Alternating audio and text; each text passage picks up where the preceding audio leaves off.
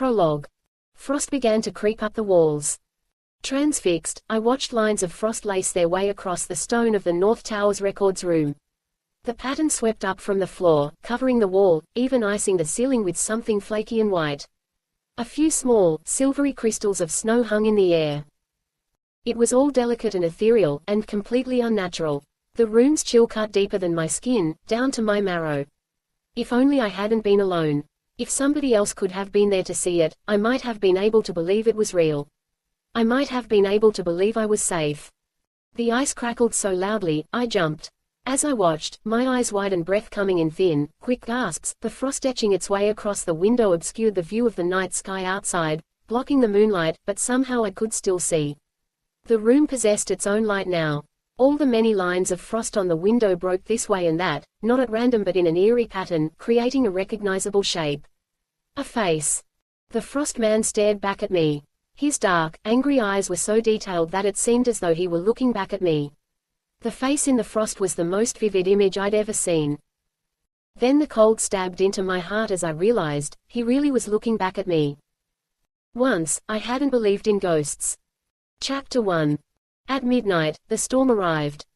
Dark clouds scudded across the sky, blotting out the stars. The quickening wind chilled me as strands of my red hair blew across my forehead and cheeks. I pulled up the hood of my black raincoat and tucked my messenger bag beneath it. Despite the gathering storm, the grounds of Evernight still weren't completely dark. Nothing less than total darkness would do. Evernight Academy's teachers could see in the night and hear through the wind. All vampires could. Of course, at Evernight, the teachers weren't the only vampires.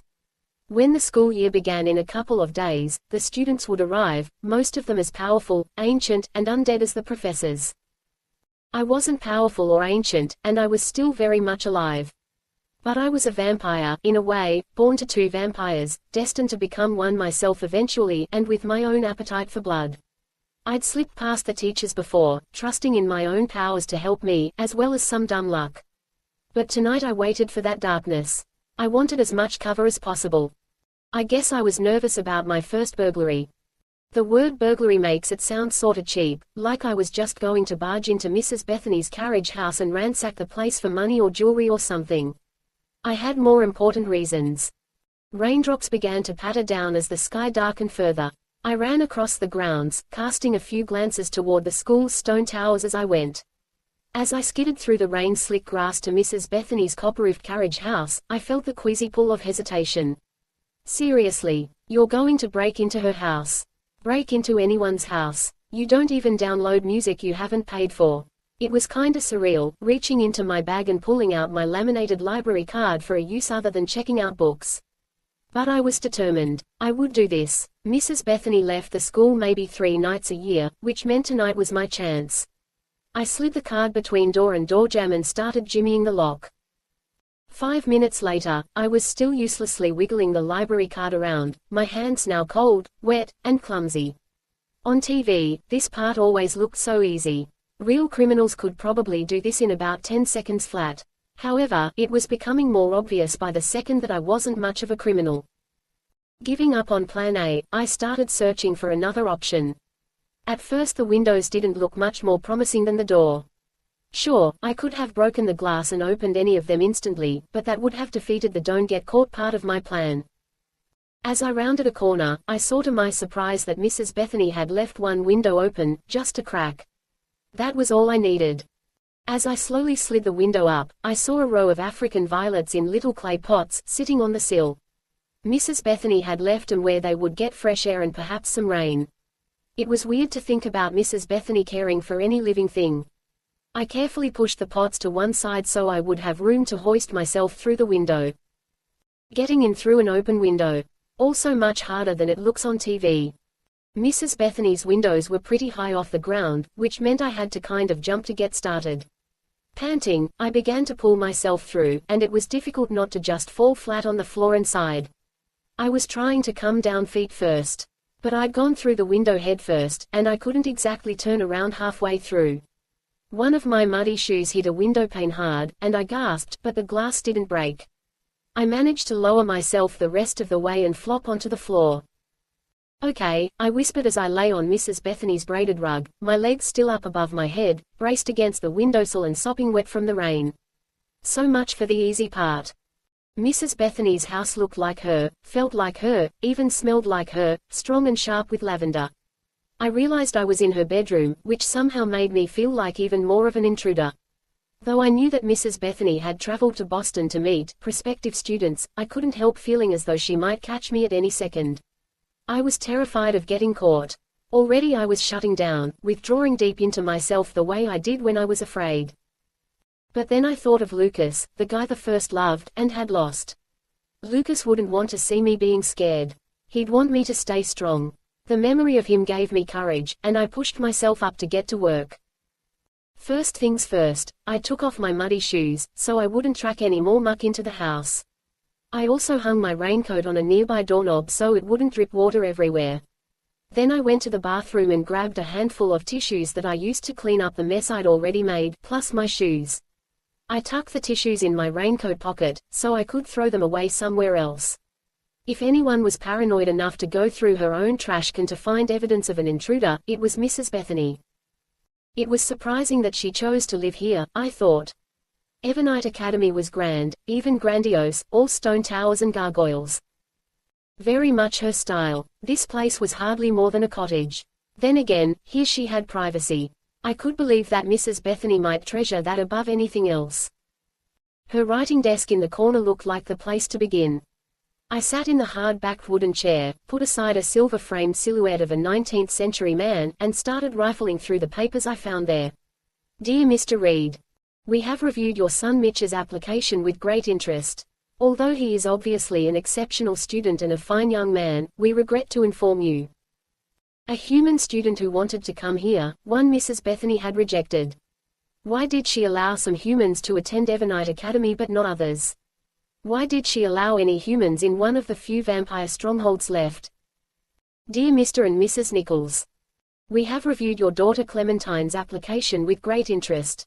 She is obviously an exceptional student and a fine young lady, and so we are pleased to. What was the difference between Mitch and Clementine? Fortunately, Mrs. Bethany's organized filing system led me straight to their applications, but studying those didn't offer any answers. Both of them had scary high GPAs and tons of extracurricular activities. Reviewing their lists of accomplishments made me feel like the world's biggest slacker. Their pictures made them both look pretty normal, not gorgeous, not ugly, not fat, not thin, just regular. They were both from Virginia. Mitch lived in an apartment building in Arlington, and Clementine in an old house in the country, but I knew that they both had to be rich as sin to even think about going to school here. As far as I could tell, the only difference between Mitch and Clementine was that Mitch was the lucky one. His parents would send him to a regular high-class boarding school on the East Coast, where he would mingle with other mega-rich kids and play lacrosse or go yachting or whatever they did at those places. Clementine, meanwhile, would be surrounded by vampires every second. Even though she would never know that, she would sense that something here was terribly wrong. She would never feel safe. Even I never felt safe at Evernite Academy, and I would become a vampire, someday. Lightning brightened the windows, thunder following only a few seconds later. The storm would get harder soon, it was time for me to get back. Disappointment settled heavily upon me as I refolded the letters and put them back where they'd come from. I'd been so sure I would get answers tonight, but instead I hadn't learned a thing. Not true, I told myself as I slipped on my raincoat and glanced at the flower pots. You learned Mrs. Bethany likes African violets. That's going to be really useful. I straightened the violets on the windowsill just the way they'd been and left by the front door, which luckily locked automatically. How like Mrs. Bethany to not leave even that to chance. The wind whipped the rain against my cheeks so that they stung as I ran back toward Evernite Academy. A few windows of the faculty apartment still glowed golden, but it was late enough now that I wasn't worried about anyone seeing me. I put my shoulder to the heavy oak door, and it swung open obediently without even so much as a creak. Shutting it behind me, I figured I was home free. Until I realized I wasn't alone. My ears pricked, and I peered into the darkness of the great hall. It was a vast open space, with no nooks to hide in or columns to duck behind, so I should have been able to see who it was. But I couldn't see anyone. I shivered, it suddenly felt much colder to me, more as though I were in a dank, forbidding cave than within Evernite's walls. Classes wouldn't start for another 2 days, so the only ones at the school were the teachers and me. But any of the teachers would have immediately started scolding me for being out on the grounds so late in the middle of a thunderstorm. They wouldn't spy on me in the dark, would they? Hesitantly I stepped forward. "Who's there?" I whispered. Nobody answered. Maybe I was imagining things. Now that I thought about it, I hadn't actually heard anything. I just felt it, that weird sense you sometimes have that somebody is watching. I had been worrying about people watching me all night, so maybe the worry was catching up with me. Then I saw something move. I realized that a girl was standing outside the great hall looking in. She stood, draped in a long shawl, on the other side of one of the windows, the only window in the hall that was clear instead of stained glass. Probably she was my age. Though it was now pouring outside, she looked completely dry. "Who are you?" I took another couple of steps toward her. "Are you a student? What are you?" She was gone. She didn't run, she didn't hide, she didn't even move. 1 second she was there, the next she wasn't. Blinking, I stared at the window for a couple of seconds, like she would magically reappear in the same place. She didn't. I walked forward to try to get a better view, saw a flicker of motion, and jumped, startled, but I realized it was my own reflection in the glass. Well, that was stupid. You just panicked at the sight of your own face. That wasn't my face. But it had to have been. If any new students had arrived today, I would have known, and Evernight was so isolated that it was impossible to imagine any stranger wandering by. My overactive imagination had gotten the better of me again. It must have been my reflection. It wasn't even that cold in here, once I thought about it. Once I'd stopped shaking, I crept upstairs into the small apartment my parents and I shared over the summer, at the very top of Evernight's south tower. Fortunately, they were sound asleep. I could hear Mum snoring as I tiptoed down the hallway. If Dad could sleep through that, he could sleep through a hurricane. I still felt creeped out by what I'd seen downstairs, and being soaked to the skin didn't improve my mood. None of that bothered me as much as the fact that I'd failed. My big bad burglary attempt had come to nothing. It wasn't like I could do anything about the human students at Evernight. Mrs. Bethany wasn't going to stop admitting them just because I said so. Besides, I had to admit that she'd protected them, policing the vampire students to ensure they didn't take even one sip of blood. But knowing Lucas had made me aware of how little I understood the existence of vampires, even though I'd been born into that world. He'd made me see everything in a different way, made me more likely to ask questions and need answers. Even if I never saw Lucas again, I knew he'd given me a gift by awakening me to the larger, darker reality. No longer would I take anything around me for granted. After I stripped off my wet clothes and curled up beneath the covers, I closed my eyes and remembered my favorite picture, Clint's The Kiss. I tried to imagine that the lovers in the painting were Lucas and I, that it was his face so close to mine, and that I could feel his breath on my cheek. Lucas and I hadn't seen each other in almost 6 months. That was when he'd been forced to escape Evernight because his true identity, as a Black Cross hunter of vampires, had been revealed. I still didn't know how to handle the fact that Lucas belonged to a group of people dedicated to destroying my kind. Nor was I sure how Lucas felt about the fact that I was a vampire, something he hadn't realized until after we'd fallen in love. Neither of us had chosen what we were. In retrospect, it seemed inevitable that we would be torn apart. And yet I still believed, down deep, that we were destined to be together. Hugging my pillow to my chest, I told myself, at least soon you won't have so much time to miss him. Soon school will start again, and then you'll be busier. Wait, am I reduced to hoping for school to start? Somehow, I have discovered a whole new level of pathetic. Chapter 2. On the first day of school, not long after dawn, the procession began. The first few students arrived on foot. They stepped out of the woods, simply dressed, usually with just a single bag slung over one shoulder.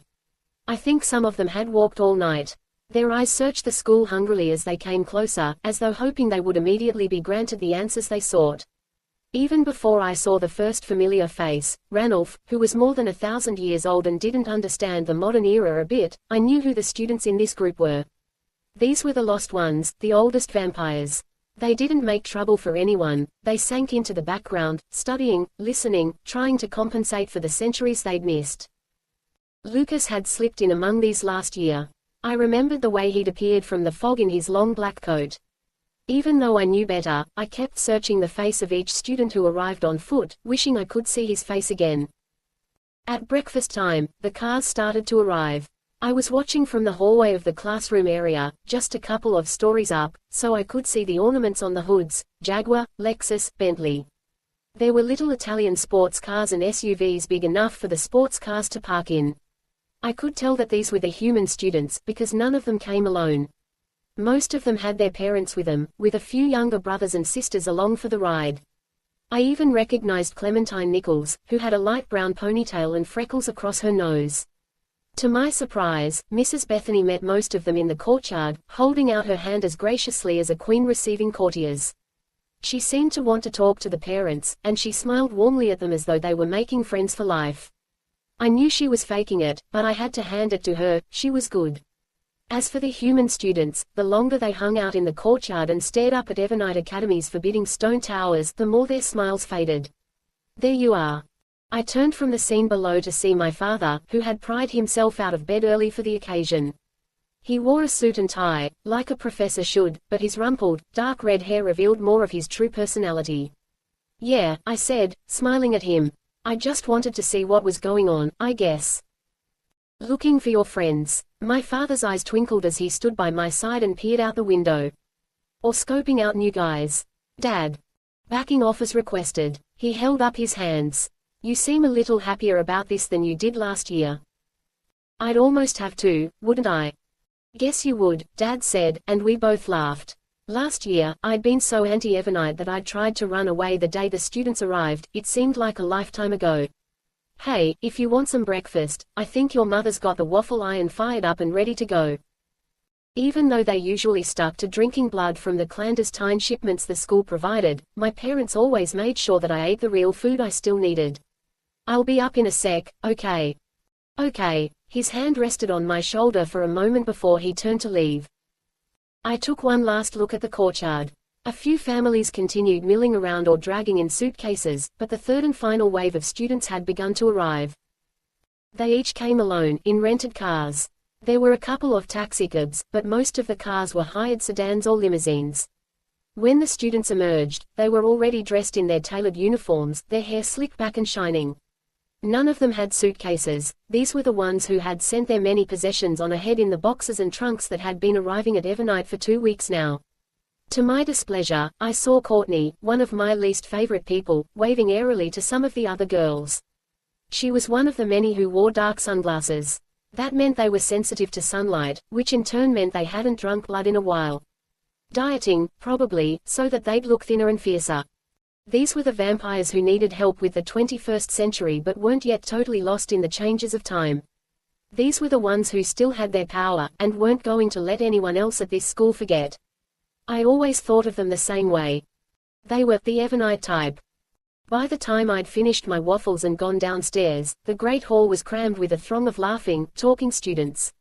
For a couple minutes, I was jostled around, feeling small, until I heard one voice shout out above the din, "Bianca!" "Balthazar!" I smiled and raised my hand above my head, waving to him excitedly. He was a big guy, so tall and so muscular that he could have seemed intimidating as he pushed through the crowd toward me, if it weren't for the kindness in his eyes and the friendly smile on his face.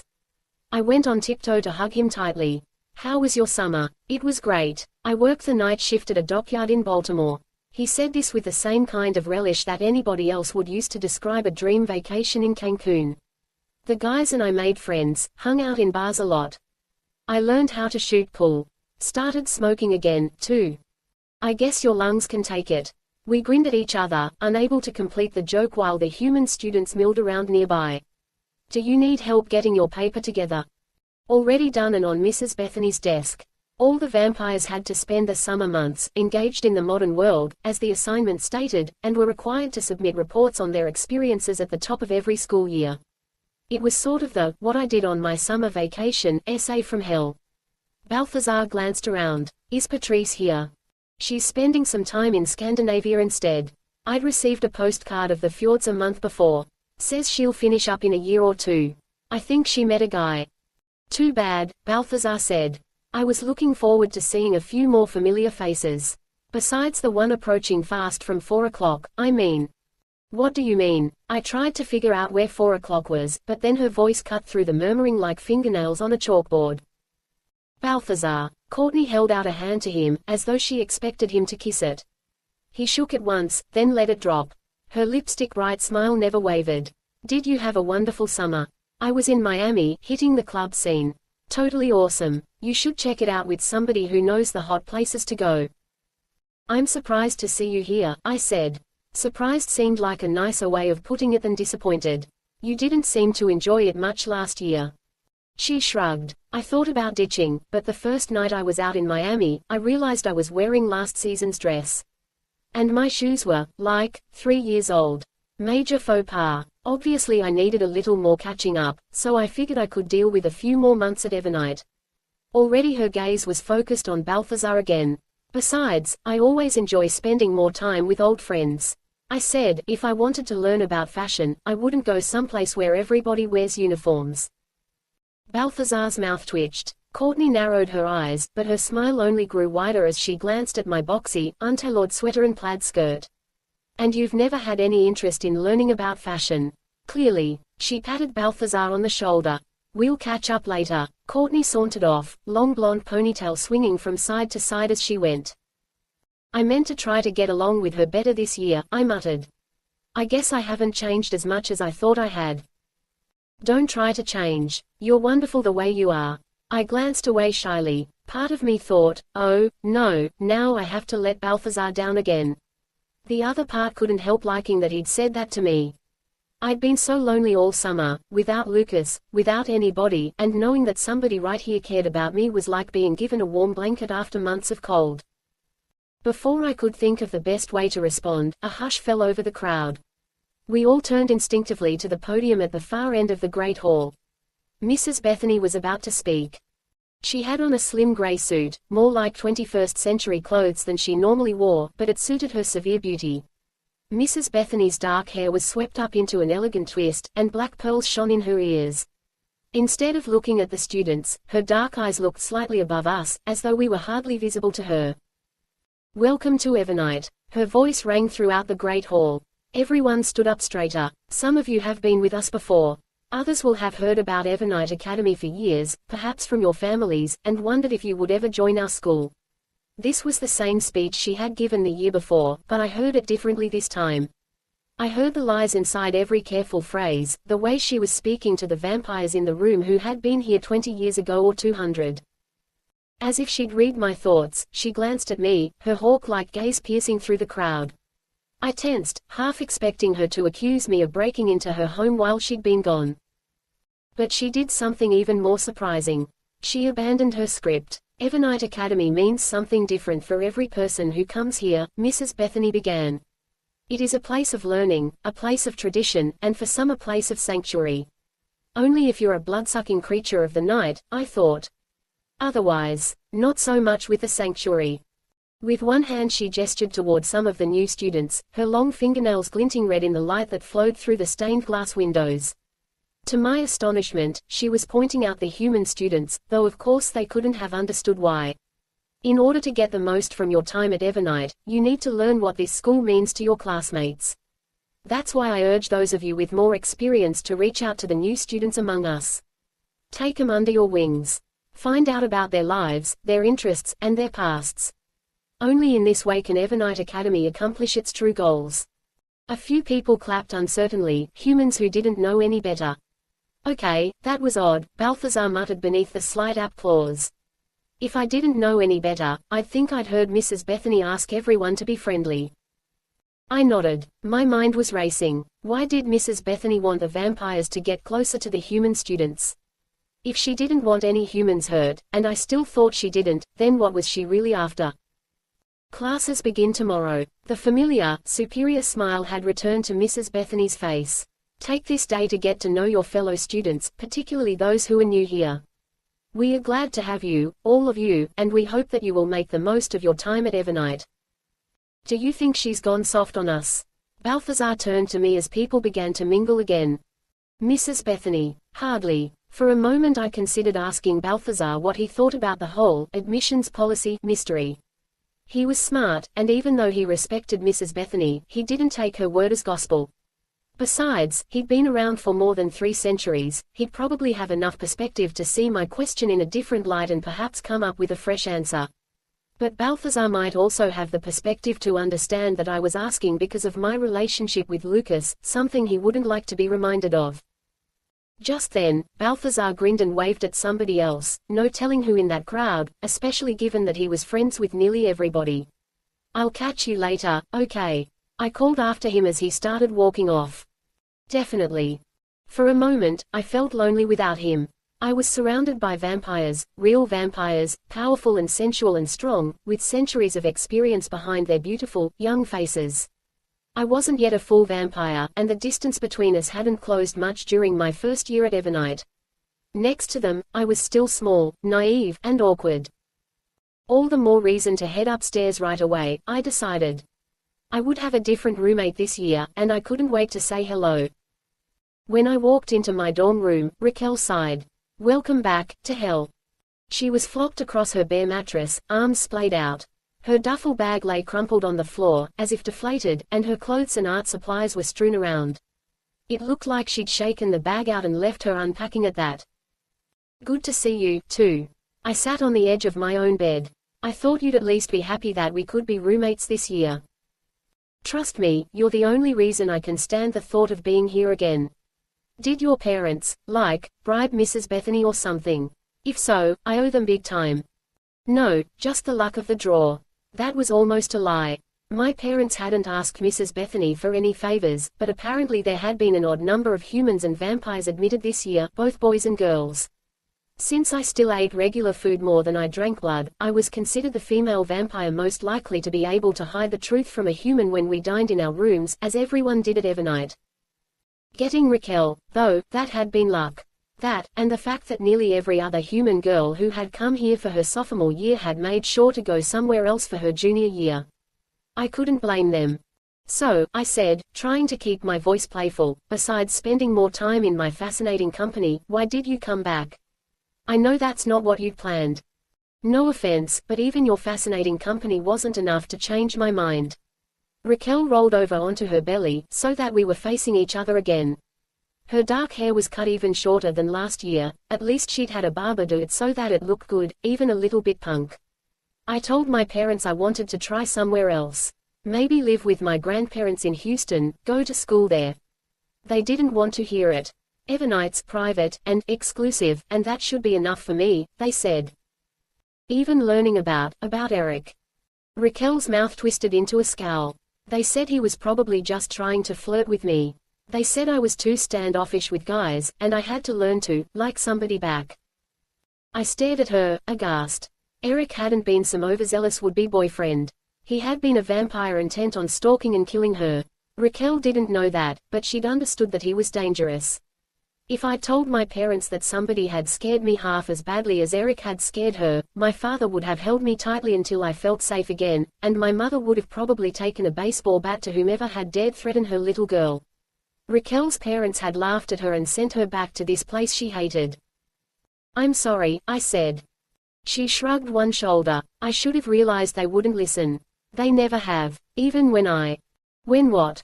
Raquel didn't answer. Instead, she shoved herself into a sitting position and pointed accusingly at the wall behind me. "So, are we stuck with the Klimt?" I'd hung my print above my bed. The kiss was so important to me that I'd forgotten Raquel had never seen it before.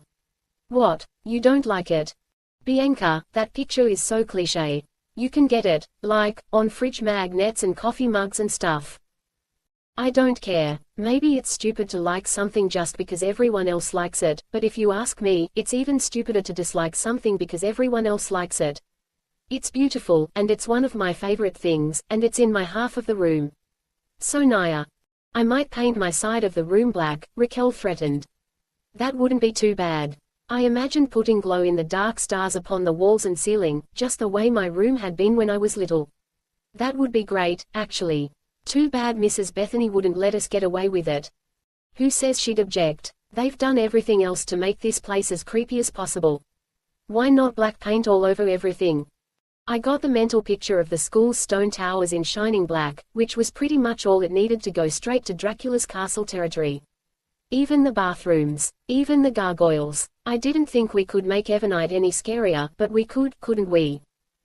It would still be better than being home.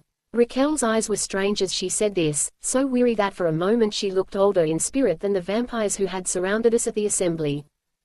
I wanted to ask her more about what had happened with her parents, but I didn't know how. As I tried to find the words, Raquel briskly said, "Come on and help me put away this crap." "What crap?" "My stuff." "Oh," I said, nodding as we got to our feet and headed toward her boxes and duffel bag in the corner. "That crap." After we'd gotten her bed made and her few things situated, Raquel wanted to take a nap. Her parents weren't wealthy, like most of the families of human students at Evernite. Instead of being driven to the front door in a luxury sedan, she'd had to catch a bus from Boston before dawn, make a couple of transfers, and then wait for a cab to bring her up here. She was completely wiped and had fallen asleep even before I'd gotten done lacing up my shoes to go outside. Raquel is here on scholarship, I thought. That means Mrs. Bethany is actually paying for her to attend this school. Why would she do that? All the human students are here for a reason, and Raquel proves it's not money. But what is it? Is Raquel somehow even more important than the rest? More questions, still no answers. I strolled onto the grounds to see how much Evernite had changed, now that the other students were here. The humans were talking to one another eagerly, making new friends, while the vampires watched them, languid and disdainful. My stomach growled. It was nearly lunchtime. I hoped I was the only vampire thinking about food while we were looking at the humans, but I probably wasn't. "Yo, Binks." Nobody had ever called me Binks before in my life, but I knew who it had to be even before I recognized the voice. Vic. Vic was loping toward me across the grounds, a big grin on his face. As usual, he'd made a few adjustments to the Evernite uniform. Instead of the school colors, his tie was decorated with a hand-painted hula girl, and his beloved Phillies cap was on his head. We ran into each other's arms, laughing, and he spun me around so that my feet didn't touch the ground. By the time he dropped me, I was dizzy but still smiling. "Did you have a good summer? I got your pictures from Buenos Aires, but then I didn't hear from you." After all the seaside fun, I was put to work. Woodson Enterprises has a summer internship program, and Dad was all, "You need to learn the ropes of the family business." But when you're an intern, you're not learning any ropes. You're learning how people like their coffee. I spent the rest of the summer trying to remember who wanted a hot chai soy latte. Seriously lame. Were you stuck here the whole time? We spent the 4th of July in DC. Mostly my mother dragged us around to monuments and stuff. But the Natural History Museum was pretty cool. They had some meteorites on display that you could actually touch. Vic's hand stole toward the pocket of my skirt. I pretended not to notice the envelope he held. My heart started beating faster. Well, it was fun. At least I got to be away from this place for 1 week of the summer, because as boring as it is during the year, it's even worse when you're here practically all alone. I was babbling, paying no attention to what I was saying. I went down to Riverton on the weekends sometimes, but that's pretty much it. Yeah. We gotta catch up later. Vic obviously understood that I couldn't think about anything right now besides the item he'd just tucked into my pocket. "You want to meet up after dinner? You can meet my new roommate. He seems pretty cool." "Okay, sure." I would have agreed if Vic suggested we get together to shave our heads. Adrenaline coursed through me, making me giddy. "Meet up right here." "You got it." Without another word, I ran away from him, heading straight for the cast-iron gazebo at the edge of the grounds. Fortunately, none of the other students were in there yet, which meant I still had it to myself. I went up the steps and settled onto one of the benches. The thick canopy of ivy leaves overhead sheltered me from the sunlight as I reached into my pocket and withdrew what Vic had tucked there, a small white envelope, addressed only with my name. For the first second, I couldn't open it. I could only stare down at the handwriting I remembered so well. The letter had been sent to me through Vic, by Vic's roommate from the year before. Lucas. Chapter 3. Bianca. I know it's been way too long. I hope you haven't been checking your email all this time hoping to hear from me. My Evernight account got yanked, obviously, and they police our computer use pretty tightly in Black Cross. Besides, I figure they're monitoring your Evernight account. But it doesn't feel like it's been so long since we talked. Sometimes I feel like I'm talking to you all the time, every second, and I have to remind myself that you aren't there to hear me, no matter how bad I wish you were. Hasn't been much of a summer, to tell you the truth. We went down to Mexico for a couple of months, but it wasn't beach volleyball and coronas by a long shot. In fact, half the time I ended up sleeping in the back of the pickup truck. Swear to God, I can still feel the metal ridges against my spine. Not fun. Lucas didn't explain why he was in Mexico, or who they were who had gone with him. He didn't because he didn't have to, I already knew. Black Cross had traveled there on a vampire hunt. Most of the time, I did a pretty good job of not remembering that the guy the first loved was a member of Black Cross.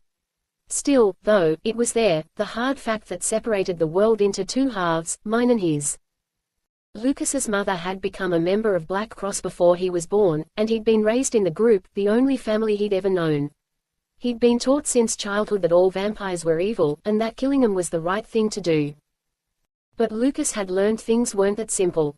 Although he had fallen for me before he'd learned that I was born to vampire parents, or that I would become a vampire myself someday, learning the truth hadn't changed his feelings.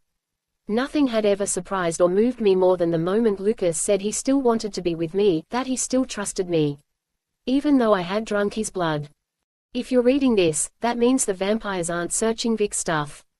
Obviously, Vic doesn't know what's really going on at Evernight or that he's actually dealing with vampires. That means it's not fair to keep putting him in danger. A couple of notes every once in a while, that we could probably get away with. But I know that's not enough for you or for me.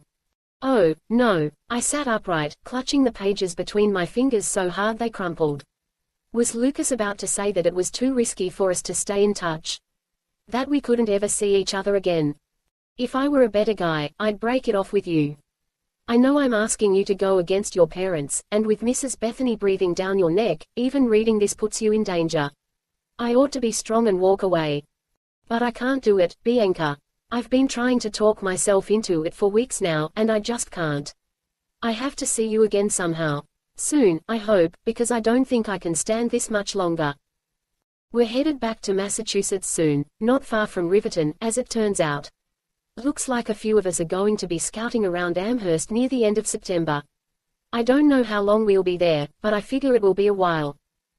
Is there any way you could get to Amherst the first weekend of October? If so, I'll meet you at midnight at the Amherst train station, Friday or Saturday night, whichever you could make it. I'll wait both nights just in case. I realize that I might be off base here.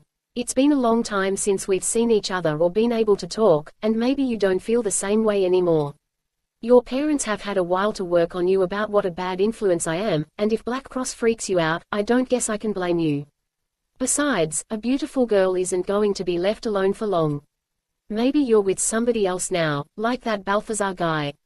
Remembering Balthazar's gentle flirtation that morning, and the warmth I'd felt in response, made me embarrassed all of a sudden, like Lucas had been eavesdropping and had overheard more than I'd meant to reveal. If that's how things are, then, I can't say I'd be happy for you, because happy is not how I'd be feeling. I'd understand, though, I promise you that. Just send word to me in Amherst somehow so I know. But I feel the same way. I still love you, Bianca. I think I love you more than I did when we said goodbye, and I didn't even think that was possible. If there's any chance you still feel it, too, then I have to try. Okay, I keep reading this letter and feeling like it doesn't say everything I meant to say. I'm not so good with words. I guess you know that by now, huh? If you come to Amherst, I swear I'll find the right words to say. Or maybe we won't need words at all. I love you. Lucas. I blinked fast, trying to clear my swimming eyes. The letter shook in my trembling fingers, and my heart felt like a drumbeat beneath my skin. At that moment I could have taken off running toward Amherst, down the roads and over the hills, and been there in minutes, no, seconds. If I'd only known how, maybe I could have shut my eyes and just willed myself there. I wanted it that badly. Instead, the tie between us was fragile. We were connected only by smuggled sheets of paper and a promise to meet. That was all we could have, because probably Lucas was right about the email monitoring. For all her prim, old-fashioned ways, Mrs. Bethany stayed on top of every technological development that might help her remain in total control of the school. No doubt Mr. Yi had set it up so the headmistress could read every email in the school accounts. Even being connected only through the mail seemed miraculous now, as I held Lucas's letter in my hand. He had folded the pages within a greeting card, an unusual one, no message inside, and the photo on the cover was one of the constellation Andromeda. Lucas would have had to buy this someplace like a science museum or a planetarium. He remembered how I loved the stars. Laughter across the grounds made me look up. Courtney and a few of her friends were strolling together at the edge of the lawn, snickering at some of the new human students. She made sure to point. Last year, I had been so intimidated by her. Now she seemed as insignificant as a buzzing fly at a picnic. However, her presence reminded me that most of the vampires at Evernight knew about Black Cross and about Lucas. The card I held in my hands was evidence that I was communicating with the enemy. I would have to destroy it, and soon. At least Lucas had chosen an image that I could always see for myself, one that nobody could take away. "That's Andromeda," I said to Raquel, pointing up at the night sky. We were hanging out on the grounds after dinner, our regular dinner, that was. We'd made tuna fish sandwiches in our dorm room. After Raquel was in bed, I'd have to find a way to take a few swigs of the blood I had in a thermos in my dresser. Day one, and my mealtime situation was already complicated, but I'd just have to figure it out. Andromeda. Raquel squinted upward. She had on the same faded black sweater that she'd worn threadbare last year. That's from Greek mythology, right? I remember the name, but I don't remember anything about her. Sacrificial victim, Perseus to the rescue, Medusa head, yada yada. Vic walked up, hands in his pockets. "Hey, do you guys know my roommate?" My eyes went wide as I turned my head from the stars to focus on the figure by Vic's side. Ranulph. Ranulph held up one hand in a sheepish wave. His soft brown hair was still in the same bowl cut it had been in the year before, and, probably, the 1,000 years before that. Modernity was a very foreign concept to him. Every single class was a challenge for him to even comprehend, much less absorb. And Ranulph was the male vampire chosen to have a human roommate. What could Mrs. Bethany have been thinking? "Hey, Ranulph." Raquel didn't stand and offer a hand to shake, but for Raquel, even speaking to a stranger was being pretty friendly. "I remember seeing you around last year. You seem okay, you know." Non-feral, not like Courtney and her bitch patrol. Clearly Ranulph didn't quite know what to make of that. After a moment's hesitation, he simply nodded. At least he'd learned how to bluff. "Checking out the stars, huh?" Vic flopped down beside us on the grass, his usual lopsided grin on his face. "I forgot you were into that. If you'd ever seen my telescope, you'd never forget." "Big?" he asked. "Huge," I said with relish. My telescope was one of my proudest possessions. I kind of wish I'd hauled it down here tonight. The sky's incredibly clear. Vic lifted one finger to the sky as if painting a little squiggle. "And that's Andromeda, right?" I nodded. "You see it, Ranulph?" "Shapes in the sky," Ranulph ventured as he hesitantly sat down with us. "Yeah, the constellations. You need us to point 'em out to you." "When I look at the sky, I do not see shapes," Ranulph explained patiently. "I see the spirits of those who died before us, watching over us for all time." I tensed, expecting the others to freak out or start asking Ranulph questions he couldn't answer. But Raquel merely rolled her eyes, and Vic nodded slowly as he took it in. "That's deep, man." Ranulph had to pause to think up an appropriate reply. "You are deep.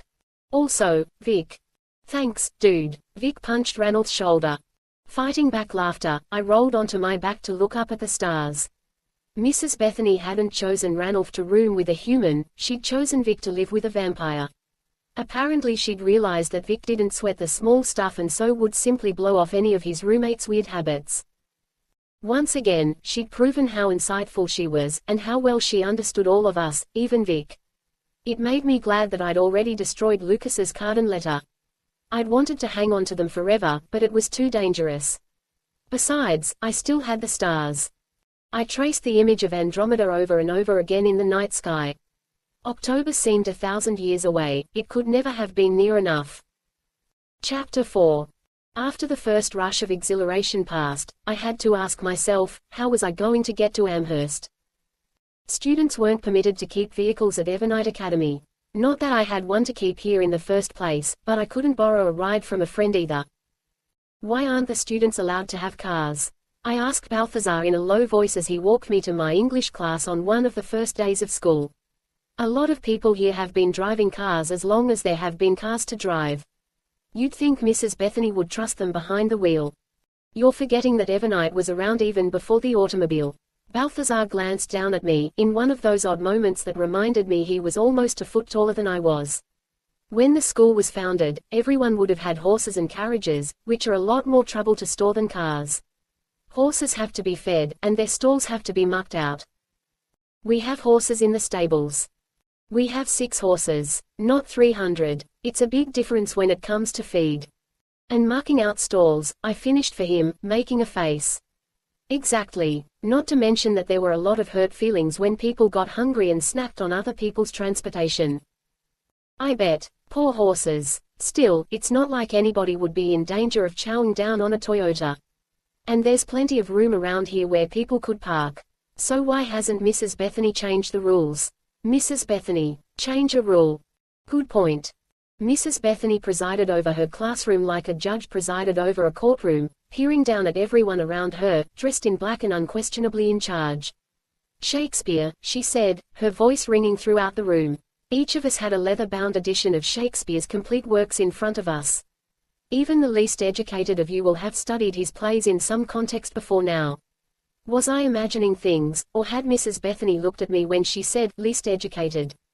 Given the smirk on Courtney's face, maybe I wasn't imagining. I shrank down in my desk and stared at the book's cover. As you are all familiar with Shakespeare already, you might justifiably ask, why here?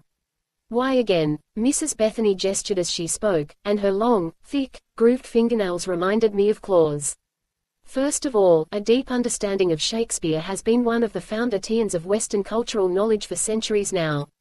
We can expect it will remain so for centuries to come. Education at Evernight wasn't for college prep, or even just to make you smarter or happier. It was meant to carry its students through the impossibly long lives of the undead. That lifespan was something I'd tried to imagine ever since I was a little girl and first learned how I was different from the other kids in kindergarten. Second, these plays have been interpreted in a number of different ways since they were first written. Shakespeare was a popular entertainer in his own time. Then he was a poet and artist whose works were meant to be read by scholars, not enjoyed by the masses. In the past 150 years, Shakespeare's plays have re-emerged as drama. Even as their language becomes more foreign to the modern ear, the themes speak to us strongly today, sometimes in ways Shakespeare himself could perhaps not have guessed. Although Mrs. Bethany's voice always set my nerves on edge, I couldn't help feeling encouraged that we were going to concentrate on Shakespeare this year. My parents were huge Shakespeare buffs. They had named me after a character in The Taming of the Shrew, telling me that they'd been certain any name from Shakespeare would be familiar for hundreds of years to come. Dad had even gone to see him act in a few plays, back in the days when William Shakespeare was just one playwright among many fighting for audiences in London. So I'd memorized the dirge from Cymbeline before my 10th birthday, seen Baz Luhrmann's Romeo plus Juliet on DVD about 20 times, and kept the sonnets on my shelf. Mrs. Bethany might give me a hard time this year, too, but at least I'd be prepared for anything she could throw my way. Again, she seemed to have overheard my thoughts. Strolling beside my desk, where I could smell the lavender scent that always seemed to surround her, Mrs. Bethany said, "Prepare to have any pre-existing assumptions you may hold about Shakespeare's works challenged. Those of you who think you can learn all about it from modern film adaptations would be well advised to think again." I mulled the potential need to reread Hamlet until class was dismissed. As we all filed out of the classroom, I saw Courtney sidle up to Mrs. Bethany, saying something in a low voice, obviously hoping she wouldn't be overheard. Mrs. Bethany wasn't having it. "I will not reconsider. You must resubmit your report, Miss Brigantine, as yours was inadequate." Inadequate. Courtney's mouth was a perfect O of outrage. Finding out how to get into the best clubs in Miami, that's, like, really important. Under some dubious standard of importance, I suppose that may be true. You may not, however, submit your report in the form of phone numbers scrawled on cocktail napkins. With that, Mrs. Bethany swept out of the room. Courtney stomped after her in a huff. Great. Now I have to type. I wished I could have told the story to Raquel, who loathed Courtney as much as I did and would probably be in a crummy mood after our first day at the school she hated so much. Instead, we just hung out in our dorm room that evening, talking about pretty much anything except what had happened in classes. Unfortunately, that whole night, Raquel only left the room once. Her bathroom trip gave me enough time to gulp down about 2 swallows of blood, not nearly enough. I became hungrier and hungrier, and finally I insisted that Raquel turn off the lights early. Once she finally seemed to have fallen asleep, I kicked off the covers and slipped out of bed. Raquel didn't stir. Carefully I withdrew the thermos of blood from its hiding place. Tiptoeing into the hallway, I glanced around to make sure nobody else was up either. The coast was clear. I considered my options before I hurried down the hall toward the stairwell. The stone stairs were chilly at night, particularly considering that I was only wearing boxer shorts and a cotton camisole. But the cold was one reason nobody was likely to come that way in the dead of night and find me drinking blood. Lukewarm, I thought with distaste as I took the first swallow. I'd nuked it earlier that day, but even the thermos couldn't keep it piping hot forever. Didn't matter. Every coppery mouthful flowed into me like electric power. Yet it wasn't quite enough. I wish the blood were hotter. I wish it were alive. Last year, Patrice used to sneak out all the time to catch squirrels on the grounds. Could I do that? Just, like, chomp into a squirrel. I'd always thought I couldn't. Every time I'd pictured it, I'd thought about the fur getting stuck in my teeth. Bleck. When I thought about it now, it felt different. I didn't think about the fur or the squeak or anything like that. Instead, I thought about that tiny heart beating so very fast, as though I could feel that thrum thrum thrum against the tip of my tongue. And it would sound so good when I bit down and all those little bones snapped, like popcorn popping in the microwave. Did I just think that? That's disgusting. That is, I thought it was disgusting, but it didn't feel disgusting. It still felt like a live squirrel would be just about the most delicious thing on earth, short of human blood. Closing my eyes, I remembered what it had been like to drink Lucas's blood while he lay beneath me, clutching me in his arms. Nothing could compare to that. Something crackled down in the stairwell. "Who's there?" I said, startled. My words echoed. More quietly, I repeated, "Who's there?" "Anybody." Once again, I thought I heard it, a strange crackling sound, like breaking ice. The crackling came closer, as though it were traveling up the stairs. Hurriedly I screwed the lid back on my thermos, so that no human student would see me drinking blood. I ducked into the hallway and tried to figure out what could be causing that sound. Had a girl sneaked out of the dorms for a snack, just like I had? The sound was a little like the popping noise ice cubes made after they were dropped into water. Then I stifled a giggle when I wondered if it was a guy instead, sneaking up here to visit the girl he liked. Maybe it wasn't even a person. It could just be an old building reacting to the deepening autumn cold. The crackling came closer. The air around me instantly went colder, as if I'd just opened a freezer door. My hair stood on end, and goosebumps appeared on my arms. My breath looked foggy, and once again I sensed that somebody was watching me. Farther down the stairwell, I saw a wavering light. It flickered like a candle, but the light was a brilliant blue-green, the color of a swimming pool. Ribbons of illumination rippled across the stones. It looked eerily like Evernight was underwater. By now I was shaking from cold, and I lost my grip on the thermos. The moment it clattered to the floor, the lights vanished. The air around me warmed again instantly. That was not a reflection, I thought. That was not my imagination. So what the hell was it? The door nearest the stairwell swung open. Courtney stood there in a hot pink nightshirt, her blonde hair messy around her face. "What is your damage?" "Sorry," I mumbled as I ducked down to grab my thermos. "I had to sneak out to eat. I guess I lost my grip."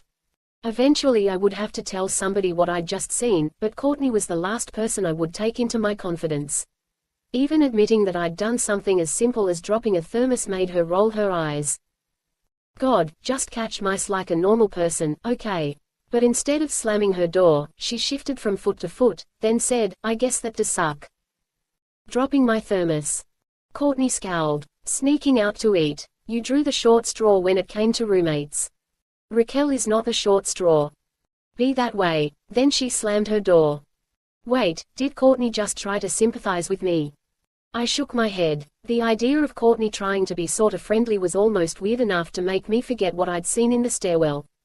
But not quite. When I told my parents I would be camping out that Friday night for the meteor shower, they didn't bother worrying about me out in the woods. The school grounds were extremely safe, at least if you were a vampire. I knew they wouldn't double-check whether there really was any meteor shower, a good thing, because there wasn't. But they asked a whole lot of other questions, and in my paranoia, I wondered why. "It seems like you could get some friends together to go with you," Mum said as we sat down to Sunday dinner. "Lasagna for me, big glasses of blood for us all." Billie Holiday sang from the stereo, warning about a lover she had believed in once upon a time. "Maybe Archana. She seems like a nice girl." Ah, yeah, I guess. Archana was an Indian vampire, about 6 centuries old. I'd met her in history class last year, but we had hardly said 10 words to each other. I don't know her that well, though. If I were going to ask anybody, I'd ask Raquel, but she couldn't care less about astronomy. You're spending a lot of time with Raquel. Dad took a deep swallow of his glass of blood. Wouldn't it be good to have other friends, too? Vampire friends, you mean? You always told me not to be a snob, that we're more like humans than most vampires claim. What happened to that? I meant every word of it. But that's not what I'm talking about, Dad said gently. The fact remains that you're going to be a vampire. In 100 years, Raquel will be dead, and your life will only have just begun. Who's going to be with you then? We brought you here to make friends you can keep, Bianca. Mum gently laid one hand on my forearm. We'll always be here for you, sweetheart. But you don't want to hang out with your parents forever, right? That wouldn't be so bad. I meant it, but not the same way I would have once. Last year, I had wanted nothing except to hide out from the world forever in our cozy home, only the 3 of us. Now I wanted so much more. Balthazar stepped to the edge of the fencing area, his mask still tucked under one arm. He looked incredibly dashing in his white Fenker's garb, which outlined his powerful body like he was roughly carved of marble. Me. I glanced in the mirror along one side of the room and sighed. Dashing was not the word for me. I looked like the lost white Teletubby pasty. Also, I had no idea how to handle a sword. But there was no way I could claim I needed a second year of modern technology class, and fencing was the only other elective that fit my schedule. You look terrified, Balthazar said. You won't actually be dueling for your life in here, you know. I get that, but still, sword fighting. I don't know. First of all, the actual fighting won't come for a really long time. Neither will the actual swords. Not until you know how to move. Second, I'll fix it so we're partners, at least at first. That way I can make sure you're comfortable. You mean, you'd rather fence with somebody you can beat? Maybe. He grinned, then tugged the mask down over his face. Ready. Give me a second. I busied myself with the mask, which to my surprise I could see out of perfectly well. Sure enough, we didn't start fighting right away. In fact, most of the first day was spent learning how to stand. Sound easy? It's not. We had to hold our legs just so, tensing this muscle but not that one, and position our arms in this incredibly formal, stylized way. I hadn't realized it was possible to exhaust every single muscle in my body just by trying to stand still, but before the hour was up, I was trembling all over and sore from my shoulders to my calves. You'll be all right, Balthazar said encouragingly as he adjusted one of my elbows. Our teacher, Professor Carlyle, had already designated him as one of her assistants for the course. You have good balance, and that's the main thing. I would think the main thing would be not getting hit with a sword. Trust me, balance. That's what it all comes down to. The bell rang. Sighing with relief, I stumbled to the nearest wall and sagged against it. I pulled off the fencing mask so that I could breathe more deeply. My cheeks felt hot, and my hair was damp with sweat. At least I'll lose weight this year. You don't need to lose weight. Balthazar hesitated as he tucked his mask beneath his arm. You know, if you want to work on this extra, outside of class, we could meet up tomorrow, maybe. Get a little practice in. I can't this weekend. If I'd been any less exhausted, would Balthazar have seen the nervous anticipation in my eyes? Can I take a rain check? Sure. He grinned at me as he headed for the door. All at once, I wondered if Balthazar hadn't meant his offer as a way to get close to me. If so, I'd have to figure a way out of it. I'd worry about all that later. It was the first Friday in October, and that meant I was only a few hours away from being with Lucas again. First I hurried back to the dorm so that I could shower. No way was I going to meet up with Lucas smelling like sweaty old socks. I didn't fix my hair or carefully apply makeup, so I wouldn't tip Raquel off to my plans. I imagined my ultra-feminine former roommate, Patrice, gasping in horror as I simply pulled my hair back into a sloppy bun. Raquel noticed anyway. Why are you getting dressed up to lounge around in the woods? It's hardly like I got out the fur coat and tiara. I wore jeans and a plain sweater. She shrugged. Whatever. Raquel sat cross-legged on the floor, in the middle of another of her art projects. This collage looked fairly depressing, with a lot of black and a prominently displayed etching of a guillotine. All that mattered to me was that she paid no attention as I finished getting dressed. Ideally I would have gone to see Lucas in my practiced outfit, but there was no way I could believably wear anything dressy. I reached deep into the back of my underwear drawer for a tiny bundle wrapped in a scarf, which I tucked into my backpack along with a thermos that would have looked innocent to Raquel. See you tomorrow night, okay? My voice sounded strange, taut and unnatural, as though it might break. I put one hand on the doorknob, thinking I was all but home free, when Raquel idly asked, "Aren't you taking your telescope?" Oh, no. If I were going to watch the meteor shower, of course I would bring my telescope with me. It was heavy, and it had to be handled with care, but I could get it onto the school grounds. What I couldn't do was lug that thing all the way to Amherst. I thought I'd gone over every detail of my getaway plan. How could I have forgotten something so basic? I have another one, I lied, making it up as I went. Telescope, I mean, it's not quite as good as this one, but it's a lot lighter. So I thought I'd get it from my parents' apartment instead. Makes sense. Raquel looked up from her scissors, so that we could see each other's faces. She looked a little sad. Maybe Raquel would never admit that she would miss me over the weekend, but I thought she would. Tomorrow, then. Tomorrow. Guiltily, I promised, we'll hang out next weekend. Figure out something fun to do. Here. Yeah, right. She buried herself in her work again, and I was free to go. As I walked out onto the grounds, twilight was descending over the school. Dusk was one of my favorite times of day. To me it felt as much like a beginning as the sunrise. The sky was a milky violet gray as I walked to the far end of the grounds and made my way into the woods. My ears pricked up in response to the night sounds, my own footsteps on soft pine needles, the hooting of a faraway owl and, very distant, a girl laughing in a drowsy kind of way that made me think she must be out there with a guy. I continued on my way, realizing as I went how much sharper my hearing was than it had been last year. Perhaps I'd become so accustomed to the din of Evernight Academy that I didn't sense the difference so much, but out in the woods, it was obvious. The flapping of birds. Wings, traffic whirring along the nearest road, all of that was clear and distinct. It wouldn't have been, before. I wouldn't have been thinking about how good one of those birds' blood would taste, either. The vampire in me was closer to the surface. And being with Lucas always brought the vampire, the predator, the hungry one, to life in me more powerfully than before. Maybe I wasn't the only one taking a risk with this meeting tonight. I'll take care of Lucas. I would never hurt him. If I bite him again and drink deeply enough, he becomes a vampire, and then the two of us could be together forever. I shook my head, refusing to get ahead of myself. Instead, I kept going until I reached the road. Then it was just a short stroll to the lone intersection in the area, a four-way stop. I took my place on the road that led to nearby Riverton and waited. 5 cars and a motorcycle came by. Those were useless to me. From my hiding place in the nearby bushes, I sighed in frustration. But lucky number 7 was the one I'd been waiting for all this time, the laundry service that came to Evernight once a week for the school linens. As always, the driver had his music playing full blast. He would just have left the school, which meant he was headed back, and the sign on the side of the truck confirmed my recollection that the laundry service was based in Amherst. The truck stopped at the sign. I ran to the back of the truck, which, luckily, was unlocked. As the metal clicked, I flinched, but fortunately the loud music in the cab must have covered it. Quickly I hopped inside among the bundles of laundry and pulled the doors shut behind me as the truck took off again. See, that was simple. I was both so nervous and so elated that I had to fight not to start giggling. Instead, I curled down among the laundry bags, just one more bundle if he happened to glance back here.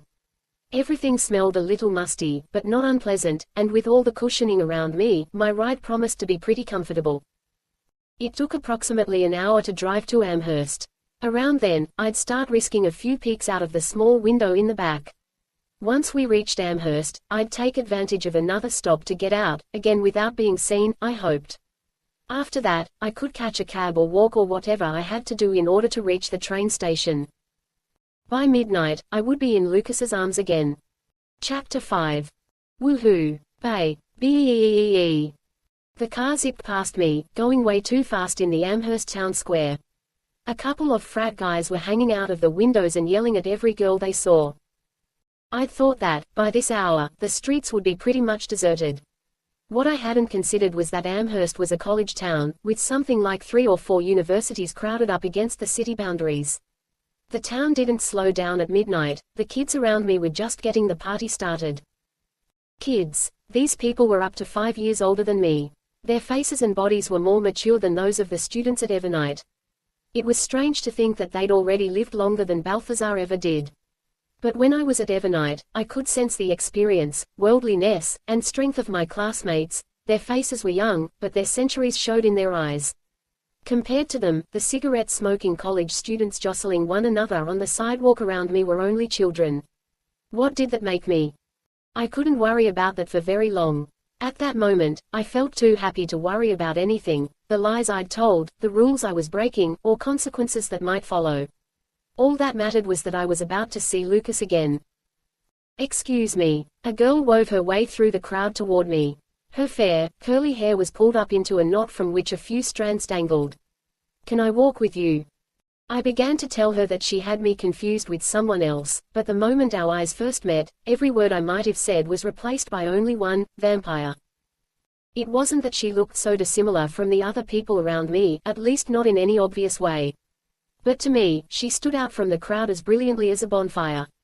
I'd been able to tell vampires from humans on sight all my life. The thing was, even for a vampire, this girl was different. She was the youngest-looking vampire I'd ever seen. Her heart-shaped face still had the roundness of the baby fat I saw in my own mirror, and she had wide-set, soft brown eyes. Her smile was almost shy. A port wine birthmark mottled her neck near the jugular vein, probably almost exactly where she would have been bitten. I felt immediately protective, like it was my job to look after her, this lost young girl in clothes that didn't match, a ragged sweater over a skirt with a torn hem. Wait. Her expression was like the ones painted onto porcelain dolls, innocent and mischievous at the same time. There's something about you you're not quite, oh.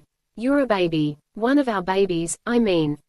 I was impressed that she'd managed to figure that out so swiftly, given that most vampires never met a vampire like me, one born rather than made.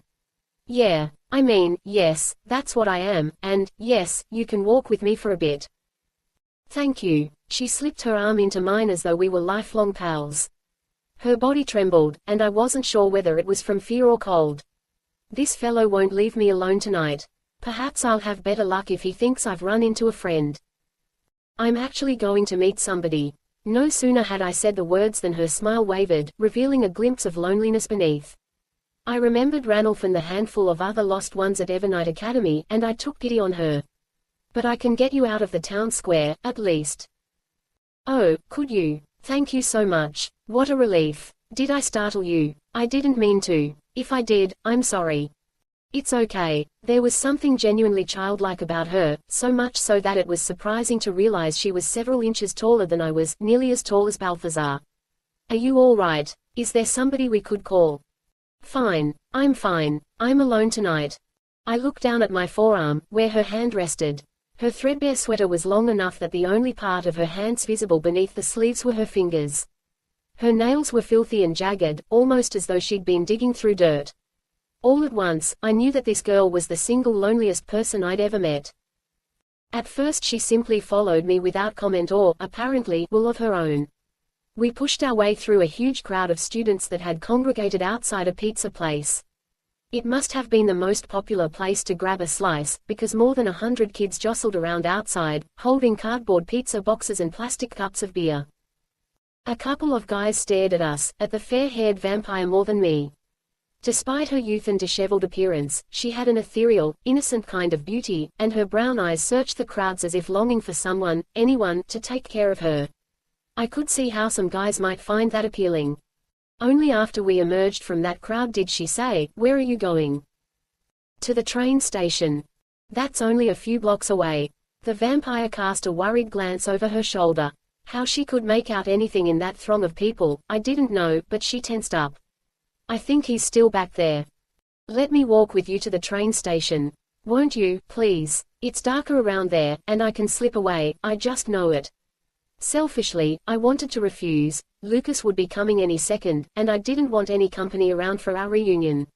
Lucas wouldn't exactly be thrilled to see another vampire, because I was the only one he trusted. There was a chance he wouldn't recognize her as a vampire, but given his Black Cross training, I doubted it. Yet she looked so timid that I didn't have the heart to refuse. Okay, sure, let's go. We continued through the square, arm in arm. Music blared from each bar so loudly that the various drumbeats seemed to crash into one another. Let me guess. She cast a shy glance in my direction. Evernight, right? Yeah. Did you go there? I tried once. But the headmistress, oh, she didn't like me. Mrs. Bethany was her name. Is she still there? Like she would ever leave her kingdom, I muttered. So true. Well, she didn't care for me a bit. It made things very unpleasant. Mrs. Bethany doesn't care for me either. I think she hates most people who aren't, well, her. Have you run away from school, too? That's what I did. I smiled. Only for the weekend. I could never go back, I don't think. Not unless. Her gaze became distant, but then she shook her head. It doesn't matter. As we walked away from the main square toward the train station, a breeze gusted past us and I could smell a definite whiff of body odor. That alone didn't gross me out. I guessed everybody got sweaty sometimes, but along with everything else, it made me feel sorry for her. She hardly seemed able to take care of herself. How terrible it would have to be, living forever alone like this, getting more and more out of sync with civilization. For the first time, I understood, really understood, why vampires needed an Evernight Academy. I'd always known that we had a tendency to lose track of the ever-changing now, and my parents had cautioned me about how easy it was to look up and realize your clothes were a couple decades out of date, or that you not only didn't know what was happening in the world but also didn't care. But I'd never really comprehended how that would look, how it would feel, being so alienated. Looking at this girl, I finally got it. The train station lay only a few blocks away from the main square, but the walk seemed longer. It had something to do with the contrast between the noise and bustle of the student-filled square and the dead silence of the nearby neighborhood. With fewer streetlights around, it was darker, too. My new companion had nothing else to say. She apparently was content just to hang on to me. I checked my watch. 11:55. The fair-haired vampire pulled open the train station's door with trepidation, like it might be booby-trapped. Hardly likely for a one-room train station that was basically a hut beside the tracks. Nobody's home. Your young man hasn't arrived yet. I don't guess so. I peered at the station in dismay. I'd hoped it would be pretty or at least cozy. I knew a train station couldn't possibly be romantic enough for our reunion, but it could have been better than this. Scuffed linoleum floor, dim fluorescent lights hanging from above, and a few hard wooden benches bolted to the walls, not exactly my dream setting. Then again, what did that matter? What would any of it matter? I knew that I would be with Lucas again soon, within minutes, and once we saw each other, I knew I wouldn't be able to pay attention to anything else. What if it's not the same for him? His letter was so amazing, but, still, we haven't seen each other in months. What if things have changed between us? What if it's awkward? What if he doesn't feel the way he used to? You must be so very happy. The vampire was curled up on a bench, her knees hugged to her chest. She drummed her jagged fingernails against the pale flesh of her calves. The sole was peeling away from the bottom of one of her shoes. So very happy not to be alone anymore. Sometimes I think I'd die if I had to be alone all the time. Now I felt awkward saying this, but I had to. If you don't mind, I'd sort of like some privacy. We haven't seen each other in a while. Private time. Her smile was shy and a little bit sad. I wanted to apologize for leaving her so alone, but what else could I do? The only alternative I could offer was her coming with me back to Evernight, and she'd made her feelings about that plain. Who could blame her for loathing Mrs. Bethany? As if she sensed my guilt, she said, I understand, I do. I'd meant to wait a while, see if he wouldn't move on, but, okay. I heard footsteps on the gravel outside and whirled toward the door as Lucas walked in. He wore a denim jacket, black t-shirt, and jeans. His dark gold hair had grown slightly longer, but other than that he was the same. Looking at him felt like diving into a sun-warmed pool, filled with light. Lucas. I took one step forward. I wanted to throw myself into his arms, and yet it felt like I could hardly move. You made it. We both made it. But he wasn't looking at me. He was looking past me, at the vampire. Get the hell away from Bianca, he growled. Oh, no. The vampire began scrambling backward, trying to wedge herself into a corner. No, no, no. Lucas, it's okay. She's harmless. The hell she is. The vampire cried, I told you, he's after me, he's after us both. This was who she'd been afraid of. She'd been running from Lucas. Lucas's hand closed around mine, the first touch in so long. He was trying to tug me toward the door.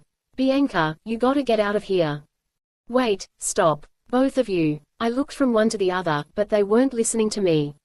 They were both shifting into battle mode, ready to fight.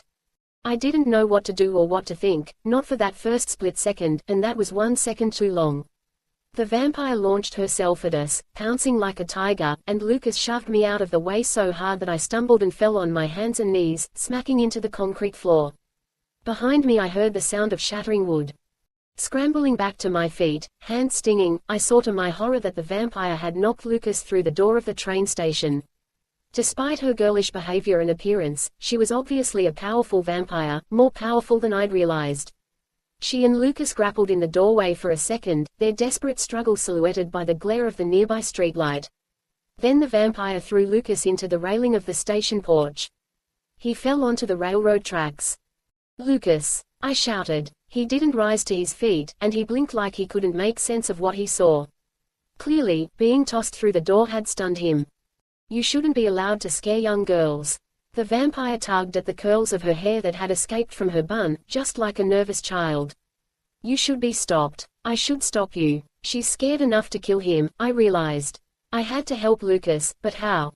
I was stronger than any human being, but not nearly as strong as a full vampire, no matter how childlike she might appear. Then I realized that when the door had splintered, pieces of wood had been scattered all over the train station's floor. One next to me was the perfect size and shape to be used as a stake. Staking doesn't kill vampires, not permanently anyway. If the stake goes through the heart, the vampire falls down as if dead, but if the stake is pulled out, then it's just like it never happened. So I should have slammed the stake into the vampire's back without hesitation. But staking that poor girl, I couldn't do it. I grabbed a much larger piece of wood from the floor, something almost like a 2x4, and inched forward, 1 foot, then the other. You shouldn't have followed me. She leaned over Lucas, every muscle in her skinny body tense and her hands curved so that her fingernails seemed like claws. You'll be sorry. With all my strength, I swung the board into her head. The vampire went flying a few feet from us. I'd gotten stronger than I realized, and rolled along the ground, over and over. Before she stopped, I dropped the board and grabbed Lucas's hand. Can you run? Gonna find out. He panted, struggling to his feet. I pulled him in the direction of the town square, thinking that we'd stand a better chance of losing her in a crowd. But Lucas tugged back to steer us in the opposite direction, so that we were running into the quiet residential section nearby. Nobody's around, Lucas. We'll be all alone. That means nobody else gets hurt. But I've got you, Bianca. Trust me. We ran onto a small street lined with large, classic New England houses. Comfortable family cars and SUVs were parked in every driveway, and front windows glowed and flickered with the lights from television screens. With every step, I longed to scream for help, but I knew doing that would only put the people inside at risk. If they came outside to investigate, there was every chance they would get caught up in a dangerous fight that now seemed inevitable. Lucas and I were on our own. He's not who you think. A thin, quivering voice called, not nearly far enough behind us. He's Black Cross. You've got to get away. Oh, crap. I realized, she's chasing us to try and save me. Lucas, we don't have to do this. I could hardly breathe. We could both run almost supernaturally fast, and farther than most humans could, but the vampire was faster. Just let me talk to her. She's not going to stop at talking. Lucas still assumed all vampires were dangerous, but in this case, he might be right. This vampire was powerful. Worse, she was scared. People could do terrible things when they were scared. If she hurt Lucas on my behalf, I knew I'd never forgive myself. We veered around a corner as Lucas pulled me to the right, and I figured he was trying to lose the vampire. It didn't work. Her footsteps pounded behind us on the pavement, closer and closer. Sweat rolled down my back. I'm going to draw her off. Lucas squeezed my hand tighter. Count of 3, you're going to dive behind the nearest car. Got it. Lucas, I'm not leaving you. I can get help. You have to be safe. 1, 2, no time to argue. He swung his arm around, flinging me toward the side of the road. I dived for cover. Skidding to the ground scraped my palms and knees, but I was able to roll behind a large truck and curl beside one of the tires. For a few seconds, there was only silence. Get help, I remembered Lucas saying. Black Cross was here on a hunt. That meant he had plenty of support nearby. Without me, he stood a chance. I began to calm down and take comfort in the knowledge that he was safe, until the vampire dived behind the truck, too. Maybe I should have screamed for Lucas, but I didn't want to give her away. She didn't attack, I'd known she wouldn't. Instead she held out her hand with its jagged, dirty nails. We have to go, she said. You don't know what he is. I know he's Black Cross. He won't hurt me, but he's coming back with others. Get out of here. She shook her head at me in horror. You're mad. He's the enemy. I'm fine, I insisted. You're the one in danger. She let her hand drop and stared at me, head tilted to one side. In that pose, she looked like a broken toy, and I had the weird but undeniable sense that I'd hurt her feelings. After one long, strange second, she leaped up and ran, vanishing so quickly that I didn't hear even a footstep. As soon as I was sure she was gone, I called out, Lucas. No response. Lucas. I heard footsteps farther down the road. Rising to my feet, I saw Lucas running toward me. He motioned for me to duck down again, but I ignored that. She's gone, I promised. We're safe, okay. Lucas slowed to a walk, then took another couple of heavy steps and leaned forward, bracing his hands against his knees. I still felt shaky myself, and I'd had a couple of minutes to get my breath. You sure? Pretty sure. Are you all right? As long as you are.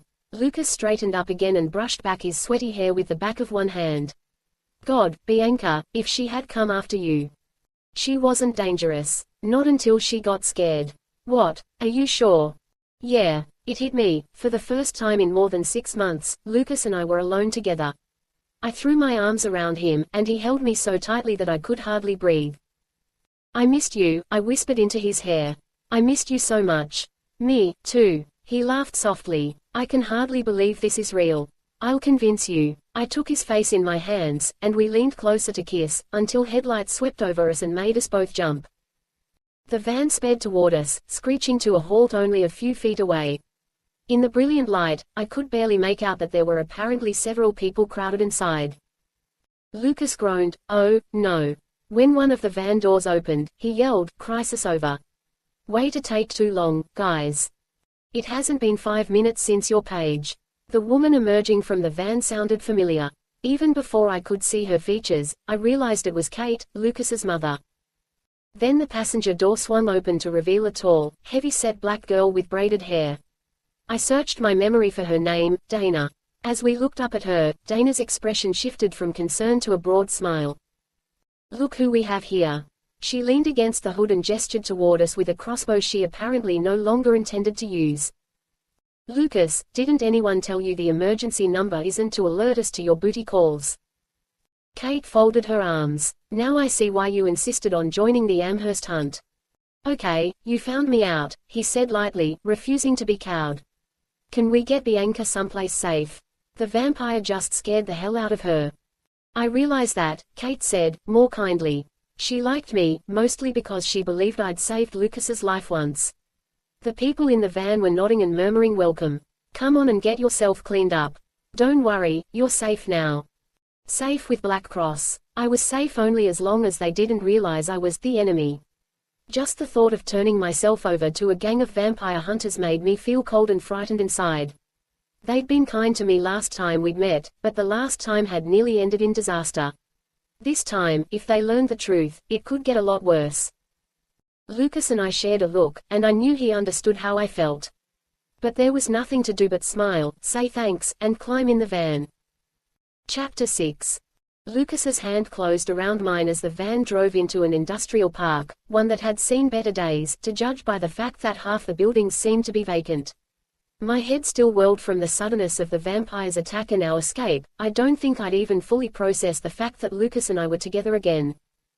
Or maybe, I thought as we stole sideways glances at each other, it's just that it feels like we've never really been apart. I don't guess you kids met up at random. Kate glanced toward us, and her eyes narrowed as she glared at Lucas. She wore olive cargo pants and a black shirt with a lot of pockets. Her dark gold hair was slicked back into a no-nonsense ponytail. Lucas, don't tell me you went back to that place. I didn't go to Evernight, Lucas said. I asked Bianca to meet me here. But if I have to return to the school again to see her, I will. It's too dangerous. Can you tell me where in the world we aren't in danger, Mum? Because I just had a closer call than I ever had at Evernight Academy.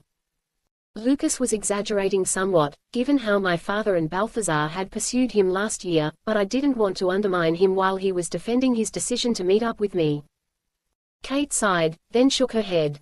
She looked at me next, not gently, because nothing about her was gentle, but in a way that made it clear she didn't blame me for the danger Lucas and I had been in. Glad to see you're okay, Bianca.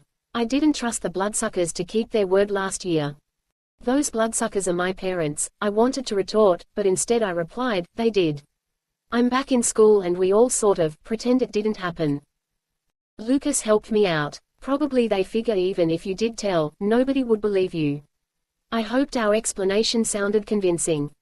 That was a brave thing you did, giving yourself up to save us from the fire, said an elderly man who sat in the back beside Dana. He'd told me his name, Mr. Watanabe, I remembered. I think you saved us all. Yeah, Bianca, that was pretty badass of you. Dana slapped her hands on my shoulders and gave them a hearty squeeze. Seriously, you've got guts. It wasn't badass. I don't really do badass. That made the half-dozen or so people in the van laugh, even though I hadn't actually been making a joke. Still, my tension eased a little. Last year, when Lucas had been discovered as a member of Black Cross, he'd been forced to escape from Evernight Academy, I'd fled with him. Together we'd reached Kate and Eduardo's cell, and safety. At least as long as Black Cross remained ignorant that I was a sort of vampire, too. But Mrs. Bethany, my parents, and several other vampires had tracked us down. When I'd gone back with my parents, I'd not only escaped that confrontation, I'd gotten away before Black Cross found out what I really was. They still believed me to be a human child kidnapped and raised by vampire parents, something I needed them to keep on believing. We drove to one of the abandoned buildings around back. Kate flicked the van's headlights, off, on, bright, off, bright. A metal door, like for a loading dock, started to open, revealing a driveway that sloped down sharply. We drove into an underground parking garage that looked pretty much like any other, except that it was illuminated by lanterns hung on the walls or the concrete pillars. As Kate pulled around a corner into a spot, I saw that a few partitions had been set up, walls of boxes or just tarps hanging over a stretched cord, to carve rooms out of this dank space. I couldn't keep the surprise from my voice as I said, "This is Black Cross headquarters." Everyone laughed. Lucas squeezed my hand, reassuring me that the laughter wasn't meant to be unkind. We don't have an HQ. We go where we need to go, find places to crash. This is secure. We're safe here. To me it looked incredibly bleak. Had Lucas grown up in miserable places like this? The air still smelled like exhaust and oil. As our crew got out of the van, another half-dozen people walked up to us, including a tall, forbidding man with twin scars across one cheek. I recognized Eduardo, Lucas's stepfather and quite possibly his least favorite person. His dark gaze embodied everything that frightened me about Black Cross.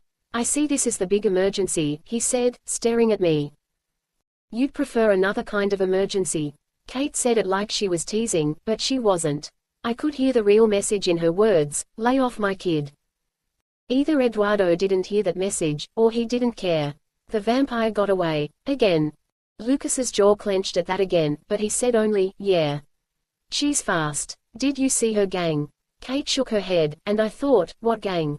I knew the lonely girl I'd seen tonight didn't have any friends, much less a gang. You go to school with vampires for a year and can't figure out why they've admitted humans, then you luck into a shot at this vampire and completely lose her while you're hanging out with your girlfriend. In the lantern's light, Eduardo seemed to have been roughly carved from weathered wood. "This isn't what we trained you for, Lucas." "What did you train me for?"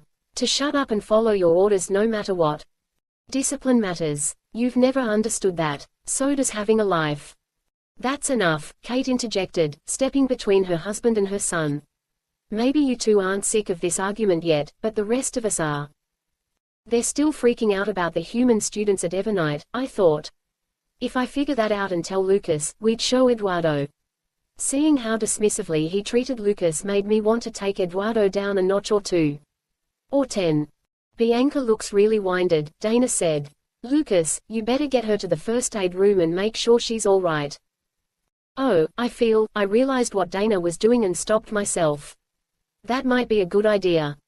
Kate didn't say kids, but I knew she was thinking it. She waved us off. Eduardo looked as if he might object, but he didn't. The murmur of conversation welled up behind us as Lucas led me toward a side door.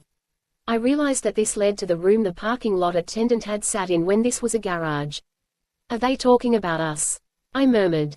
Probably talking about that damn vampire. But as soon as they get done with that, yeah, they'll start talking about us. Who was that vampire? I was kinda hoping you could tell us something, Lucas said as we went up the short stairway to what was now the first aid room, seeing as how you guys were hanging out. She just sort of came up to me. I never met a vampire on the street before, I was curious. Seriously, Bianca, you've got to be more careful. Before I could say anything else, Lucas turned on the small electric lantern in the first aid room.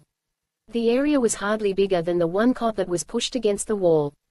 Dark gray carpet covered the floor, and this room was small enough for the lantern to fill with soft light. This was almost cozy, and definitely private. Lucas shut the door behind us.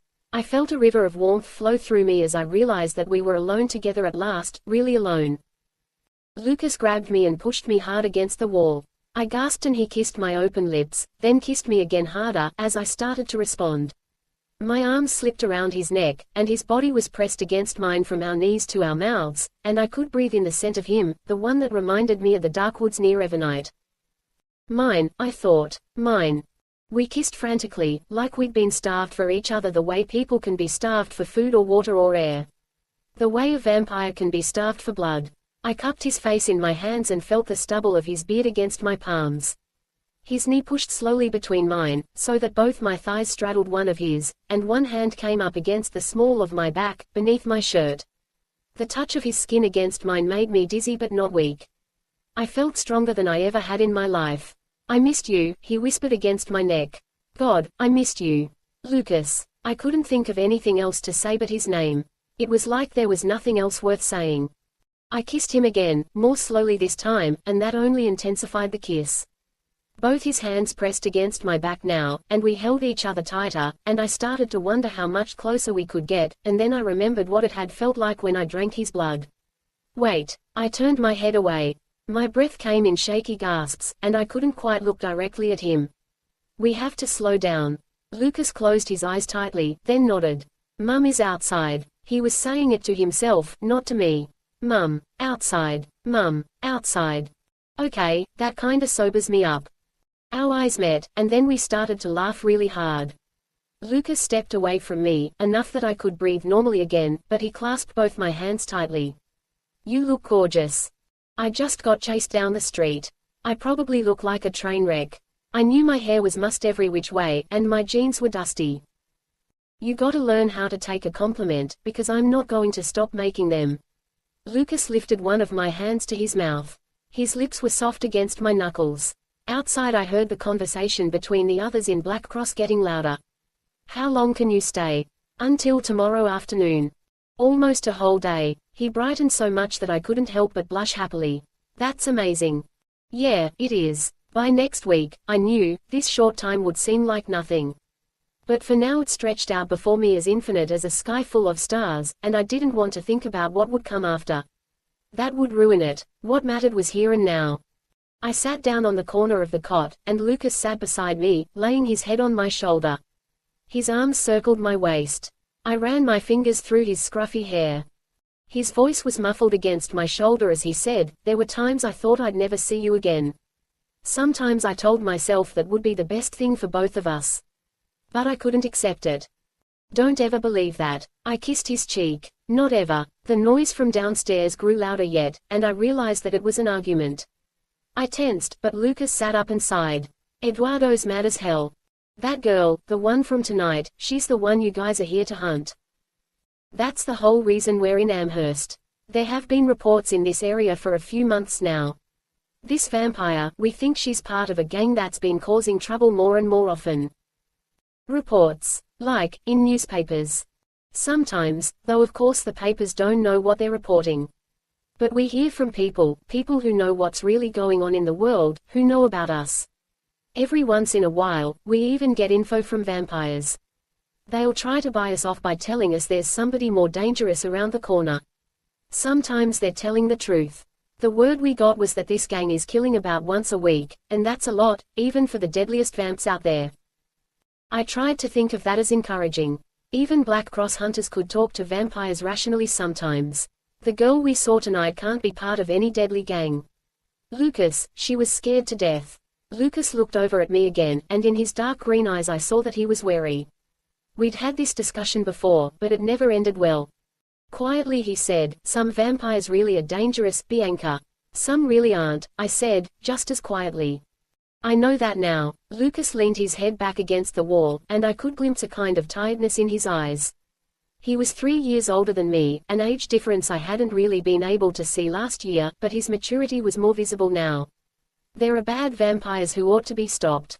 We stop them. So I tell myself that what I'm doing here with Black Cross is the right thing to do. But if we were wrong about this girl tonight, if we're ever wrong, even once, I don't know how to deal with that. And I don't know how to tell what's true about the vampires we hunt. I wanted to provide some answer for him, but I didn't know what that answer could possibly be. Footsteps echoed on the floor outside, coming closer. "Incoming," Dana called before she opened the door. When she did peer inside the first aid room, she frowned. "Oh, man, I thought I was going to interrupt some crazy monkey sex in here. Figured at least I'd get flashed for my trouble." I blushed bright purple. Lucas rolled his eyes. "We've been alone for 5 minutes, Dana. You gotta learn to strike while the iron is hot. Because privacy and this place do not go together." Dana braced her arms against the door jamb. "We're about to head back out. Kate and Eduardo want to resume the hunt before the vampire's gone too far away." "Resume the hunt? Oh, no. They said no patrol tonight." Lucas scowled. "The equipment's not ready, half of us aren't even dressed. That's why we train to get ready fast, buddy." Dana grinned at me, and the overlapping tooth in the front somehow made her look almost sweet. "Bianca can stay safe and warm here. But you and me and everybody else in the crew, we're heading out." "Dana." Lucas gave her his most melting, pleading look. "I haven't seen Bianca in months. Come on." That look would have been more than enough to dissolve me into a puddle, but it didn't seem to do much for Dana. "You know I don't care, but Kate and Eduardo don't want to hear it. You're lucky they even let her get a look at this place. Hell, when you sent that distress page in, Eduardo was this close to putting us into lockdown." Lucas sighed as he looked at me. "Basically, we're screwed. But only for a little while, okay? We'll be back before too long. Whatever we can have. It's enough. You gotta move, Lucas." Dana started edging out the door. "Like, in about 2 minutes, when I come back into this room to get our med supplies ready." "Thanks," Lucas said. I gave Dana a quick smile as she went. As soon as the door shut, he kissed me very gently, with his lips closed, but then more roughly as our mouths began to part.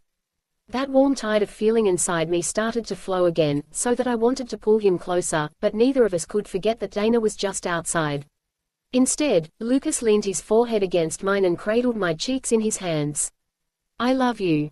I love you, too." Lucas kissed me once more. After that he let go of me, stood up, and yelled, "All yours, Dana." "I don't want your girlfriend," she called back. "Just the damn first aid kit." A few people outside laughed, but it was a kind laugh. Maybe Eduardo saw me as a nuisance, but everybody else in Black Cross seemed happy for Lucas and me. I could never get over how a bunch of vampire hunters could seem so, well, nice. "We'll be okay," I told myself. "I can make it through this." Already I was hungry, but I knew that if anybody in Black Cross caught me drinking blood, they'd attack first and ask questions later. Tomorrow, maybe, I'd have a chance to eat in private, or at least to pour the blood in my thermos down the drain. I could hang on until Saturday night if I needed to. Lucas edged past Dana on the narrow stairs. Although she was smiling as she set to work, she never looked at me. Instead she was focused on her task, hurriedly stuffing bandages and gauze into a small plastic box. "You doing okay, Bianca?" "I guess," I said. "How often do you do this? Go out on hunts like these?" "You say, go out, like we had some big mothership we all return to when our work is done. We mostly travel from place to place. Go where we're needed. Some people have their own homes they go back to from time to time, but a lot of us don't." "I don't." After a short pause, she added, "Lucas doesn't either. I guess he didn't tell you that. He hasn't really had a chance. I keep forgetting that you haven't hardly gotten to talk to each other since that whole scene went down last spring." That has to be rough. I guess it is. He's a good guy. She closed the plastic box and looked at me, serious for once. Lucas doesn't wear his heart on his sleeve. I've known him since we were about 12, and you're the only girl he's ever acted like this about. Just in case you were wondering. Thanks. Though that was pretty amazing to hear, I was thinking about larger concerns than my love life. Instead, I kept remembering the vampire, with her broken nails and uncertain smile. Black Cross might not be an immediate threat to me, but she remained in danger. She had been so lost and alone, another person made to feel small by Mrs. Bethany. Was that the way I might end up someday? I shivered. Never. I'll always have my parents and my friends, and maybe even Lucas. That didn't change the fact that the girl I'd met earlier was in desperate danger from Lucas's family and friends. The injustice of it sickened me. But what could Lucas do about it? What could I do about it? The answer came to me almost immediately, terrifying but inevitable. It took me a second to get out the words, "I'm coming with you." Dana stared at me. On a vampire hunt? That's crazy. You have no idea, I sighed, but I'm going. Chapter 7. This is no place for amateurs, said Eduardo. The twin scars on his cheek looked deeper, a trick of the dim lights of the camping lanterns on the walls. I thought fast. I've been going to school surrounded by vampires for more than a year now. It was the truth, if not the whole truth. My voice shook, but I hoped desperately that Eduardo would chalk that up to emotion, not fright. The man was an unrepentant killer of vampires, it was hard to look him in the face. I need to know what I'm really up against. I'd never seen Eduardo smile before. It wasn't an attractive expression. Supposedly they behave themselves at Evernight Academy. You're only a kid. You should stick to the ones who pretend to be kids, too. I was fighting vampires when I was a lot younger than Bianca is, Lucas retorted. I think she can handle it. He slung his arm around my shoulders, and at last my fear started to wane. Lucas's support seemed to end the argument. At any rate, Eduardo didn't protest any longer, and if anybody else had objections, they kept them to themselves. Lucas glanced over at me, questioning why I was dead set on joining them, but we both knew we'd have to talk about it later. The hunt didn't feel like a hunt at first. It was like any other road trip, people murmuring quietly as they pulled on their jackets, looking at one another with tired eyes and clambering into the beat-up van and Kate's turquoise pickup truck. I remembered the very first road trip I'd ever taken, when my parents drove me to the beach one summer. They hated the water, both the rivers we had to cross to get there and the ocean that lapped at the shore. But they took me because I wanted to go so badly. They sat under a beach umbrella the whole time. Even though they'd drunk blood before we left, they didn't want to spend so much time in the sun. While I made sandcastles, swam, and played with other kids, they watched and waved. It was a sacrifice they had made for me.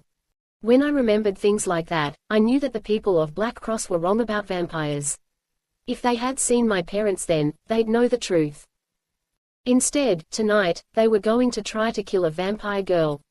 Though they didn't know it, I intended to stop them if I could. I got in the back of the truck along with Dana, Eduardo, a couple of other guys, and Lucas, whose mustache hair hung in his eyes. As Kate backed us out of the parking garage, I whispered in Lucas's ear, "What do we do?" "We start where we spotted her last, and we track her from there." The town was all but silent now. Even the hardest partying college students had gone to bed, or at least taken the festivities back to their dorm rooms. Although the neighborhood had been quiet before, while Lucas and I made our escape, it was now perfectly still, and all the houses were dark. Once the vehicles were parked near where I'd seen the fair-haired vampire last, everyone started to fan out on foot. Lucas and I stuck together, of course. Kate shot us a look as she went, but she didn't fight it. Lucas said nothing until we were definitely alone, walking along a side road a few blocks away. "Okay, I'm guessing our plan is to find the vampire and warn her before anybody else gets hold of her. Am I right?" I felt a wave of tenderness toward him so strong that, for a second, I forgot where we were, the danger that faced us, and the task we had to complete. Instead, I took his hand gently in mine, and he turned to me, first in surprise but then with a small, knowing smile. I felt that deep electric kick, the force driving me toward him. He covered my lips with his hand. "We can't get distracted. We've got a job to do." "A job." My lips brushed against his fingers as I spoke, and he blinked slowly, relishing the touch. "Let's do it." Determinedly, Lucas turned from me and led us on our way. "She started going north at first," he said. How do you know that? I see what the others don't see. He hesitated. My night vision is better than it used to be. There was no need for him to say why. I knew that it was because I'd twice bitten Lucas and drunk his blood. The first bite had had no effect, but the second had given him a few vampire powers. While the rest of Black Cross were off wandering around at random, Lucas was able to pull back the branch from a bush and show me the broken twigs, the ones that would have been broken off by somebody running past. He could find a single footprint in the muddy earth, catch a glimpse of a single curling golden hair that had fallen in the underbrush. Some of that was his vampire ability, but some of it was Lucas's skill as a tracker. It was a revelation to me. All this time, I'd thought Black Cross only taught him how to fight, but they'd given him skills I hadn't imagined before. That plus vampire power, it was a formidable combination. He didn't lack for weaponry either. When I saw something glinting at his belt, I said, "What have you got there?" "My best knife," Lucas said, almost fondly. He tugged back his jean jacket to show me the knife strapped to his side. The blade was nearly as broad as a meat cleaver. Had it since I was 12. "Is that really necessary?"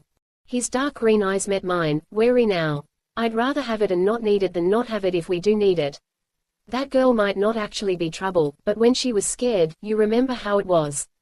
I did remember. We vampires might not be the crazed killers Black Cross imagined us to be, but anybody could be deadly if backed to the wall.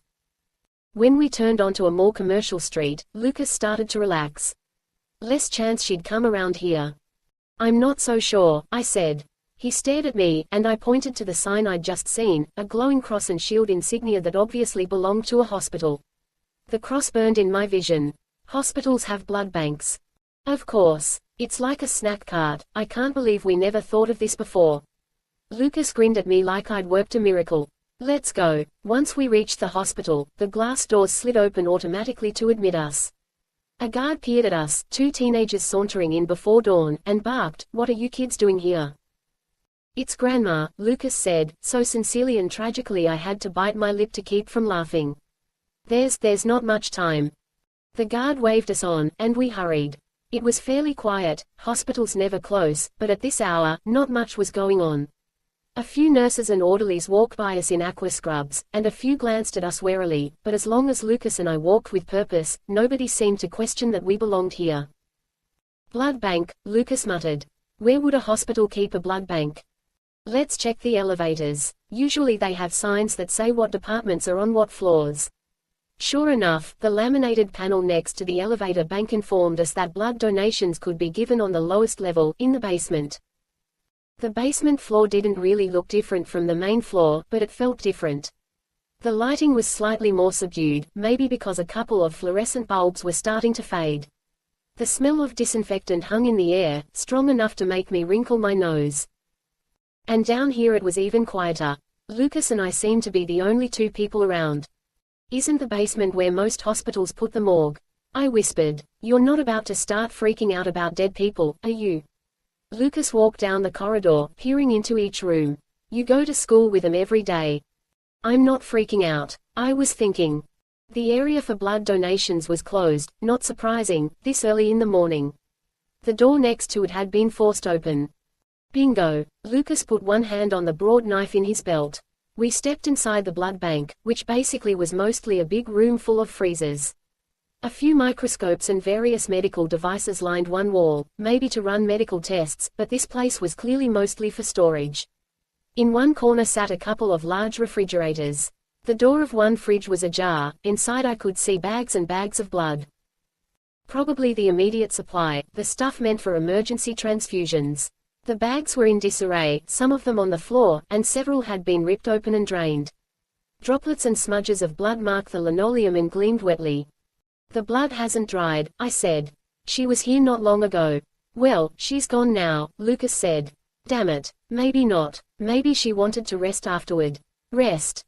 Even humans like to nap after a big meal sometimes. Besides, when I saw her, she was exhausted. Like she'd been on the run for days. If that's true, and she's just gotten a chance to eat, she'll be calm. We can talk to her. "We need to be absolutely positive she's harmless before we let her go," Lucas said. "It's not that I don't trust your judgment, okay? We should just, well, make sure. So we'll talk to her." I was confident that Lucas would quickly see in her what I'd seen, how lost and lonely she really was. Let's get started. You say that like we know where she is. I think we do. She's someplace where she can rest undisturbed. Someplace nobody would be surprised to see her, if she were found. Think about it, Lucas. Oh, no. Oh, yeah. Okay, I might have spent pretty much my whole life surrounded by dead people, including my own parents, but that doesn't mean I didn't find the morgue a bit creepy. I wasn't panicking or anything, but there's something incredibly sad about the place, all those lives and emotions and hopes reduced to scrawled labels on small steel doors. Lucas and I stood in the doorway for a few seconds, just taking it in. On 3 long tables, spread the length of the morgue, were 3 body bags. I walked toward them slowly. The first was way too big, the person inside must be heavy. The last looked too short. So the one in the middle was our best bet. Hesitantly, I reached for the zipper. The tab was heavier than I expected, and cold to the touch, they kept the morgue chilly. Lucas took his place beside me, his broad knife at the ready. I tugged the zipper down, feeling each separating tooth like a jolt through my wrist. Her hand shot out of the bag and grabbed mine, hard. I shrieked, I couldn't help it. Lucas lunged forward, but I threw out my arm to hold him back. The vampire sat upright, staring at us. She looked less pale than before, and the port wine mark on her throat was less pronounced. Feeding had rejuvenated her.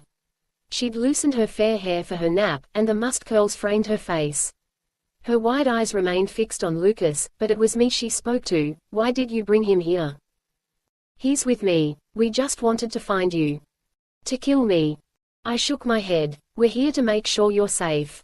Safe. She cocked her head in confusion, as if I'd started speaking in another language. You're in danger. Lucas would never hurt me. In more danger than you know, she insisted. More than you know either, boy. You ate here at the blood bank, I said, more for Lucas's benefit. I can tell you've eaten. It changes our coloring, and makes us stronger. I'm stronger now, the vampire girl agreed. She kept glaring at Lucas, her eyes shining with hatred. I had to defuse the situation, and fast. Lucas is a friend. He's not here to hurt you. I can tell, she said, looking at Lucas's knife. His motions awkward and unwilling, Lucas tucked his knife back into his belt. When he spoke, his words were clipped. The family back in Albion, you didn't actually have anything to do with that. We thought you did. People make such foolish mistakes. The vampire's voice sounded strangely dreamy. Slowly she kicked the body bag away from her feet, looking for all the world like a little kid wriggling out of a sleeping bag. I need to know who did that, he said. Something deadly is out there, doing a lot of harm. If you know who's been on the prowl in Albion, if you're connected with that gang at all, just tell me. I can get it taken care of, and you can, well, you can go do what you do. Instead of answering Lucas, she turned her wide, dark eyes on me. Does he know what you are? He knows everything. Tell us what we need to know, and we can make sure you're safe. Her fingers slowly relaxed as she let my hand go. The light fixture hanging from the ceiling was almost directly behind her, turning her corn silk hair into a kind of halo. I thought how young she must have been when she died, maybe only 14. Just as she opened her mouth to speak, the morgue door slammed open. We all jumped, and my heart plunged as I saw Dana and Kate standing in the doorway. Dana had her crossbow ready, and Kate held a stake. Y'all get back. Dana yelled. Reinforcements have arrived. The vampire shrieked, an unearthly sound like a hawk diving for a kill. She leaped past us into the corner behind the autopsy table. A trap, she whispered. Always a trap. I wanted to say that we hadn't meant to do this, but Lucas clutched both my arms as a warning to be silent. He started backing away, pulling me out of range. Neither Kate nor Dana spoke to the vampire. Kate remained in the doorway as Dana edged forward, her face no longer sweet. I sensed RNA was a good person, but she was about to do a horrible thing, and I had to stop her. Blindingly fast, the vampire flung one hand forward, and I saw a whirling glitter of metal in the split second before Dana cried out and slumped against the wall. Even as Dana fell, the vampire sprang forward with superhuman strength, tackling Kate and knocking them both sprawling into the corridor. Mum! Lucas yelled, running toward them. But the vampire didn't intend to kill or even fight. She ran off, her shabby shoes thumping against the tiles. Lucas and Kate took off after her instantly as Lucas yelled, "Stay here. Take care of Dana." I knew he'd try to help the vampire get away. But what was I supposed to do for Dana? I didn't know anything about medicine. Yet when I saw the stricken look on Dana's face, I instantly went to her side. Is it bad? Bad enough. Her face contorted in a grimace. Must have been an autopsy knife. Don't think, the arm's broken, but, how much blood? A lot, but she didn't hit the artery. I knew enough to realize that if the artery had been cut, blood would be spurting from the wound. Instead, a thick red flow oozed downward, coating her shirt to the elbow. I'm not going to take out the knife. This is more than we can deal with using the first aid kit. We should go to the and explain this to the hospital staff. How, exactly? Dana groaned and leaned her head against the wall. I realized she felt faint. No, we need to get out of here.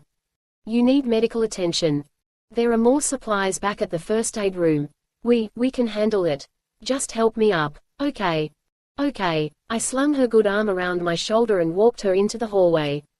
The lights were brighter there, and I saw the vivid red of the bloodstain for the first time. The color seemed almost indescribably beautiful.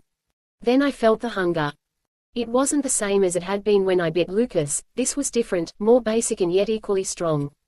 Dana's blood smelled like steak, like the seashore, like any 100 wonderful things I wanted and hadn't enjoyed for too long. When I breathed in through my mouth, I could almost taste the coppery tang of it, and the hand I held against her shoulder registered every beat of her pulse. My jaw ached as though my fangs were about to emerge. I couldn't think, couldn't speak, couldn't do anything but want to drink. Stop it. I turned my head away from Dana and shut my eyes tightly. Dana murmured, hang in there. I know it looks bad. You don't have to comfort me. I felt so ashamed. You're the one who's hurt. But I know, this kind of thing is scary, especially if you're not used to it. She swallowed between every gasp for breath. You never saw anything like this before. I remembered how Lucas had looked after I bit him for the first time, and the boneless way he had fallen at my feet. I guess I have to learn to deal with it. We met up with Mr. Watanabe in the parking lot, and he took us back immediately. Dana turned out only to have a flesh wound, but she still needed me to hold her hand while Mr. Watanabe stitched her up.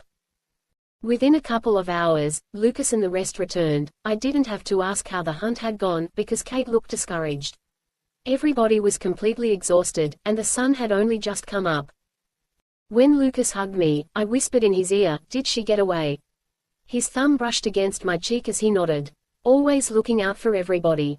He kissed me gently on my forehead, right there in front of the whole group, and that made Dana grin for the first time since the hospital. After that, the group discipline broke down, or it might be more accurate to say it was suspended. Kate didn't give any more orders, and apparently there wasn't anything else to do until later. Some people shuffled off to an area where several cast iron cots were lined up. Kate fired up a portable stove and started making breakfast for a few people, and Mr. Watanabe began methodically cataloging all the weapons. Lucas and I helped get Dana comfortable on the cot in the first aid room. Sorry about this, she said as she eased her way down.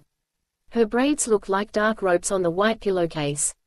Sorry about what? I asked. It's not your fault. Yeah, but now I'm taking up the only room in this whole place where you and Lucas could have been alone. That's suckiness 1, young love 0. I'll forgive you this time, Lucas said. You need some breakfast, Dana. Send somebody up here with some pancakes. If they don't have, make, Dana made a show of putting her good arm lazily behind her head. What good is getting stabbed if you can't use it for emotional blackmail? While Lucas went to tell Kate about Dana's breakfast, I sort of threw myself together in what passed for a bathroom. It was a small cinder block room off the first aid area, one both tinier and grosser than in most gas stations. I couldn't really do much with myself, but I pinned my brooch to my sweater. When I came out, Lucas brightened so much at the sight of it that I felt like I'd had a complete makeover, or maybe he was just that happy to see me. Look at you two, Mr. Watanabe chuckled. He was carefully sharpening a small knife with a grindstone, peering at the blade through his bifocals. It was weird to think that anybody so kindly spent his time preparing weapons to attack vampires. I'm glad to see you with a girl, Lucas. A young man should have a girl. No arguments here. Lucas hugged me from behind. You must have been fighting off with a stick when you were my age, huh? Oh, no, not me. I had already met my Noriko. The old man's eyes softened as he said her name. After the first time I saw her, every other girl in the world, for me, it was as if they did not exist. I only wanted to be with Noriko all the time. That's really romantic, I said. I wanted to ask where she was, but then I realized that if she were in Black Cross, she would be here. Maybe the reason a gentleman like him joined a group of vampire hunters was because his wife had run into one of the vampires who really was a mad killer. Something like that could blind you to subtleties and leave you with only one wish: revenge. Never enough time to be with the ones you love, Mr. Watanabe said as he tested the blade's edge. You two go out. Explore the town. Don't worry about us here. You should enjoy each other. It's early, Eduardo said. He'd come around the tarp behind us when I wasn't looking. I don't see what you expect to do out there at this hour. It's more secure if you stay here. Coffee houses are open. Lucas took my hand possessively. We're not in lockdown. I can go if I want to. That's the rule. Eduardo looked as if he would like to argue, but instead he said, go. We were free, then, and we went outside with no real goal or direction. It was shaping up to be a gorgeous autumn day, the kind where the sun turns all the colors of the leaves into different shades of gold.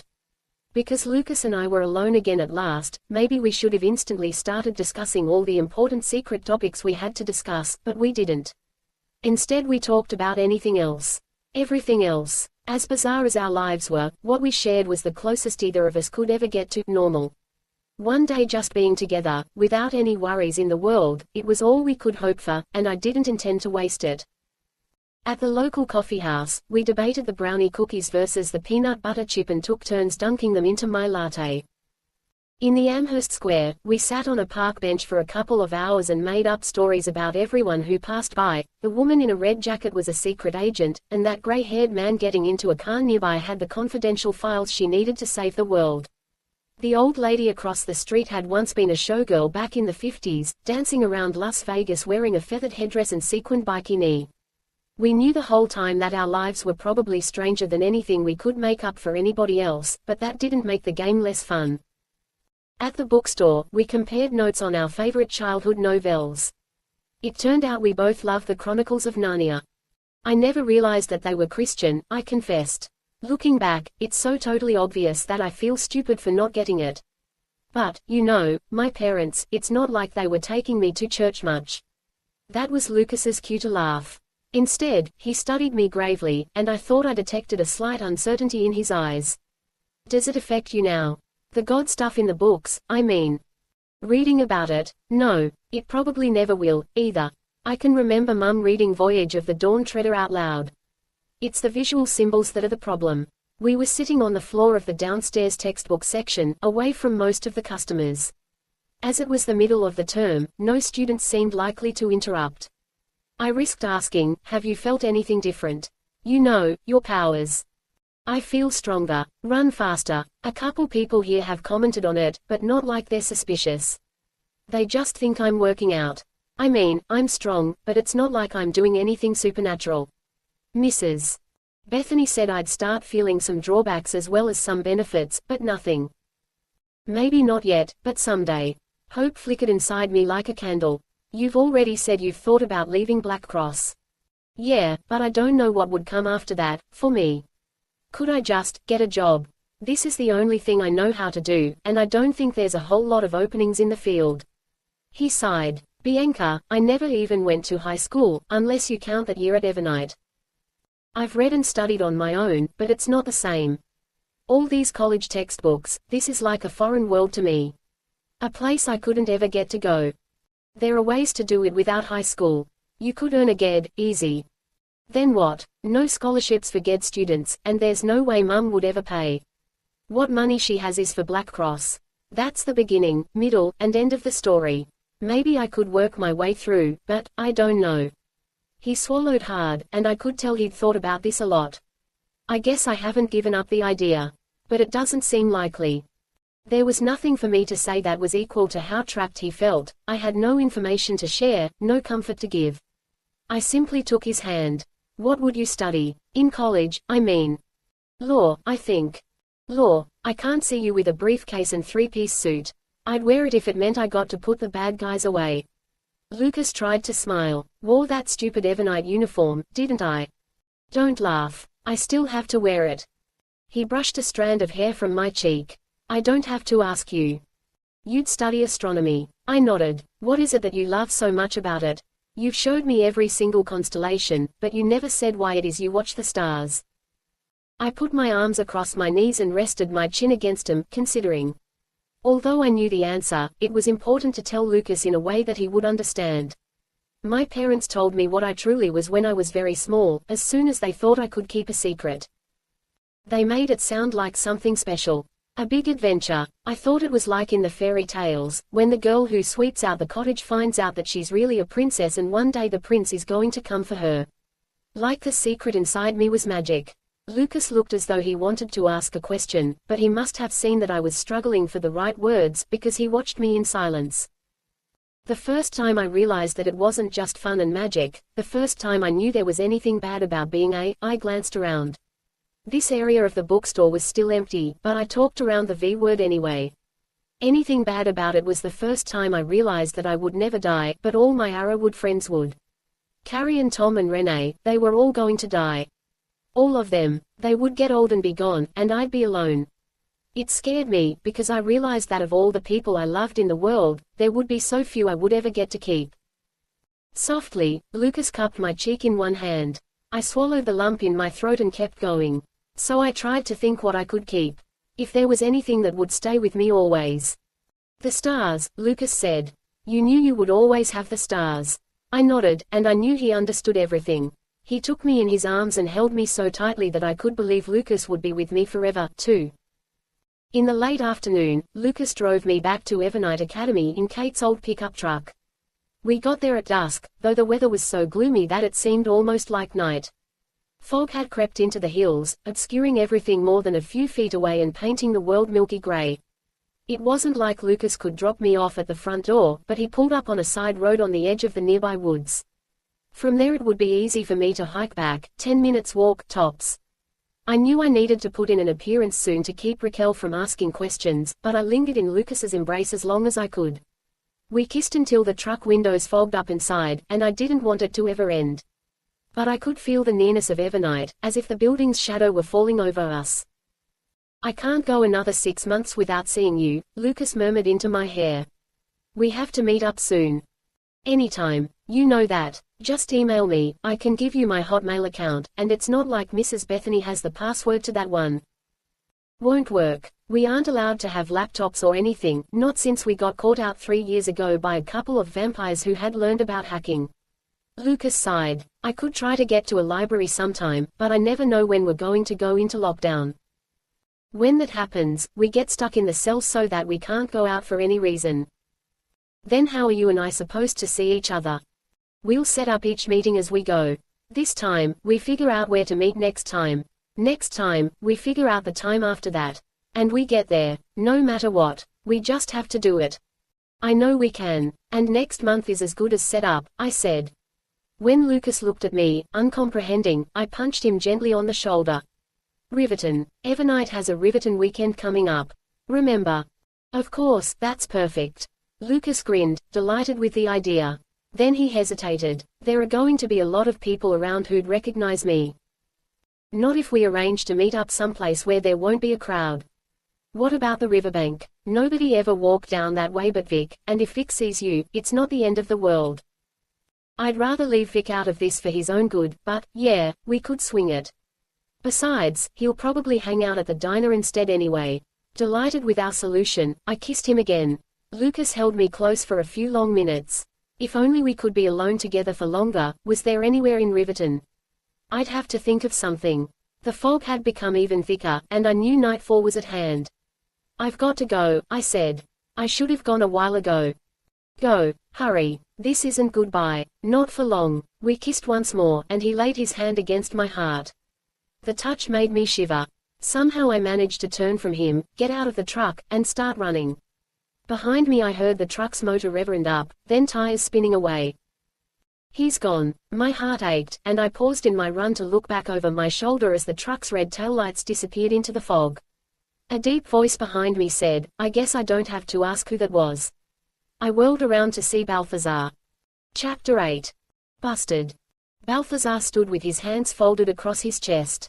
With his tall frame and broad shoulders, he seemed as imposing as the oaks in the forest. My stomach seemed to drop to my knees. I can explain. You don't have to. Balthazar's eyes darted down to the carved black brooch still pinned to my sweater. I knew he understood it had been a gift from Lucas. I'd worn it non-stop last year. Has this been going on the whole time? It's none of your business. Breathing in deeply, I tried to stay calm. I promise, I haven't told Lucas anything about us he didn't already know. He's not spying for Black Cross anymore. Like he did last year. That struck uncomfortably close to the truth. You don't understand. Lucas didn't want to lie to me. They sent him here on a mission that he completed, and he didn't care if he had to use you to do it. Balthazar breathed out sharply, as though he were in physical pain. I'm not angry at you, Bianca.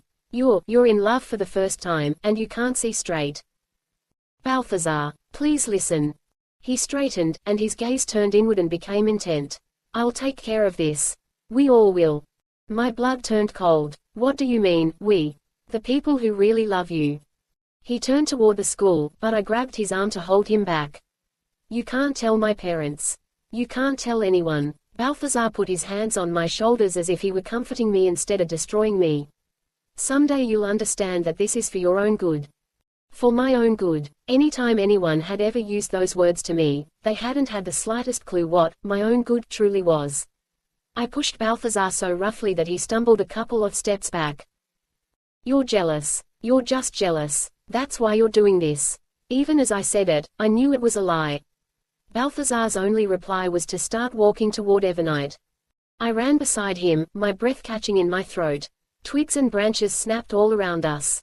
Overhead I could hear birds flying away, startled, the flapping of wings heavy and close. It's not what you think.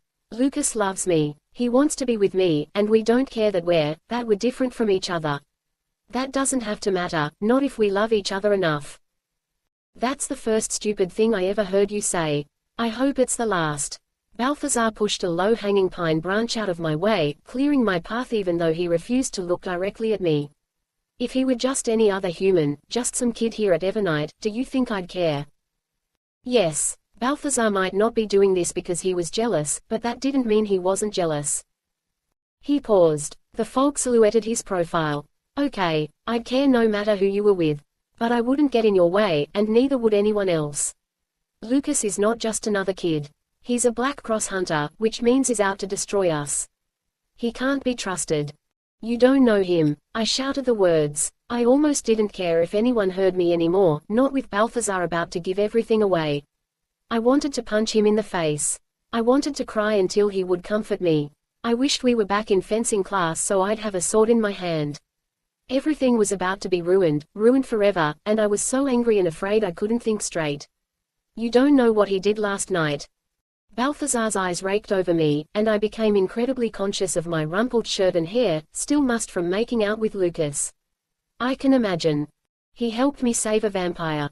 Save her, Balthazar. The others in Black Cross, they would have hurt her, but Lucas didn't.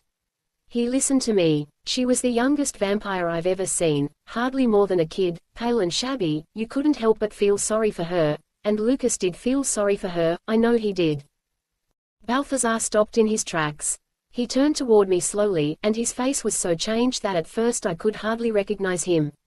The youngest you've ever seen. Why was that the part of all this that surprised him? Yeah, what did she look like? Light hair, kind of curly, but the point is that Lucas helped her get away from Black Cross. He understands now, don't you see? Tell me exactly what she looked like. I just did. Bianca. His voice broke. Please. I couldn't ignore his desperation. Slowly I closed my eyes and tried to remember exactly what it had been like as I walked arm in arm with the vampire through the city square. I described her youthful heart-shaped face, her dark eyes, and the wheat color of her hair. Balthazar's face didn't change until I mentioned the port wine mark on her throat. At that moment, his jaw dropped slightly, and he whispered, "She's back." Wait, you know her. He nodded, but slowly, and he could no longer meet my eyes. Balthazar looked so dazed and so miserable that my anger at him vanished instantly. Balthazar, who was that? Charity. The name instantly conjured up the memory. Last Christmas, Balthazar and I walking through the snow past holly bushes as he told me about the life he'd lost long ago. He had mentioned then the person that he missed the most. Charity. You mean, your sister. I thought he was telling me his deepest secrets on that snowy walk, but he had been holding something back. He hadn't hinted that his beloved sister had been turned into a vampire with him. That was her. Balthazar didn't answer me. I thought perhaps he couldn't. As he started to walk away from me, with slow, stumbling steps, he roughly said, "Don't tell anyone." Okay, I promise. Belatedly, I remembered that I had a secret, too. You won't tell either, will you? He didn't say yes or no, but I knew he wouldn't talk to anybody about what either of us had learned tonight. For a long time I watched him go, too numbed with astonishment and the sudden ebbing of fear to do anything else. Then I took a deep breath and ran back to school, trying to think of ways to describe to Raquel a meteor shower I hadn't actually seen. Raquel bought my story hook, line, and sinker. She didn't even ask that many questions, which was a relief but, weirdly, a little disappointing. In fact, I was pretty sure I'd gotten away with it completely until Sunday night dinner with my parents, when Mum idly asked me where I'd been Saturday afternoon. They'd look for me. I blurted out the first excuse I could think of, which was distantly related to the truth. It turned out to be the worst excuse I could think of, because my parents loved it. Walking in the woods with Balthazar, H.M. Dad made a show of all his questions, which made Mum laugh. He laid on a bit of his long faded English accent, Sherlock Holmes style, for comic effect. Now, what would a young lady be doing speaking to Balthazar more until all hours of the evening? We were hardly out until all hours. I spread butter on my roll, eagerly helping myself to the meal my parents had prepared. The blood was even more welcome than the food. I'd had to go without for half the weekend, so I drank glass after glass. It's personal, okay? Please don't ask him about it or anything. All right, Mum said soothingly. It's just good to have you home. When I raised my head from my plate to look at Mum and Dad, they were both smiling at me so warmly, so gratefully, that it was all I could do not to hug them close and apologize for ever lying to them. But I stayed where I was. The memory of Lucas was enough to convince me that some secrets were worth keeping. Within a few weeks, I'd get to see Lucas again. I'd already worn all our old memories threadbare, imagining myself in them over and over again. Now I had new memories, kisses and laughter I could remember for the first time, and it was like falling in love all over again. During the next few days, I should have been on cloud 9. But one question loomed overhead as dark and threatening as storm clouds: would Balthazar tell? I knew he wanted to keep Charity a secret, but Mrs. Bethany would have known Charity back when she attended Evernight Academy. How secret could his sister be? Add how much Balthazar hated Lucas, and I wasn't sure that our pact of secrecy would hold for very long. I studied Balthazar's face every day, in English, while Mrs. Bethany described Macbeth's motives, in fencing, as he duelled with the professor to show the rest of us how it was really done, or in the halls, as we walked past each other. He never looked back at me. He never seemed to look at anyone any longer. The guy who was always the first to say hello or hold the door open for others was the guy who was now steering his way through the school corridors like a blind man, his path uncertain and his eyes blank. That guy is totally cracked out, Vic said one day, as we walked past Balthazar in the Great Hall. I don't think he's on anything. I didn't mean, for real. If he was cracked out for real, he'd probably be having more fun, right? Vic shrugged. Balti looks like he's not having any fun. He looks like he never had any. Like he wouldn't know fun if it started dancing around yelling, "I'm fun," in his face. It took me a couple of seconds to process that. He does look sad, doesn't he? Doesn't look good, that's for sure. Vic brushed his mop of sandy bangs from his forehead, then snapped his fingers. Hey, I'll invite him to my next classic DVD screener. We're doing a Matrix Fight Club double feature about awesome leather coats and the evils of the corporate hegemony. You think he'd like that? Who wouldn't? I resolved to look up hegemony in the dictionary. Once I'd thought that Vic wasn't a very bright guy, but I'd learned better. Oblivious to details as he often was, he knew more about more subjects than virtually any of my other friends. I cared about Balthazar as a friend, and that made it hard enough to watch him when he was so obviously miserable. But I would be lying if I claimed that the main reason I was frightened was because I was worried for him. I was too selfish for that. Every time I saw him so lost and strung out, I couldn't help thinking, he's going to tell. Balthazar's funereal gloom, and his silence, lasted for more than a week, until the first day of driver's ed. The driver's education class at Evernight Academy was split into two sections. There was one for the regular human students, who could be expected to be fairly familiar with modern automobiles and probably drove their parents' cars at home, and one for the vampires, some of whom had been driving regularly since the Model T days, others who had never been behind the wheel of a car before and whose wildly uneven sets of experiences were best kept hidden from human eyes. By rights I should have been put in the human section, but instead I was assigned with the vampires, probably because of my parents' concerns that I wasn't socializing with the right people. I just don't get why every car needs a computer now, Courtney bitched as she fumbled for the blinker. Seriously, what is the point? I'm not doing math while I drive. Please concentrate on the road, Miss Brigantine. Mr. Yi sighed heavily as he marked something on his board. We were driving one of the school's official cars, a nondescript gray sedan, several years old. Around the gravel paths that stretched through the backgrounds. I'm going to ask you to take this next loop a little faster. Speeding is unsafe, Courtney said, then smiled. See, I read the booklet. That's very impressive, Miss Brigantine, but you're currently driving approximately 20 miles an hour. I'd like to see how you handle the car at something approaching normal street speed. Courtney's hands tightened around the steering wheel. She was out of practice, and her nervousness had a tendency to manifest as whiplash-inducing sharp turns. I fumbled around to make sure my seat belt was fastened. It was difficult, because I was squashed into the middle of the back seat, with Ranulph on one side and Balthazar on the other. Ranulph studied the car interior as though he'd never seen one before, and Balthazar stared gloomily out the window. Ranulph said, "These automobiles have only become popular in the last 100 years. They might not remain so." What, you think we're going back to horses and buggies? Courtney snorted as she stepped on the gas and the car lurched forward. Mr. Yi braced himself against the dashboard. Dream on, Prince Valiant. Innovations are often forgotten, Ranulph said wistfully. I don't think cars are going anywhere.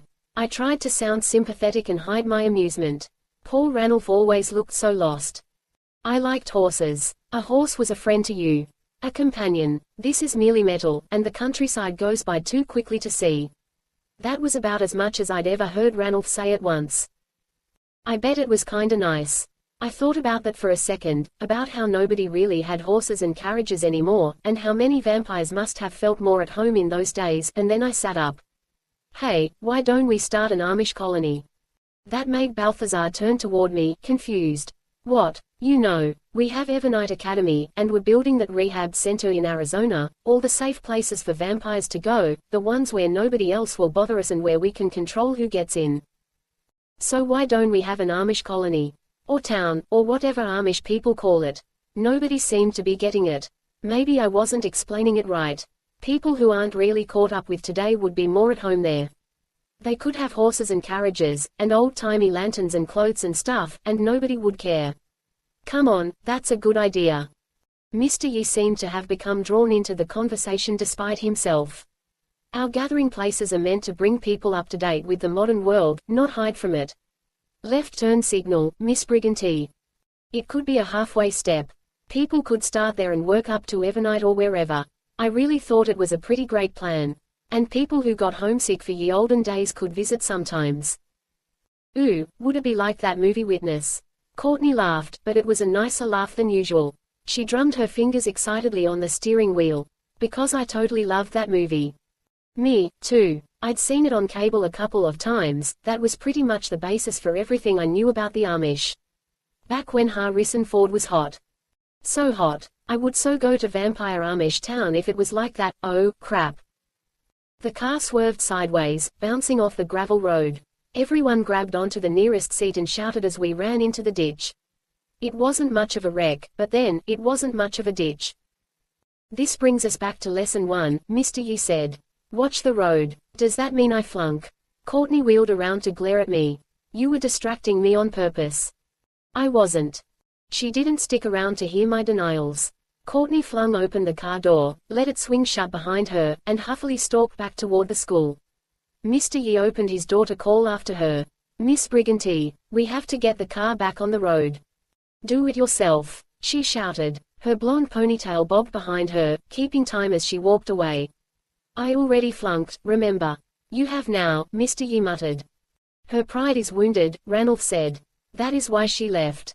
Save analysis a Miss Brigantine for psychology class, Mr. Yi said tiredly. For now, we have a car to push. We took turns trying to steer and floor the gas pedal while the rest attempted to push the car out of the ditch. By the time we finally managed it, all of us were muddy to the knees, not such a big deal for the guys in their uniform trousers, but my legs were filthy and scratched beneath my skirt. We still had about half an hour left in driver's ed, but Mr. Yi gave me permission to head back to the school to clean up. Balthazar said, "I'll walk with her. It's getting late." Mr. Yi looked like he wanted to argue, but he didn't. It wasn't like I needed protection on the school grounds, but it was Ranulph's turn to drive, and Balthazar was already pretty good behind the wheel. "Sure. Go ahead." As the car rumbled into life behind us, Balthazar and I began walking back toward the school. It was the first time we'd been alone since the night he caught me sneaking in. The silence lay heavy between us, and I wanted to fill it with nervous chatter, but I held my tongue. Vampire Amish. His lopsided smile was only a shadow of its former self. Only you could have thought of it. "You're laughing at me." "Not at you. Never at you." Balthazar took a deep breath. "You haven't told anyone about Charity." "No, I promise I haven't." It wasn't a question. If you'd told anyone, Mrs. Bethany would already have interrogated me about it. "Why? And what do you mean, interrogated?" "Charity and Mrs. Bethany never got along." "So Charity said." I cast him a curious glance. "If you and your sister are so tight, why did you fall out of touch?" "We've lost track of each other before. It's complicated." He stopped walking. The raw pain in his face hurt to witness. Embarrassed, I dropped my gaze toward the ground. We stood on yellowing fall grass, his heavy-booted feet almost twice as large as mine in their muddy lower vares. "She's never forgiven me." "Forgiven you for what?" He opened his mouth to answer, then apparently thought better of it. "That's between us. All you have to know is that she needs me. That never changes. For vampires, nothing ever changes. It's always like this, she slips away, and everything goes to hell, but then I find her again and we're all right." I remembered her unwashed clothes and body, her transparent loneliness. Charity looked like somebody who needed looking after, badly. "How long has it been?" "We haven't seen each other in 35 years. 35 years, I thought, recalling a conversation we'd had almost a year ago, just before last Christmas, as we walked together through the snow. That's when he last lost touch with humanity, I realized. Losing Charity is what made him give up. But she always comes back to Massachusetts eventually. That's where we grew up together. It's home, Bianca. Our home. If she's returned, that means she's homesick. I can reach her now. But to reach her," he continued, even more quietly than before, "I have to find her." Now I understood. "You want me to take you to her. You want me to use Black Cross to figure out where Charity is, so you can get to her first. And for you to keep throwing Black Cross off her trail, if you can." He squared his broad shoulders. The sun had begun to set, painting the sky orange behind him. "I know it's a lot to ask. I'm prepared to offer a lot in return." "You mean, you won't tell about me and Lucas? Your secret is safe with me no matter what." Balthazar meant it. When he spoke, it sounded like surrender. My relief turned to amazement as he continued, "If you'll help me with this, I'll help get you off campus so that you can be with Lucas." "You mean it? You really will?" My head whirled. "But how?" "Easy." His smile was strained. "We'll tell one simple lie. We'll say that we're together." Together. Oh. But I saw the sense of it, even before Balthazar explained the rest. Older vampires can come and go from Evernight if they get permission, and Mrs. Bethany is pretty free with permissions for the vampires she trusts. She trusts me. Your parents haven't made any secret of the fact that they'd like us to spend more time together. If you and I are supposedly a couple," he looked down at the ground, lips pressed together for a second. "That supposedly had cost him. Then I can ask permission to take you off campus sometimes. If your parents okay it, Mrs. Bethany probably will, too. They'll see it as you becoming closer to a real vampire. They'll encourage it. They'll let us go." It was a good plan. "Solid. You've been thinking about this for a few days now. If you need time to consider, I understand. I only have one question. Why do you have to keep Charity a secret? I mean, she went here all those years ago, so Mrs. Bethany knows all about her, right?" Like I said, they didn't get along, and that's an understatement. If I bring Charity here, Mrs. Bethany will give her sanctuary. She has to give sanctuary to any vampire who seeks it.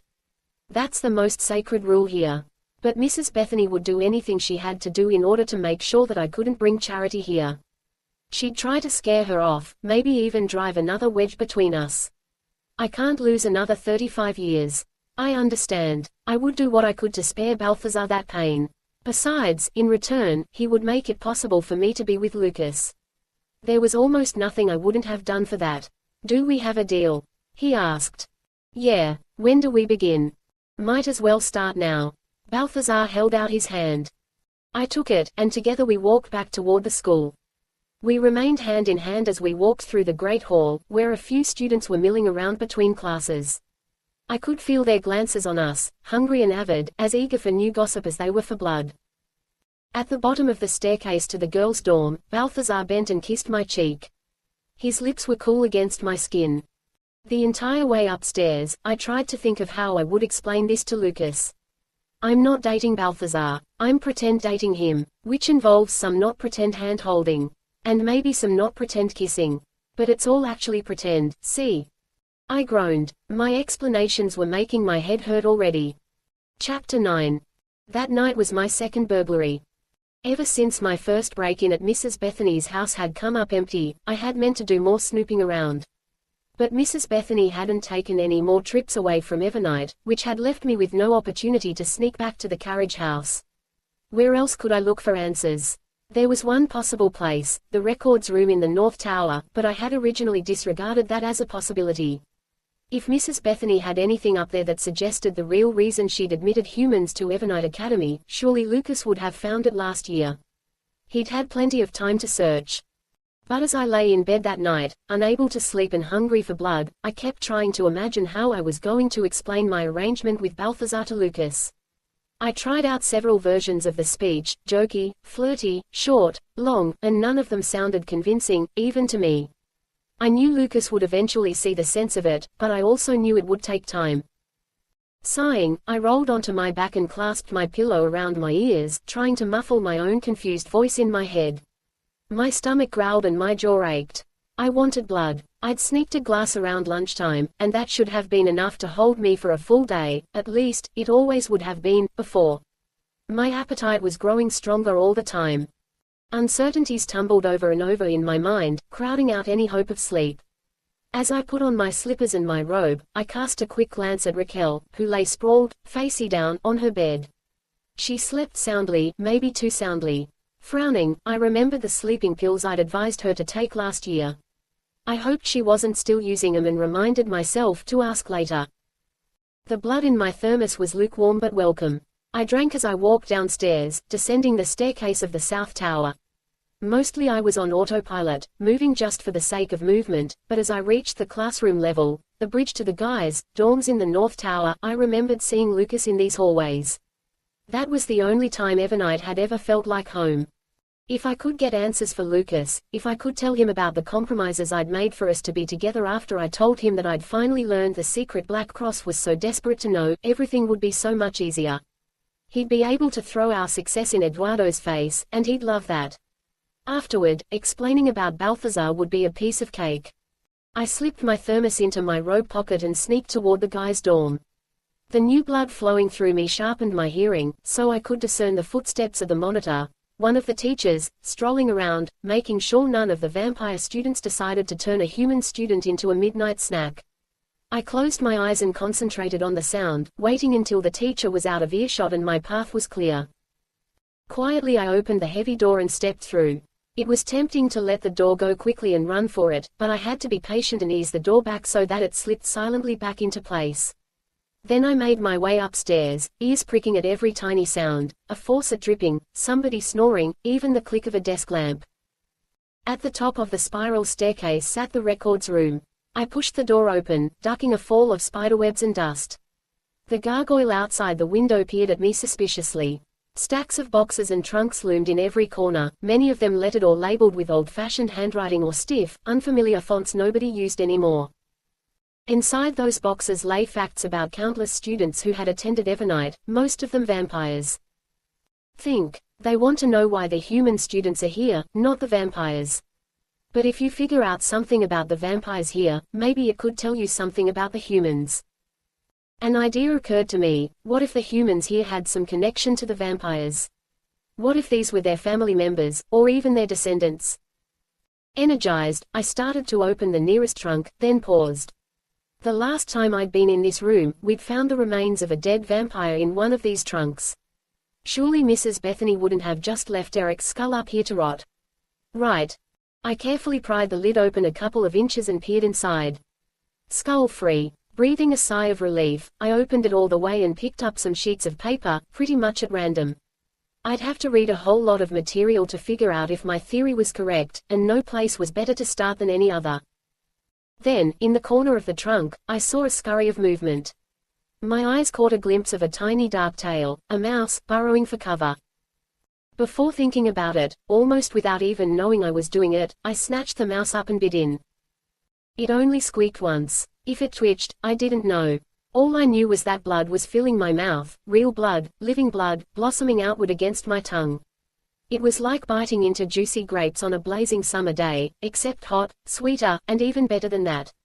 The mouse's last heartbeats fluttered against my lips as I took 2 sips, 3, and then I was done. I pulled the mouse away, looked down at its dead body, and gagged. Gross, oh, gross. I spat a couple of times, trying to get any fur or mites or mouse cooties off my lips. The little mouse's corpse I hurled into the corner, where it fell limply. Even as I wiped my mouth repeatedly with my sleeve, I couldn't forget the aftertaste of blood, and it still tasted great. At least I didn't do this in front of Lucas, I thought. From now on, I'm going to have a lot more blood at lunchtime. Like, a gallon, if that's what it takes to keep me from doing this again. My loss of control upset me enough that I sort of wanted to go back to my room and hide under the covers. But I didn't. It had been hard enough sneaking up here, and I wasn't going to waste the trip. Doing my best to forget about what I'd just done, I started to read. Maxine O'Connor, late of Philadelphia. My breath fogged the air in front of me, so thick for a moment I could hardly see. I didn't think it was that cold. Shivering, I hugged myself with both hands, feeling the chill even through my robe. The dry, yellowed paper rattled in my trembling fingers. No, I know it wasn't this cold a few seconds ago. Frost began creeping up the walls. Transfixed, I watched lines of frost lace their way across the stone, eerie blue crackling streaks that spread and wove and split 1,000 times over. The pattern swept up from the floor, covering the wall, even icing the ceiling with something flaky and white. A few small, silvery crystals of snow hung suspended in the air. I was terrified, but in a numb kind of way. I couldn't scream or run or do anything but shiver and try to believe what was happening. I held out my hands, barely noticing that my fingers were red and clumsy with cold. I wanted to touch the snow crystals in the air to convince myself that this was real. I wish Lucas were here, Mum, Balthazar, somebody, anybody. Oh, God, what's happening? My breath was coming in thin, quick gasps, and I felt almost dizzy. Despite my fright, I couldn't help noticing that the scene was beautiful, delicate and ethereal, like finding myself inside the crystal castle at the center of a snow globe. The ice cracked so loudly that it made me jump. As I watched, eyes wide, the frost etching its way across the window obscured the view outside, blocking the gargoyle and even the moonlight, but somehow I could still see. The room possessed its own light, now. All the many lines of frost on the window broke this way and that, not at random but in a pattern, creating a shape that I could recognize.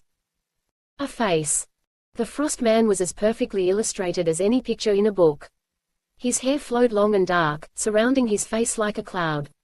He reminded me of old pictures I'd seen of sea captains in the 18th century. His face carved in the ice was so detailed that it seemed as though he were looking back at me. It was the most vivid image I'd ever seen. Then the cold stabbed into my heart as I realized, he really was looking back at me.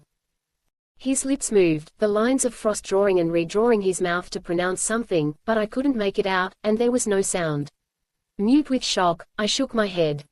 He closed his eyes. The air around me instantly became even colder, so cold it hurt. The ice on the window exploded outward, shards flying toward me in the shape of his face, three-dimensional now, coming closer and crying in a voice made of the sound of breaking glass, "Stop." Then the pieces of ice fell to the floor, scattering around me like confetti. It hardly made a sound, the shards were so thin that they melted almost instantly. As the frost lines vanished from the walls and windows, and the room swiftly warmed to its normal temperature, droplets of water began to fall on me from the thawing ice above. I sat in the middle of it all, so stunned I couldn't move. I'd been too scared even to scream. The only thought my dazed mind could form was, what the hell was that? As soon as I could move again, I scrambled out of the records room, hurried downstairs, and dashed out of the North Tower almost without caring if I were caught. I didn't stop running until I got back to my room and dived beneath my covers. There I lay with damp hair and pounding heart, all thought of sleep forgotten, clutching my quilt to my chest as I tried to understand what had just happened. Could I have been hallucinating? I'd never hallucinated before, so I couldn't be sure what it felt like. But given that I wasn't running a fever or on drugs, I doubted the explanation was that simple. Had I somehow fallen asleep and started dreaming? No way. As vivid as my dreams had become lately, I'd never dreamed anything like what had happened upstairs. My chilly feet still felt damp from the ice that had melted all around me. Another explanation came to mind, but I didn't want to accept it. That can't be right. Those are just old stories my parents told me. Even when I was a little kid, I didn't think the stories could possibly be real.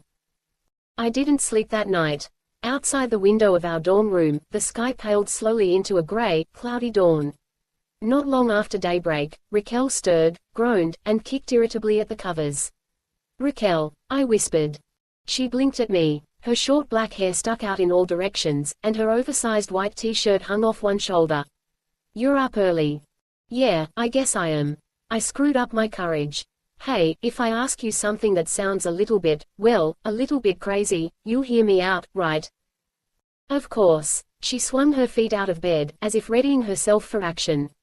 "You listened to me last year when I was convinced something was creeping around on the roof, remember?" Something had been creeping around on the roof, a vampire intent on hurting her, but I didn't think it would be a good idea to mention that now, or ever. Carefully I began, "Do you believe in God?" "Nope." Raquel's smile told me she was joking around to make this easier for me. "Santa Claus?" "No again." I figured that one out already. I swallowed hard. I was going to ask if you believe in ghosts. I was prepared for Raquel to laugh at me. Who could blame her? I was prepared for her to pepper me with questions about why I was saying such a thing. I thought I was prepared for whatever her reaction might be. But I was wrong. "Shut up." She scooted backward on the bed, putting distance between us. "Just shut up. Right now." "Raquel, I just asked."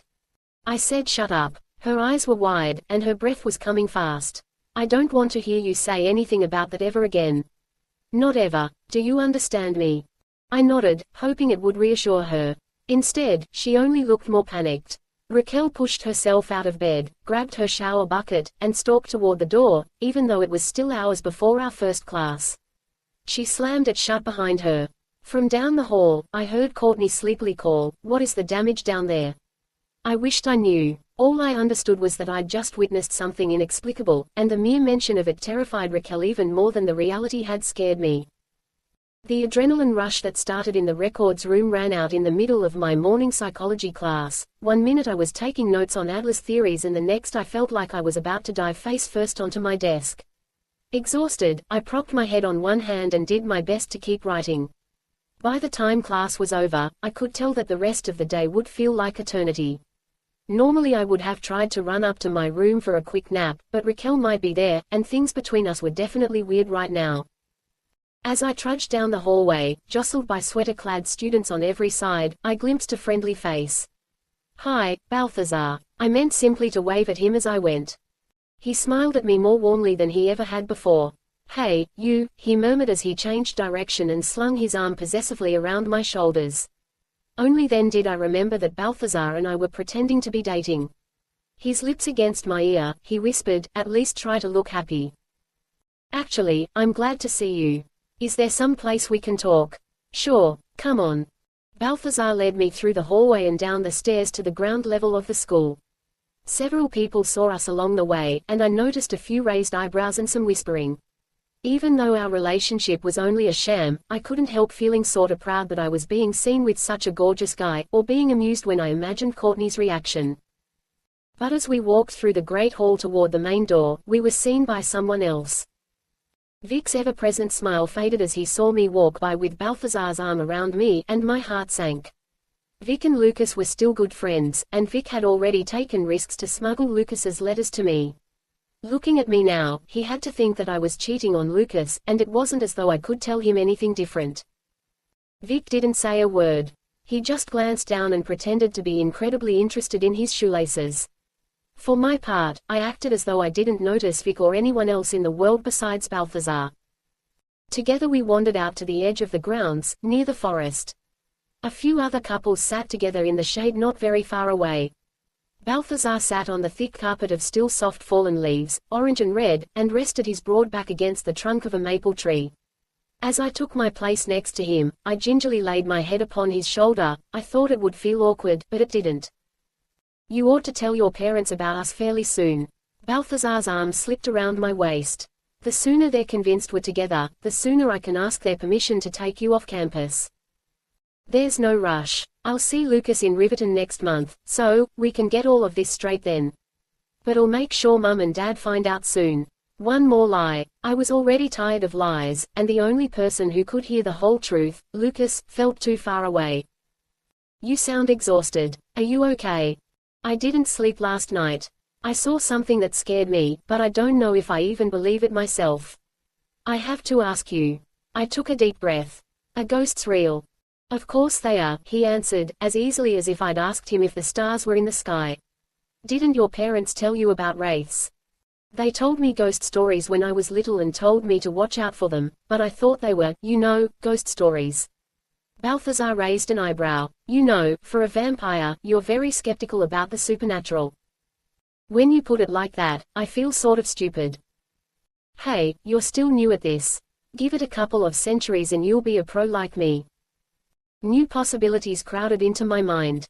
What else is real? Werewolves, witches, mummies. No werewolves, no witches. Mummies are only in museums, at least, as far as I know.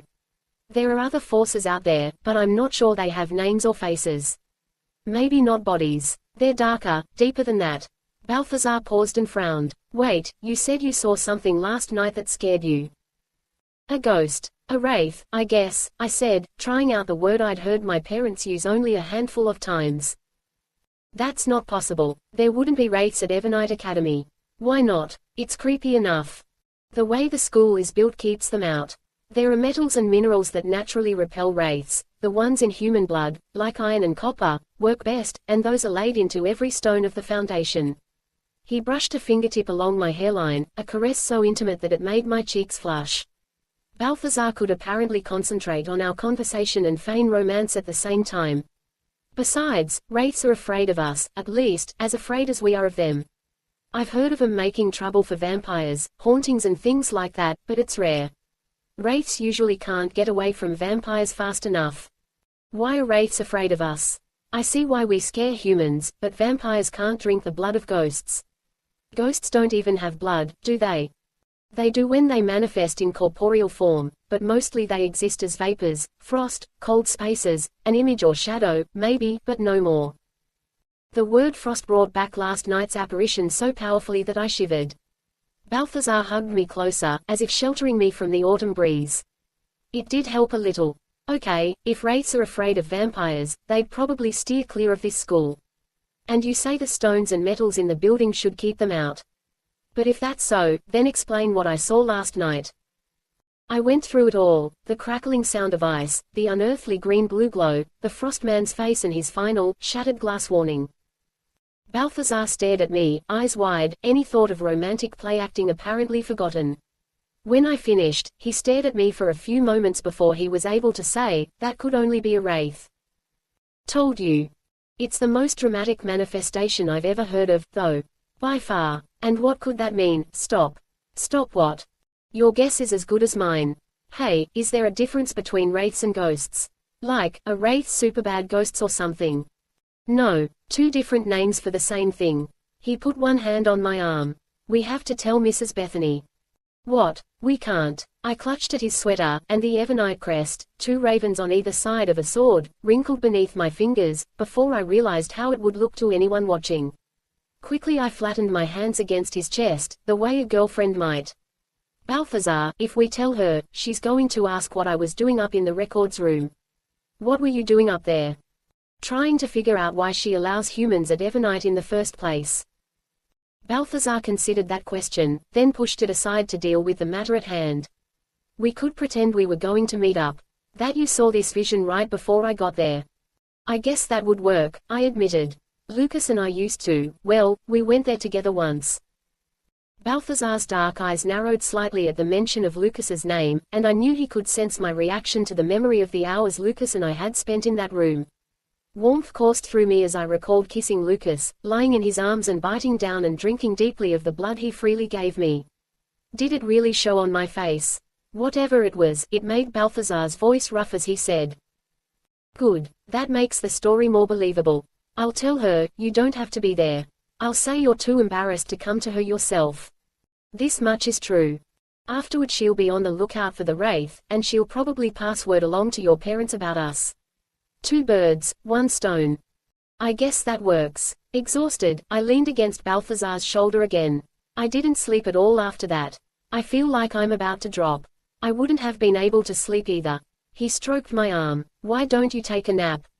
Calculus doesn't start for another hour, but I don't want to go back to my room.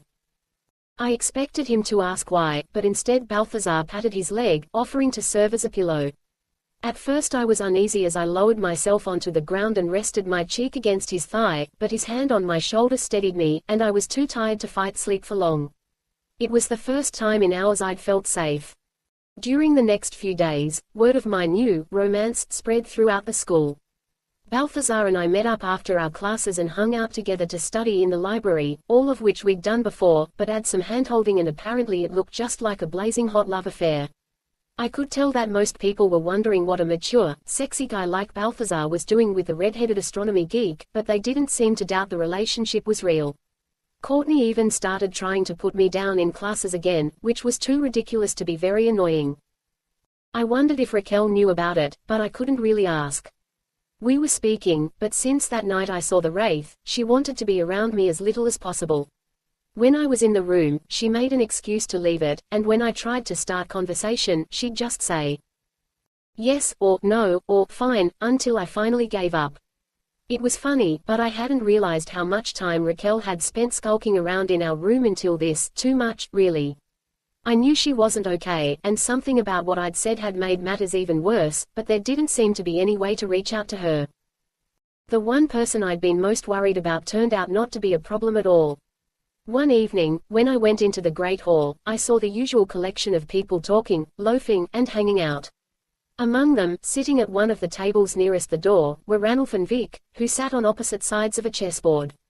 Vic looked as serious as I'd ever seen him, even though he wore a Hawaiian shirt. He moved his knight, smacking it down on a new square with a thunk. Do you feel the hurt? Oh, yeah, I think you do. I feel no hurt from your clumsy play. That was about the best Ranulph could do for trash talk. As Ranulph leaned over the board to consider his next move, Vic stretched in lazy satisfaction, then saw me standing there. I flinched and would have left, but Vic simply rose from the table and came to my side. Hey, he began, shifting from foot to foot. How's it going? Pretty well. I guess we kind of need to talk. This was even harder than I'd thought it would be. About Balthazar. There's just one thing I want to say, okay? Vic put his hand on my shoulder. You're my friend, too. I want you to be happy. Oh, Vic. Too moved to say anything else, I hugged him tightly. With his voice muffled against my shoulder, Vic said, I like Balthazar. He's okay.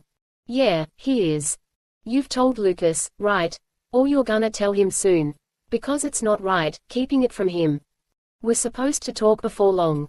I didn't give any more details about our upcoming meeting in Riverton, doing that would only draw Vic in too far. I thought it would be better if I could speak to him, not just send a letter or email or something. I guess it's hard, being apart all the time. It really is. If Lucas were still here, everything would be different.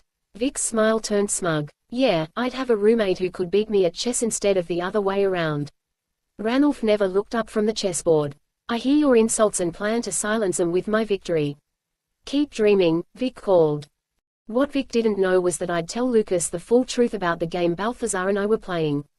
Everything really would be fine. And now there was only one more hurdle to cross, the most important one of all, my parents. Chapter 10. The confrontation I'd been waiting for came the next day, as I ducked out of the library, already running late. I started to jog down the hall, but her voice stopped me cold. What a hurry you're in, Miss Olivier. Mrs. Bethany's sharp gaze took me in, head to foot. She wore a dress of crisp, dark brown wool that made her appear as though she were carved into the very woodwork of Evernite itself. You act as though you've seen a ghost. Was that supposed to be funny? I could only stare at her. Fortunately, she didn't seem to expect a reply. We should at some point discuss what you witnessed upstairs. I told Balthazar all about it. If he talked to you, then you know as much as I do. Have you mentioned this matter to your other classmates? Or your parents? No, that wasn't the whole truth. I'd sort of mentioned it to Raquel, or tried to, anyway, but given that Raquel had refused to hear me out, I figured I'd kept the secret well enough. Good. See that you don't. I am certain the event was an aberration. People do behave irrationally when confronted with the supernatural. For once, I could see Mrs. Bethany's point. Just one question about a ghost had freaked Raquel out pretty badly.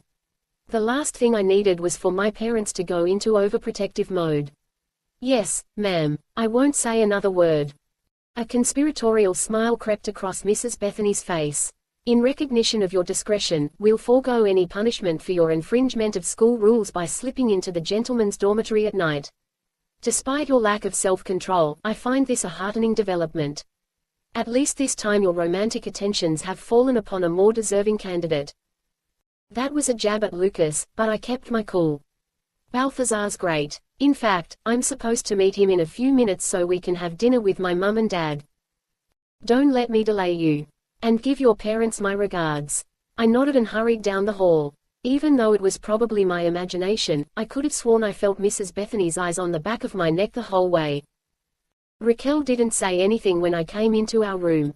She simply rolled over to face the wall and kept reading whatever magazine she'd picked up this time. I didn't bother trying to start the conversation myself. If she wanted to be a total jerk to me because of one stupid question, fine. I started going through the sweater drawer of my dresser. Periwinkle cowl neck, no, I wore that with Lucas last year, and wearing it with Balthazar just feels wrong. Green cardigan, too thin, because it gets drafty up there this late in the fall. Black V-neck, totally boring, and I have to at least look like I'm getting dressed up for Balthazar. You don't usually bother changing for dinner with your parents, Raquel said. I could tell by the echo that she was still facing the wall. I paused, unsure how to react. This was the first time she'd started a conversation with me since I mentioned ghosts. I was relieved, but annoyed with myself for being relieved, because Raquel was the one who had been behaving badly. Why should I feel like I was the one getting off the hook? I'm taking Balthazar with me. I didn't glance in her direction as I pulled the dark purple cashmere sweater from the drawer. I saw you guys hanging around together the other day. I wondered if something was up. Something's up, I said shortly. When I didn't volunteer anything else, Raquel apparently went back to her magazine. Quickly I set about getting ready, putting on the sweater, some dangly earrings, and even a little of the nice perfume my parents had given me for my birthday. It smelled like gardenias. As I slipped the perfume bottle into the back of my dresser drawer, my fingers brushed against the velveteen scarf that held the brooch Lucas had given me. I didn't think of him buying it for me, instead I remembered the time we had been forced to pawn it, when we had been on the run together, so desperate and totally broke. I'd thought we were in so much trouble, but if I could have traded places with myself and traveled back to that moment, where it was just me and Lucas against the world, I would have done it. It was like I couldn't understand why the world didn't rip in two, just tear apart at the seams, to bring us back together again. I'm glad things are going better for you in the romance department. Raquel turned around at last, and there was even a small, hesitant smile on her face. Not like it couldn't go better than last time, huh? She'd never liked Lucas, and hearing her put him down the same way Mrs. Bethany had was the last straw. It's none of your business, I snapped. You don't get to ignore me for days and then offer opinions about my love life. You only act like my friend when you're in the mood, and I'm sick of it. Excuse me for living. Raquel threw her magazine down and stalked out of the room. I couldn't imagine where she thought she was going in her t-shirt and boxer shorts, and I pretended that I didn't care. Besides, I didn't have time to worry about it. I had to bring my new boyfriend to dinner at my parents'. So are you two going to the autumn ball again this year? Mum said as she spooned a hefty dollop of mashed potatoes onto my plate. Balthazar and I shared glances. We hadn't even thought of the autumn ball yet, but Mum's question made sense. Absolutely, he said quickly. I hadn't realized it was coming up so soon. Time sneaks up on you. Dad shook his head ruefully before drinking blood from his glass. Seems like the older you get, the faster it goes. Tell me about it, Balthazar said. Moments like that reminded me that, even though he looked about 18 or 19, he was actually more than 300 years old, a vampire as experienced and powerful as my parents. Of course, I already knew I was the odd one out at the table. It's hard not to know that, when everybody else is drinking blood and you're the only one with turkey and potatoes on a plate. We'll need to hurry up and choose a dress, if I'm going to alter it for you. Mum beamed at me like I'd brought home a winning lottery ticket instead of a guy. Definitely, I said. I'd like that. She squeezed my shoulder, still excited for me, and again I felt guilty.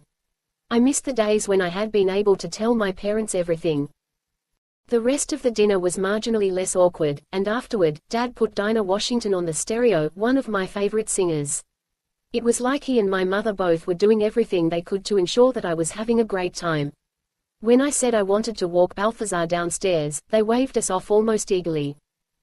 As we headed down the stone steps, I said, by next week, they'll have baked and frosted our wedding cake. They just want you to be happy. I could hear in Balthazar's voice how badly he still wanted to be the one to make me happy. Balthazar, I know it's fun, us hanging out together, and you're great, but it's not like you and I are awkward. I turned it around on him. What would you ever see in somebody my age? I'm not so different from you. I know I ought to be, but I'm not. He studied me curiously. Haven't you realized that all the students here act like teenagers? Even the ones older than I am. Well, yeah, I thought that was just being insecure. Not fitting into the world. That's part of it. But maturity isn't a purely emotional thing, Bianca. It's physical, too. Those of us who died young, we'll never wholly be adults. No matter how many centuries of experience we gain, no matter what we live through. We can't change. Balthazar seemed distracted, almost mournful, but then he straightened and gave me a friendly smile. But don't worry. About you and me, I mean. I'm not confused. Good, I said, but I wasn't entirely convinced. When I got back to my room, it was fairly late, but Raquel wasn't there. Apparently she'd found a really good place to hide. I put on my pajamas and took advantage of the privacy by enjoying a full thermos of blood before bedtime. I'd already had my fill at my parents' house, but I was tired of waking up hungry at 3 a.m. At least I'd sleep through the night this once, I thought. I didn't, but for an entirely different reason. A couple hours after bedtime, I awoke at the touch of a hand on my shoulder and Raquel whispering, Bianca. I rolled over and peered up through the darkness at Raquel. At first I was so sleepy that I didn't remember I was mad at her. What's going on? We have to talk. Oh, okay. I remembered being angry then, but it didn't seem to matter. Raquel's face was pale, and her eyes held the same intangible fear that I remembered from last year, when Eric had been stalking her. I sat up and brushed my hair from my face. What's up with you? Why did you freak out so badly when I asked you about ghosts? First you have to tell me the truth. Raquel breathed in so sharply that her nostrils flared. Did you see a ghost in here? Not in our room, but I saw something upstairs, like, at the top of the tower. I think it was a ghost. I couldn't tell her that I was sure without letting on how I was so sure, which I thought was a bad idea. Raquel was so terrified by ghosts that I didn't think she'd like the revelation that she was also surrounded by vampires. To my surprise, Raquel seemed relieved. It wasn't in here, though. It didn't come anywhere near me.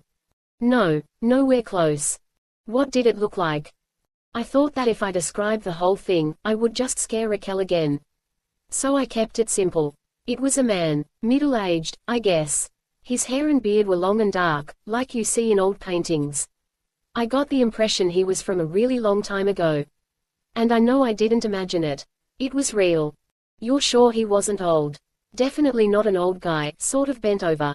When I nodded, she put her fist to her mouth and bit down on her knuckle. I realized that Raquel was trying not to cry. What is this about? At first she didn't say anything, maybe she couldn't. Raquel, it sounds like you know more about ghosts than you're telling me. She let her hand drop. A small crescent of blood marked the skin of her thumb. There's something in my parents' house. Something, like a ghost. The old man, she said. Thin and bony. No hair. I've seen him ever since I was little. And I never saw him for very long, back then, and mostly in my dreams. So sometimes I thought I was imagining it. Raquel sounded reasonable, even calm, but her entire body had begun to shake. A couple years ago, when I got older, I started to see him more often, and then I knew I hadn't imagined it. He waited for me late at night, when he could scare me. He liked to scare me. If it even is a he. Maybe that's just how it looks, but it might not be a man. Maybe it's just a thing. An old, evil thing twisted up with hate. Because it hates me. It always has. What did your parents say? As soon as the words came out of my mouth, I wanted to snatch 'em back. Ever since I'd known Raquel, she'd told me again and again how her parents blew off her fears. This was one of the things they'd ignored and left her to deal with on her own. They didn't believe you. Neither did my priest. Neither did my teacher. I just had to be quiet and know that he was there. That he was always going to be there, waiting for me. Looking at me. He has greedy eyes. Up until this summer, that's all he did. Look, I thought it was all he'd ever do, and I was used to him looking, but then, a shudder passed through her, so violent that I put my hand on her shoulder to steady her. This summer, at night sometimes, I would dream that he was on top of me, holding me down while he had sex with me. It hurt because I kept trying to get him off me, but I couldn't move. Sometimes it would be every night. Oh, my God. She finally looked me in the eyes, and a tear slipped down her cheek. Bianca, I don't know if they were dreams. My whole life I've told myself I was imagining it. Last year, the sounds on the roof, the same kind of evil I felt with that thing in my house, I feel here. I've always felt it here. Now you see it, too, and I know it's real. It's real. You don't ever have to doubt that again. I wasn't sure how comforting that was. But it's not the same thing from your house. What I saw wasn't anything like that. What I'd seen had been terrifying, but it clearly seemed to be something else altogether. I guess not. It freaked me out, though. Still, I shouldn't have taken it out on you. Raquel ducked her head. I'm sorry. I'm the one who should apologize. I felt like such an idiot. It wasn't just the past week that Raquel had been acting strangely, she'd been on edge and depressed since the beginning of the school year. I'd been too quick to assume that it was just her prickly personality without ever asking myself if something deeper could be the problem. Okay, there's no way I would ever have guessed that this was what was bothering her, but I should have known that something was seriously wrong. I'd been so wrapped up in my own concerns that I'd forgotten to be Raquel's friend. I should have tried harder to talk to you. I shouldn't have cut you off like that. I'm so sorry. It's okay. Raquel sniffled once, then half laughed, wary as ever of showing real emotion. Didn't mean to get weird on you. You can tell me anything. Anytime. I mean it. Same goes for you, okay? There was so much I couldn't ever tell Raquel, but I nodded anyway. After Raquel had gone to bed, I lay awake thinking about the horrifying story she had told me. I didn't doubt for a second that she was telling the truth. Balthazar had reassured me about the wraiths by saying that most of them were afraid of vampires, but that reassurance wasn't worth much, now that I knew what they were capable of. Whatever was upstairs was dangerous, at least to humans and maybe to us all. Chapter 11. Why is love such a common dramatic device? Mrs. Bethany walked slowly across her classroom, her pointed boots clicking against the wooden floor. She clasped her hands behind her back. By this point, we had all learned that when she spoke in this tone of voice, she didn't want you to offer answers to her questions. She preferred us to shut up and listen. It is, of course, because love is persuasive. Temporary as it so often is, love nonetheless compels otherwise rational creatures to behave in the most extraordinary ways. Her dark eyes gazed out the window for a moment, but then her attention was on us again. Therefore, it makes sense for Shakespeare to use romantic love as the fundamental motivation for Romeo and Juliet's actions. We ask ourselves if young people would behave this way. We know they would. In this way, the play rings true. I fidgeted in my seat and glanced at the clock above the door. Only 3 more minutes to go. However, there is more to consider about Romeo and Juliet than its portrayal of youthful passions. Strolling to just beside my desk, where I could smell the lavender scent that always seemed to surround her, Mrs. Bethany continued, your next assignment, due 1 week from today, is a 3-page paper explaining your view of the dramatic flaws in Romeo and Juliet. I shall not lecture on these flaws now, I am more interested in those you can define and defend. Did she say flaws? In Romeo and Juliet, my favorite play of all time. Mrs. Bethany paused, glaring sharply at the entire classroom, and once again I felt as though she'd seen my thoughts and was about to pounce. But for once her irritation had nothing to do with me. I see that many of you planning to visit Riverton have already let your concentration lapse. Let us hope you've regained your critical faculties by the time your papers are due. Class dismissed. I wasn't the first one out the door, but I was close. As I ran through the hallway, I could feel my face lighting up with a smile. Even though I knew there was a chance that Lucas might not make it tonight, I knew he would make it if there were any way. And there had to be a way. Just as I was about to dash into the stairs to the girls' dorms, I saw Balthazar slinging his backpack over one shoulder. A sudden whim made me giggle, and then I thought, why not? It fits our cover story. So I ran straight to Balthazar and basically tackled him, leaping up so that he had to catch me in his arms. Whoa! His arms circled my back so tightly that my feet dangled above the floor. I held onto his neck and grinned. Balthazar laughed. You're in a good mood. Yep. I can guess why, he sighed, settling me on my feet again. See you at the bus. Balthazar was defying the unspoken rule that the Evernite type didn't go on the Riverton trips with the human students. I think most of the human kids believed it was a kind of snobbery, the in-crowd shunning the outsiders. That was partly true. But mostly, the vampires feared revealing their ignorance of the 21st century once they were outside the controlled environment of Evernite Academy. Balthazar would break ranks tonight. Partly this was to go along with the fiction that we were so hot and heavy that we couldn't let each other out of our sight. Also, when the time came for me to slip off on my own, Balthazar had promised to make sure that Raquel was taken care of and having fun. Until then, she and I were going to stick together, whether she liked it or not. There's nothing to do in Riverton, Raquel groused as I linked my arm in hers and drew her toward the waiting bus. She wore Doc Martens, jeans, and a peacoat. I'd rather hang out in the room, honestly. You've done enough of that lately. Come on, at least it's something different, right? We can eat at the diner, and I know you have to want something besides peanut butter and jelly sandwiches for a change. Well, when you put it that way. She cast a glance at my outfit, white ruffled shirt, gray jumper that showed off more of my legs than I usually displayed, and the gorgeous high heels I'd only worn twice because they kind of threw me off balance. Looking good for Balthazar, huh? I wondered what Lucas would say when he saw me in this and began to smile crazily again. Raquel laughed, seeing my delight even as she misinterpreted it. We skipped the rest of the way to the bus, me wobbly in my heels, not caring if anyone laughed at us. When Balthazar tugged me onto his lap, it was only to make room for Raquel to sit on the same seat. At least, mostly for that. We laughed and talked the whole way, Balthazar doing his best to be charming and draw Raquel out. Soon she was telling him about skateboarding, which she'd been into back in middle school, and laughing at how little he knew about it.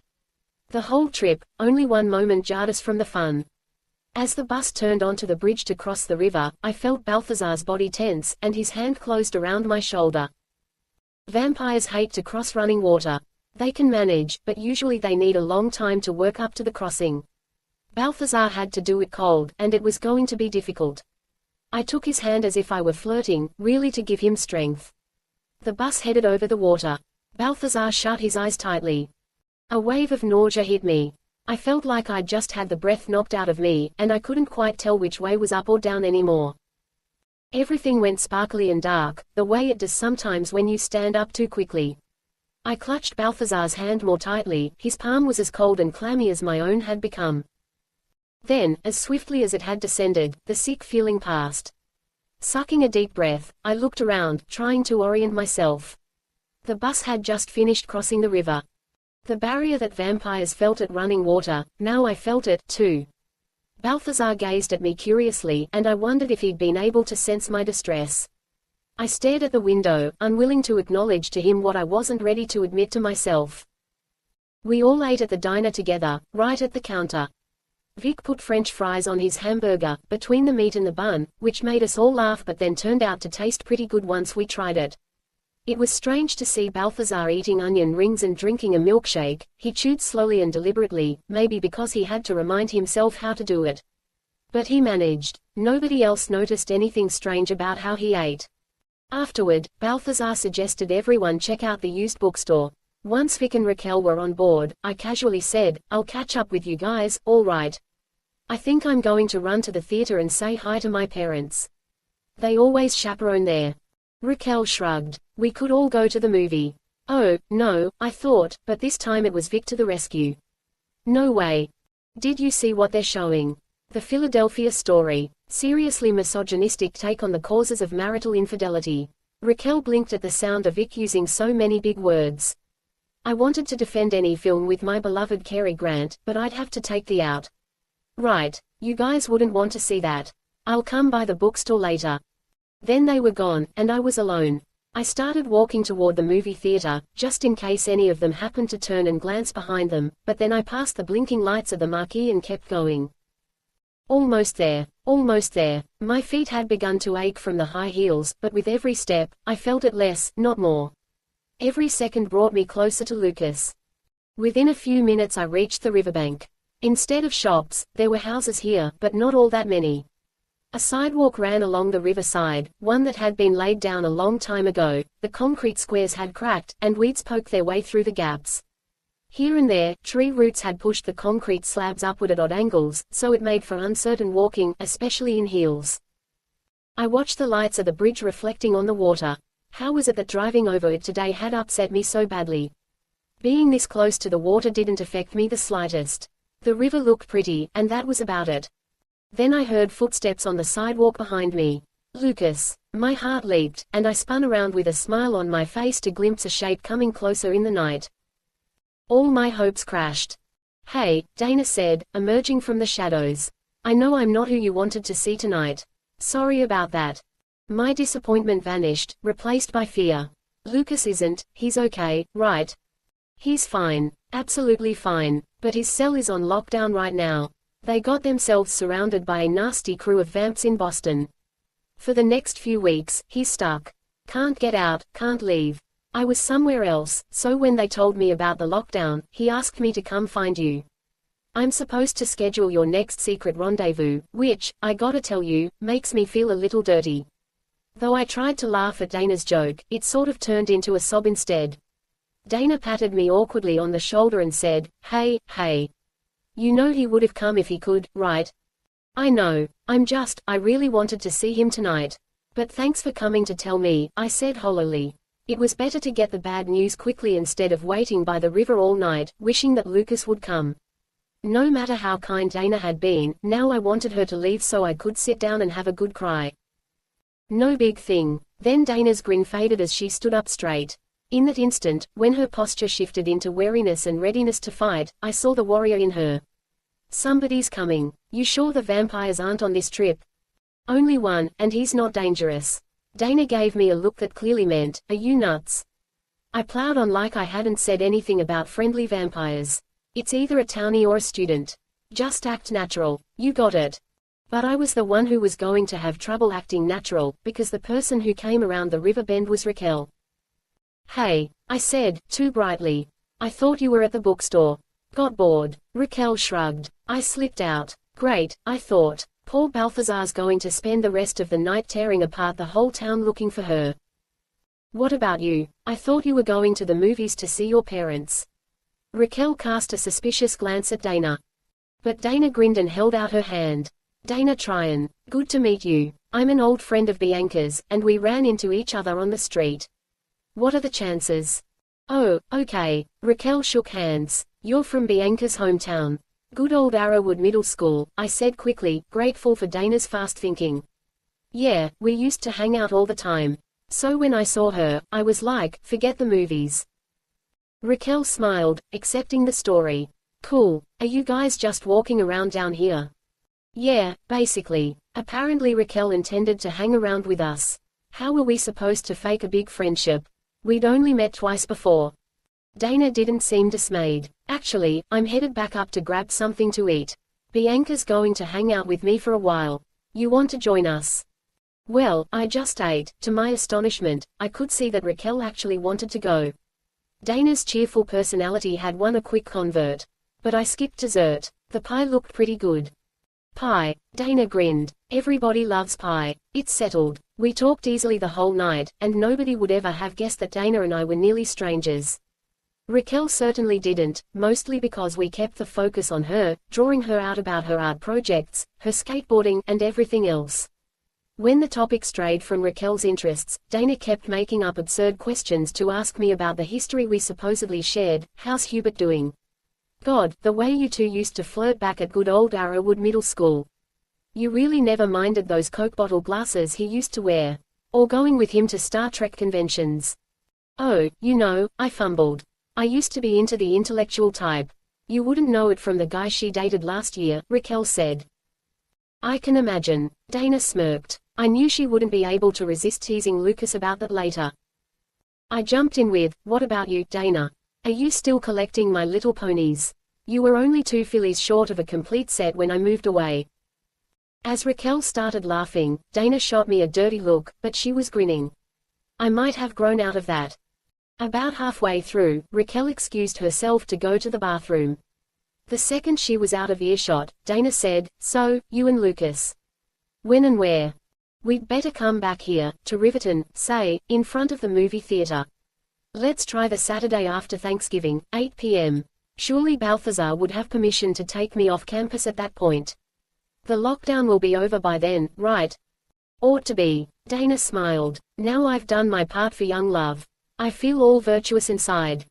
Virtuous? Why don't I believe you? Because you're smarter than that, that's why. Between feigning a lifelong friendship and laughing at Dana's jokes, I didn't have time to get too upset about not seeing Lucas.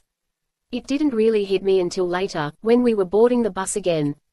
Balthazar gave me a questioning look, clearly wanting to know if he and Lucas had a deal. I had to shrug a little and shake my head. He seemed to understand that the meeting hadn't happened, but we didn't have a chance to discuss it. We just had to hang on to each other again as the bus sped across the river. That night, at bedtime, Raquel was more cheerful than I'd seen her all year. Dana could get almost anybody into a good mood. But I felt like I'd left part of myself standing by that river, waiting for Lucas, who couldn't come. I closed my eyes tightly, willing myself to sleep. The sooner this day was over, the sooner I could stop thinking about how I should have seen Lucas today.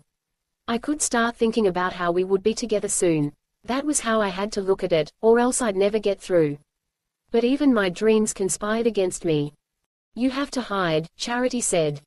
We stood in the old Quaker meeting house where I'd first encountered Black Cross the year before.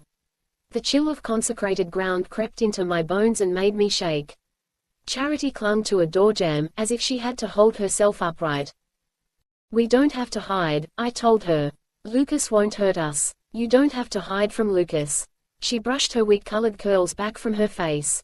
Though her coloring was almost entirely different from Balthazar's, I could see the likeness now, the wavy hair, their height, and the intensity of their dark brown eyes. But you still have to hide. What was she talking about? Then I thought I knew. The last time I was in this meeting house, it burned to the ground. Was that what the strange shadows were all around us? Was it smoke? It's burning, I said. No, but it's going to burn. Charity reached a hand out toward me. Was she trying to pull me to safety or into danger? Lucas doesn't know that you're going to burn up. He'll save me. He'll come for me. She shook her head, and behind her I could see the glow of flame. He won't, because he can't. I woke up breathing hard and lonelier than ever. Chapter 12. Romeo and Juliet don't know each other very well. The words sounded strange, even though I had written them. They defy their parents for each other, risk their lives for each other, and finally die for each other, even though they've only met a handful of times. It's a huge love story built on infatuation. Maybe Shakespeare should have let them know each other longer. Everything you say is true, Miss Olivier, but I am not convinced that it is a flaw in the play. Mrs. Bethany sat at her desk, tapping her fingers against the wood so that her long, grooved fingernails clicked loudly enough to be heard. Romeo and Juliet are virtually strangers to each other, even at the play's end. But is it not possible that this is Shakespeare's point? That the kind of mad, self-sacrificing passion Romeo and Juliet share usually belongs only to the first flush of love? That their mistakes should not be made by more mature, informed people? I shrank down in my desk. Fortunately, Mrs. Bethany didn't want to make me her personal piñata for the day. She glanced around the room. Does anyone else want to suggest a flaw he or she perceived in the play?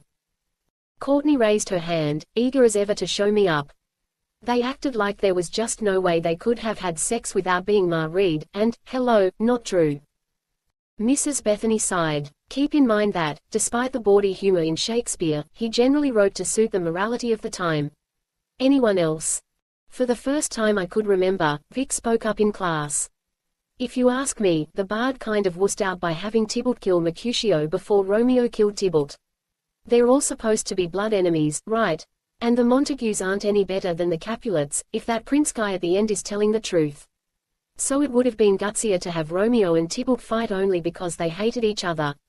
Having Tybalt kill Mercutio first lets Romeo off the hook. I waited for the inevitable smackdown, but it never came. Mrs. Bethany said, Mr. Woodson makes an excellent point. By framing Romeo's murder of Tybalt as he does, Shakespeare loses a certain amount of moral ambiguity. As Mrs. Bethany wrote moral ambiguity on the chalkboard, I glanced over at Vic, who shrugged with a look on his face that clearly meant, I just can't help my genius. Despite the entertainment value of listening to Vic and Mrs. Bethany discuss literature, I had a strange, hollow feeling all through class and long afterward. In the library, I sat alone in a small chair in one corner, the light orange and gold through the stained glass window, and kept staring down at my notes. How well did Lucas and I know each other, really? We'd met more than a year ago, and I had sensed the connection between us from the beginning. But the meeting we'd lost in Riverton had reminded me how rarely we'd been able to be together, or to reveal the full truth about ourselves or anything important to us. What if we were like Romeo and Juliet, risking everything too soon? Then I remembered sitting with Lucas in this same library, and how the light through the stained glass window had turned his hair to bronze. I remembered him telling me how he'd run away from home when he was only 5 years old, carrying a bag of Oreos and a slingshot. I remembered us trying on funny old clothes together in the vintage store in Riverton and flirting in the gazebo and the way it felt when we kissed for the first time. I remembered him saying that he loved me even though I was a vampire, even though he'd been taught to hate vampires his whole life. And I remembered him lying beneath me, arching his neck so that I could bite down, freely offering me his blood. That wasn't infatuation. That was love. If I knew nothing else, I knew that for sure. Smiling, I shut my notebook and closed my eyes, the better to get lost in those memories. Even if I had to carry on every day as if I weren't longing for Lucas, I could still be true to him and to what we had together. The time we were spending apart wouldn't matter, not if I could remain strong. I wasn't going to feel sad about all the things our relationship couldn't be, not when I considered all the amazing things it already was. It was time to stop mourning and start celebrating. My mother didn't have to alter my dress for the autumn ball this year, and I handled my makeup myself, so she had more time to fix my hair. As I sat on the corner of my bed upstairs in my strapless bra and panties, I carefully blew onto each clear polished fingernail and thought of Patrice, who had given herself a manicure and pedicure virtually every day. Patrice would be proud if she could see me now. You should write and tell her. Mum's words were slightly slurred. She was talking despite having a few bobby pins between her lips. I bet she would love to hear from you. I guess. I doubted Patrice spent too much time thinking about anybody but herself. All the same, I owed her a postcard or something. I thought maybe you were reaching out a little more, Mum said as another bobby pin nestled itself near the nape of my neck. Talking to more of our kind. Now that you and Balthazar are a couple, I mean. I guess so, I said. It's a little weird for me, though. He's older than I am. That was an understatement, seeing as how he was practically at the first Thanksgiving. She shrugged. Your father has almost 6 centuries on me. Trust me, after the first 100 years or so, we hardly even noticed. Mum and Dad made bridging that gap look so easy, I had grown up thinking nothing of it. Only now that I was spending more time with Balthazar did I realize that those years truly made a difference. Still, it kind of makes you wonder. I know, you have to start thinking long-term, the way all vampires learn to think, if they're smart. That's something Balthazar can give you that, well, that Lucas couldn't. My body tensed, and I felt her hands in my hair go still. We were treading on dangerous ground now, and we both knew it. My parents and I talked about almost everything, but not Lucas. I'm not with Balthazar because it's a learning experience, I said quietly. Just like I wasn't with Lucas because I was rebelling. Honey, we never thought that. We never blamed you for what happened with that boy. You know that, right? I hadn't turned to look at her. Somehow it was easier to have this conversation while we weren't face to face. I know. She seemed to be more nervous than I was. Bianca, there might be one subject we should discuss tonight. What? Had she guessed that I was keeping a secret about Lucas? Even that I was slipping out to see him? I imagined a dozen different possibilities in the few seconds before she said, "Do you and I need to have another talk about sex?" Oh, my God. I know you're aware of the facts of life, Mum plowed ahead, even though I was sure my entire body had just turned beet red with embarrassment. But when you're getting close to someone, particularly someone more experienced, like Balthazar, it becomes a lot more real. Maybe you have different questions. It's kind of early to be thinking about that, I said hastily. Leave it to Mum to share the only information I didn't want to hear. We just started going out. If you say so. She sounded amused, but she patted my shoulder and mercifully didn't mention the subject again while we finished getting me ready for the ball. I had just slipped my feet into pointy-toed silver shoes when we heard the knock at the door, and then my father and Balthazar greeting each other with loud hellos and a clap on the back, which was how they'd started behaving with each other lately. I'd noticed Dad and Lucas acting that way, too, last year. Maybe guys needed to puff up a bit when it came to greeting their daughters' dates, or their dates' fathers. Mum brushed a stray eyelash from my cheek and hugged me. Go out there and knock, I'm dead. As I stepped into the front room, both Dad and Balthazar fell silent. Dad smiled and rocked back on his heels, clearly proud of me. Balthazar's face didn't change, but there was something in his eyes, an appreciation, that sent a small thrill of feminine power shivering through me. My dark green satin dress was strapless and tailored closely to my body, dipping low in the back. It flared slightly at mid-thigh, so I'd be able to dance. My mother's silver and opal necklace from the 1920s hung around my neck, and the matching earrings brushed against my throat. Mum had put my hair in a low bun, folding braids over and between each other and finishing it with a single jeweled clip. Last year I had felt beautiful, this year there was more, too. For the first time I felt as if I looked like a woman, not a girl anymore. My parents shooed us on our way quickly enough, and Balthazar held my arm to steady me as we made our way downstairs. When my new shoe slipped on one of the worn stone steps and I wobbled, he slid his arm around me. Are you okay? Fine. I glanced up at him and realized how close his face was to mine. His arm was still wrapped tightly around me. I knew I ought to pull away, but I also knew that he wanted me, and I couldn't help liking that he wanted me. It was the first time I'd ever felt that being a woman gave me a unique kind of power. Your hair looks beautiful this way, Balthazar said. His dark eyes searched my face. Women used to wear their hair like that more often. I always liked it. A small smile played on my lips. So this is a trip down memory lane. For some reason, that broke the spell. He straightened. I'm happy with the here and now. Come on, let's dance. Once again, the great hall had been transformed for the occasion, though in an entirely different style. Candles still burned next to hand-made brass mirrors, reflecting mellow, flickering light throughout the room. But this year, the walls and tables had been decorated with thousands and thousands of flowers, all different kinds, but all of them snowy white. Even the dark stone floors were scattered with petals, so that the entire room was soft and bright. As Balthazar walked me toward the dance floor to the strains of the orchestra tuning up, I saw several girls casting admiring glances in his direction, tall and sophisticated as he was in his evening suit. The thought of them being turned on by him was sort of a turn-on in itself. Maybe everyone wants to arouse some jealousy from time to time. Then I caught sight of someone who was definitely not impressed. Satin. Courtney raised an eyebrow as she looked at my gown. Her own was deep gold, low-cut, and stunning, though I still liked mine best.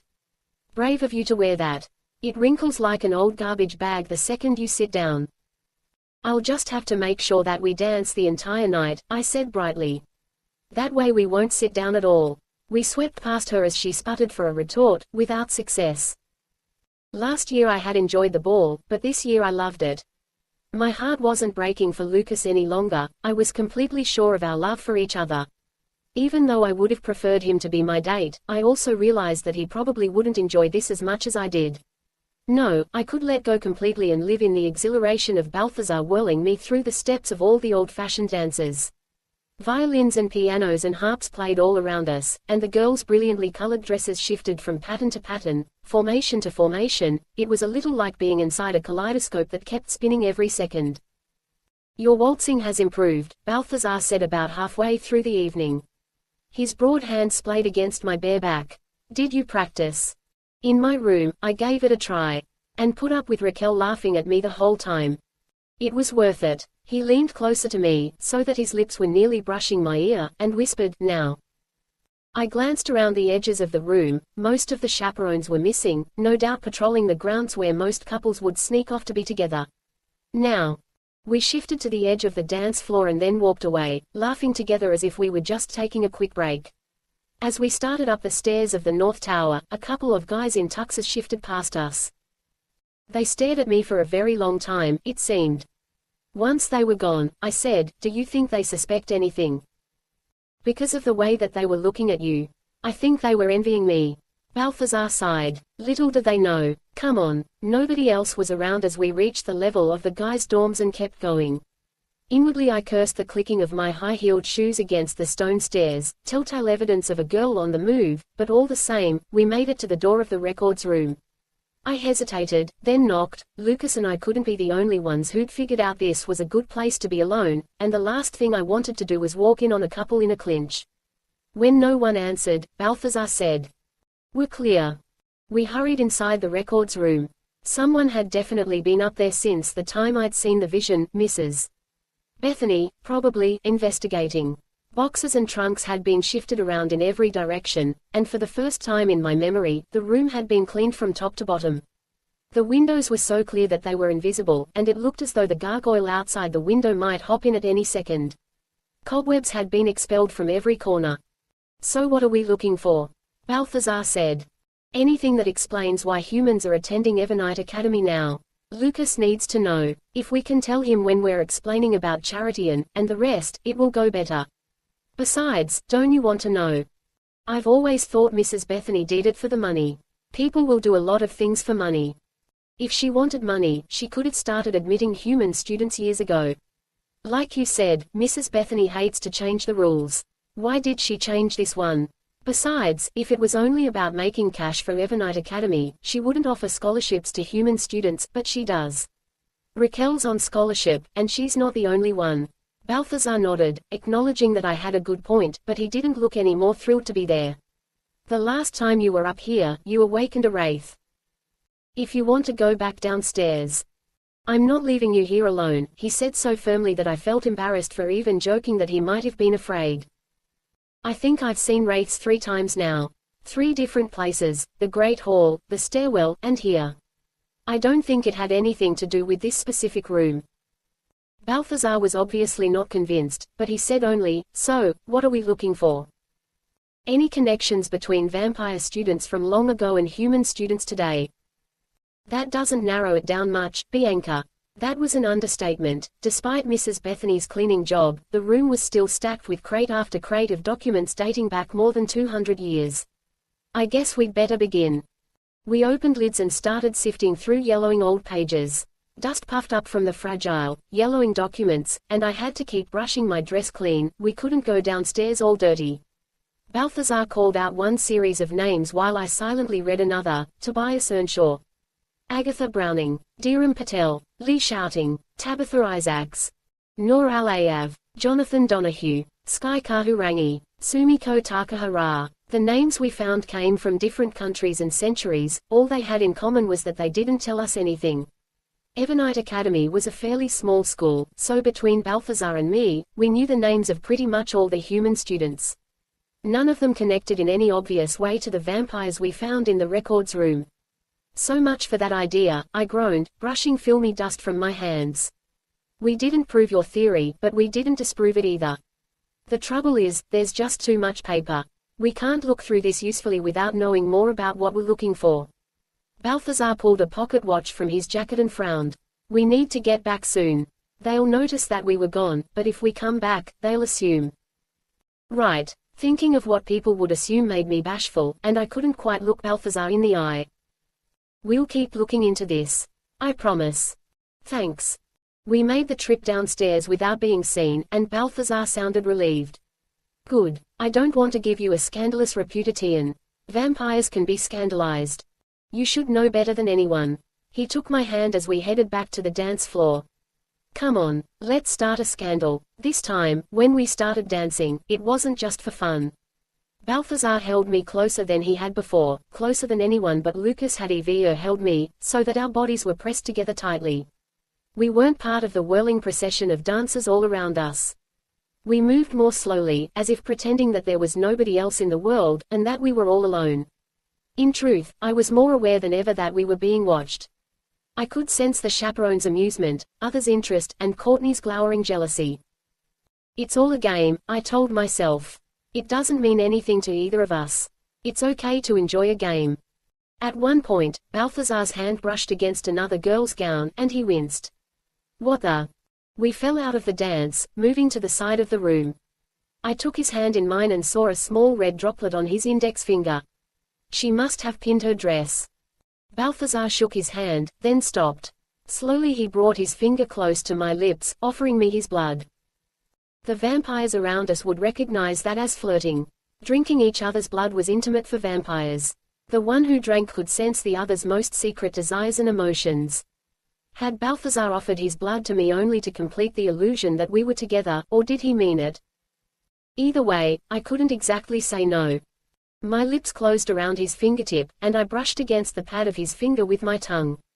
He tasted like salt. Though it was only one drop of blood, that was enough for me to sense a glimmer of what he felt, a strobolite flash of his mind's eye, me dancing in the green dress, darker and older and 1,000 times more beautiful than I really was. I swallowed, and it was like the world flashed black, then light again. Much better, Balthazar said, his voice low, as he slowly pulled his finger from my lips. I realized I'd shut my eyes. Flustered, I tried to pull myself together. Okay, good. I mean, okay. He smiled down at me, and he almost looked proud of himself. Turning toward the dance floor, I said, too brightly, let's dance, okay? Let's. Balthazar's hand closed around mine, and at the perfect moment, just on the beat, he pulled us back into the dance.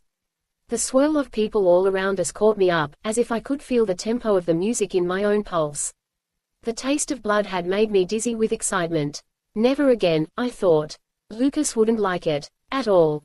I stumbled a little on the slick floor and started to apologize, but then I slipped again. When I grabbed Balthazar's shoulders to steady myself, he frowned, and I realized that he too was having difficulty remaining upright. We both looked down to see that we stood on ice. All around the room, people began to murmur and shout in dismay as the ice thickened, crackling from a paper-thin sheet into a thick, uneven, blue-white surface. A couple of people fell, and one girl shrieked. I caught sight of a bundle of white flowers tied with ribbons on the wall. Each petal was sparkling with frost, rigid, frozen solid. Balthazar muttered, "Is this?" Aha! The cold, shivery wind I remembered swept through the great hall, and some of the candles flickered out.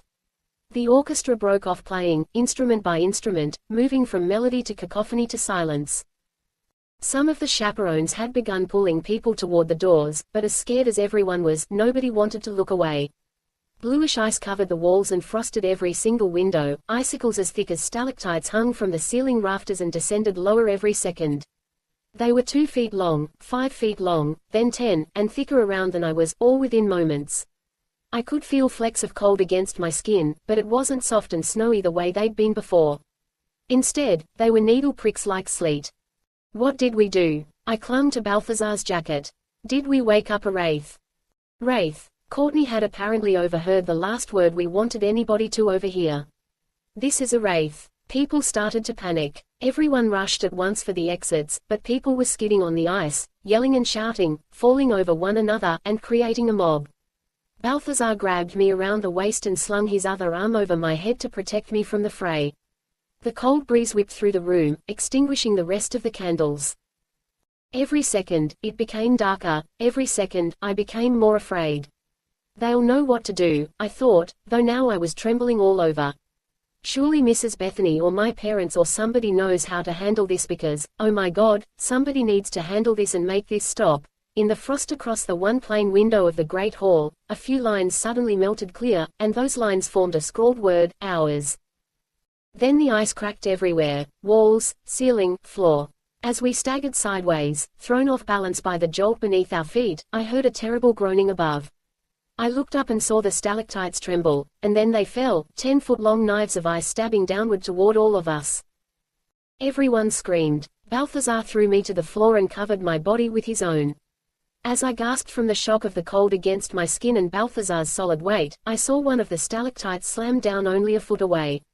Shards of ice flew in every direction, jabbing into my arms. I heard Balthazar swear and realized he'd felt the impact more than I. The heavy ice toppled next to us, crushing Balthazar by only inches. Then the window shattered, glass tumbling to the floor with a final high-pitched crash. As soon as it had begun, it was over. All around us, I heard crying and a few scattered screams. Balthazar rolled off me, holding his back and grimacing, and I looked at the ruined scene. Everything was drenched, decorations had been knocked to the floor, and satin shoes and enormous chunks of quickly melting ice lay all around. "Balthazar, are you okay?" "Fine." He would have been more convincing if he hadn't remained sprawled on the floor. "You?" "Yeah." For the first time, it really hit me that I could have died. Balthazar might have saved my life. "Thank you for." "It's okay." I stared at the window where the one ghostly word had already almost vanished. What was it that the ghosts were laying claim to? The records room, the North Tower, or Evernite Academy itself? Chapter 13. You would say the events of last night were similar to what you experienced before. Mrs. Bethany took notes at her desk without ever looking down at what she was writing. Instead, her clear eyes remained fixed on me. What I saw in the records room wasn't as scary. I realized that my comment wasn't exactly helpful when Mrs. Bethany frowned. It was cold, and there was an image in the frost, a man's face, not words. And he spoke to me. He said, "Stop. Stop." My father stood on one side of my chair, on the other, my mother sat next to me. They'd walked me over here for the conference and seemed even more freaked out by the apparition at the ball than I was, which was saying a lot. Dad gripped the arm of the chair so tightly I could see the tensed muscles in his hand. "What does that mean, stop?" "I don't know," I said. "Honestly, I have no idea." Mrs. Bethany lifted her pen to her lips, considering. "It wasn't as if you were doing anything much up there. Only waiting for Mr. Moore." "That's correct, isn't it?" I'd need to tell more of the truth now. Obviously, other people's safety depended on it. I was reading some letters while I was up there. Letters? Mrs. Bethany's eyes narrowed. Just to pass the time. Was that convincing? I'd have to hope so. And Balthazar and I went back up there tonight. Fortunately, nobody asked why I'd done that. I guess they thought it was obvious, that, or they weren't thinking straight. My parents were even more on edge about this than I would have anticipated. "What letters, honey?" Mum put a hand on my shoulder. "Tell us every detail. Everything you remember. It might all be important." "There's not a lot to remember. I mean, I looked at some letters. None of them stood out. I don't see why that would make the Wraiths angry." Through gritted teeth, Dad said, "The question here is what set 'em off. We have to figure that out, and the sooner the better." "Forgive me, Adrian, but that is not the question." Mrs. Bethany laid down her pen. "The question is how we rid ourselves of this wraith. There are, as you know, constructive ways of dealing with this problem." My mother's grip tightened on my arm. Her hand shook. I shot her a curious glance, but her expression remained unreadable. Dad didn't seem to have heard what Mrs. Bethany said. "The Wraiths hate vampires. They're hostile, and they're dangerous. Last night should have proved that beyond any doubt." "I didn't dispute that," Mrs. Bethany said. "All I meant is that we must remain focused on our own goals instead of worrying overly about the Wraiths." My father's words reminded me of a question I'd had since I'd first talked about ghosts with Balthazar. Why do the Wraiths hate vampires? Mum and Dad glanced at each other, obviously wondering what to say, if anything. Mrs. Bethany folded her hands together, and she was the one who replied. "We none of us know precisely where we come from, vampires, humans, or wraiths. Myths vary, and science has so little to say to those of us who have survived our mortal lives. But there are legends that bear the stamp of truth." "Legends. Once, there were only humans," Mrs. Bethany said. "Long, long ago. Before history, even before true human consciousness. Therefore, it was also a time before morality, intent, emotion. Man lived as an animal, as united with the joys of the flesh as he was alienated from the knowledge of the soul. What humanity now calls the supernatural, precognition, the hearing of thoughts, and sharing of dreams, powers that go beyond those of the flesh, all of that was part of the natural world then, as simple and evident as gravity. But man evolved, consciousness developed, and with consciousness came the capacity for sin." I could only stare at Mrs. Bethany. I'd never heard any of this before, and judging by my parents' rapt silence, perhaps they hadn't either. Mrs. Bethany continued, her voice for once free of coldness or disdain. The day came when the first human being killed another, with foreknowledge, intent, and the understanding of what it is to take another human's life. When that blow was struck, the bonds between the natural and supernatural world were shattered. Even though that first victim's life ended, his existence did not. The supernatural part of the first murdered man split into two, body and spirit. Vampires are the undead body. Wraiths are the undead spirit. Our powers are unlike each other's. Our consciousnesses are different, and we have been divided from them and from humanity ever since. My head spun from all this new information. Is that all real? I cannot prove it, but many of us have believed it for a very long time, Mrs. Bethany said. I tend to believe it myself. You mean, every time a vampire is created, a ghost is, too? No. Our family tree split with that first murder. Vampires are capable of creating more of our kind. Wraiths, they have to be more creative. A strange smile played upon Mrs. Bethany's face. Yet they can be spontaneously created as well. Certain kinds of murders, those involving betrayal and broken promises, in particular, have a tendency to create ghosts. It is rare, but it can occur. If vampires and wraiths don't have anything to do with each other anymore, why do they hate us? She studied me carefully before she said, most wraiths cannot long maintain any physical form. It must drive them mad in short order, witnessing the world without ever being able to take part in it.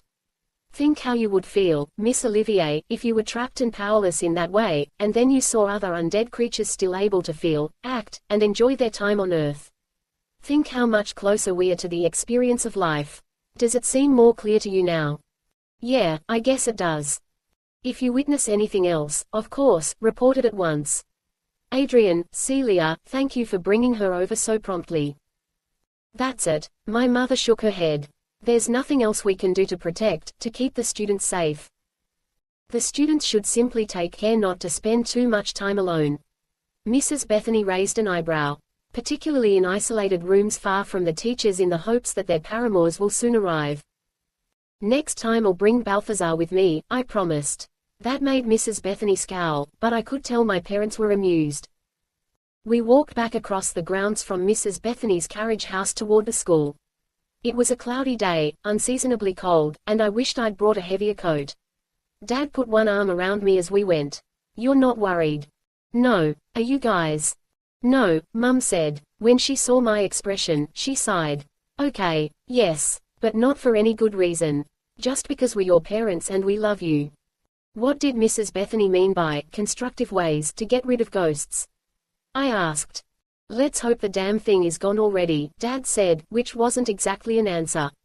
Before I could ask anything else, Dad grinned and waved. Look who's here. Balthazar came across the grounds toward us, wearing a long coat and a dark blue scarf looped casually around his neck. How was the Inquisition? As much fun as you could imagine, I said. Well, as long as this place is haunted, I think we might want to try doing something a little different. Balthazar deployed his most charming smile, which was pretty incredibly charming. With your permission, of course, Mr. Olivier, Mrs. Olivier. What do you mean? Mum asked. If you think it would be all right, I was hoping to take Bianca off campus once in a while.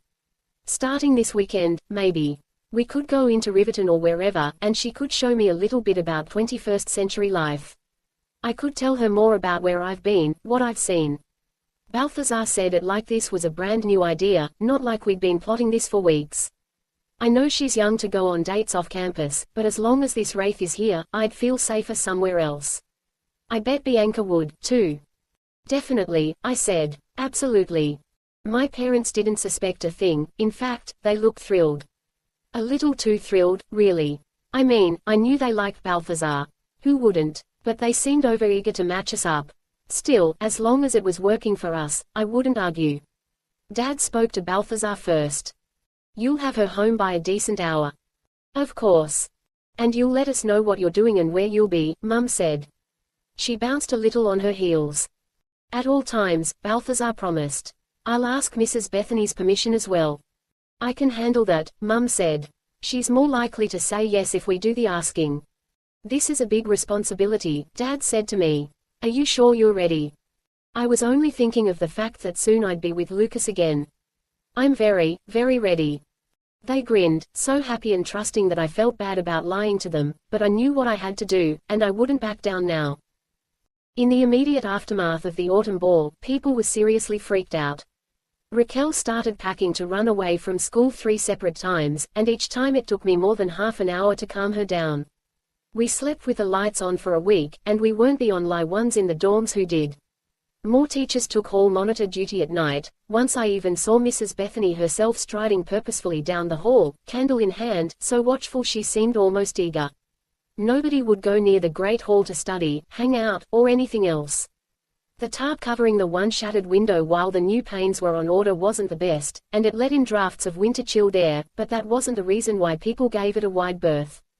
By the time the weekend rolled around, I was more than ready to get out of school for a few hours for more reasons than seeing Lucas, though, of course, he was still the most important reason of all. Do I look okay? I turned back and forth in front of the mirror, trying to ignore the faint haziness of my reflection. I'd gone too long without blood. I'd have to drink some on the way into town. For the 9,000th time, you look great, Raquel said without looking up from her latest project. She'd immersed herself in her art as a way of hiding from her fears. Balthazar sees you every day, you know. It's not like he doesn't know what you look like. I realize that. I dressed fairly casually because of that, jeans and a soft blue button-up sweater, but of course it was Lucas I was going to see. Raquel laid aside her scissors and magazines. Mrs. Bethany definitely plays favorites. I mean, I'm happy you get to leave for an evening, but I wish we all could. I know it's not fair. But I'm not going to point that out to Mrs. Bethany yet. Besides, you know I'm not on her list of favorites. I'm just lucky Balthazar is. Balthazar's crazy about you, anybody can see it. I pretended to check my makeup in the mirror, so she wouldn't catch the uncertainty in my eyes. He's great. The main thing is that you're in love and that you're happy. It was the most romantic statement I'd ever heard Raquel make, so much so that I would have thought she was joking if not for the tone of her voice. The rest doesn't matter. Not really. Right. Raquel was closer to the truth than she knew. Right. Good. We smiled at each other, and then Raquel rolled her eyes. It's not like I'm going to hug you or anything. Thank God. She threw a wadded-up magazine page at me, and I ducked. Balthazar had borrowed the grey driver's ed sedan for us to drive into Riverton. We listened to some music on the radio, with me trying to find my favorite artists and Balthazar arguing for the oldies station. You have to get with the times, I insisted. Isn't that why you're at Evernight in the first place? Maybe I'm there for the company, he said with a grin. Our good mood lasted until we got closer to Riverton and approached the bridge across the river. Balthazar pulled over to the side of the road, steadying himself. I hate this, he said. I mean, I hate it. How did you manage to travel to Europe and the Caribbean and all those places? If crossing a river is this bad, isn't crossing the ocean impossible? Larger bodies of water are actually easier, in some ways. Anytime we're overly stressed like that, if we have to make a long ocean crossing or get stuck on consecrated ground, basically, we fall into a deep sleep. It's like hibernation, I think. The trance protects us. What you have to watch out for are humans finding you while you're unconscious. We don't have pulses, and we can't awaken easily. It's a good way to end up being taken for dead. As in, really dead. Once you're buried in consecrated ground, forget it. Or cremated. Exactly. But if you're on a ship, you can hide for a few weeks. You'll wake up hungry, but it can be done. On a plane, they assume you're asleep, and you usually come to not long after the plane's above land again. Don't get me wrong, it's no fun.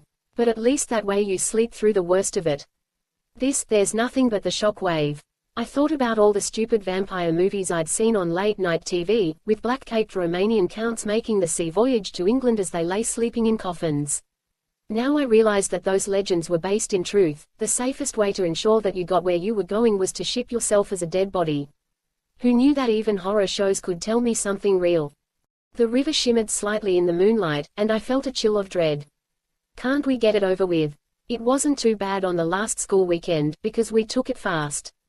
Maybe that's better. Balthazar turned toward me, eyes watchful. You felt it, too, last time.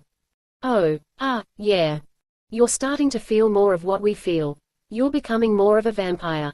He sounded sort of excited about the idea. I want blood more often, too, I confessed. And I've started thinking about, well, killing things. Squirrels. Have you killed anything? I felt so ashamed. A mouse, once. Still I remembered its pitiful little squeak. It's all right. We all want living blood now and then. I keep telling myself that it's not really any worse than eating a cheeseburger that used to be a cow.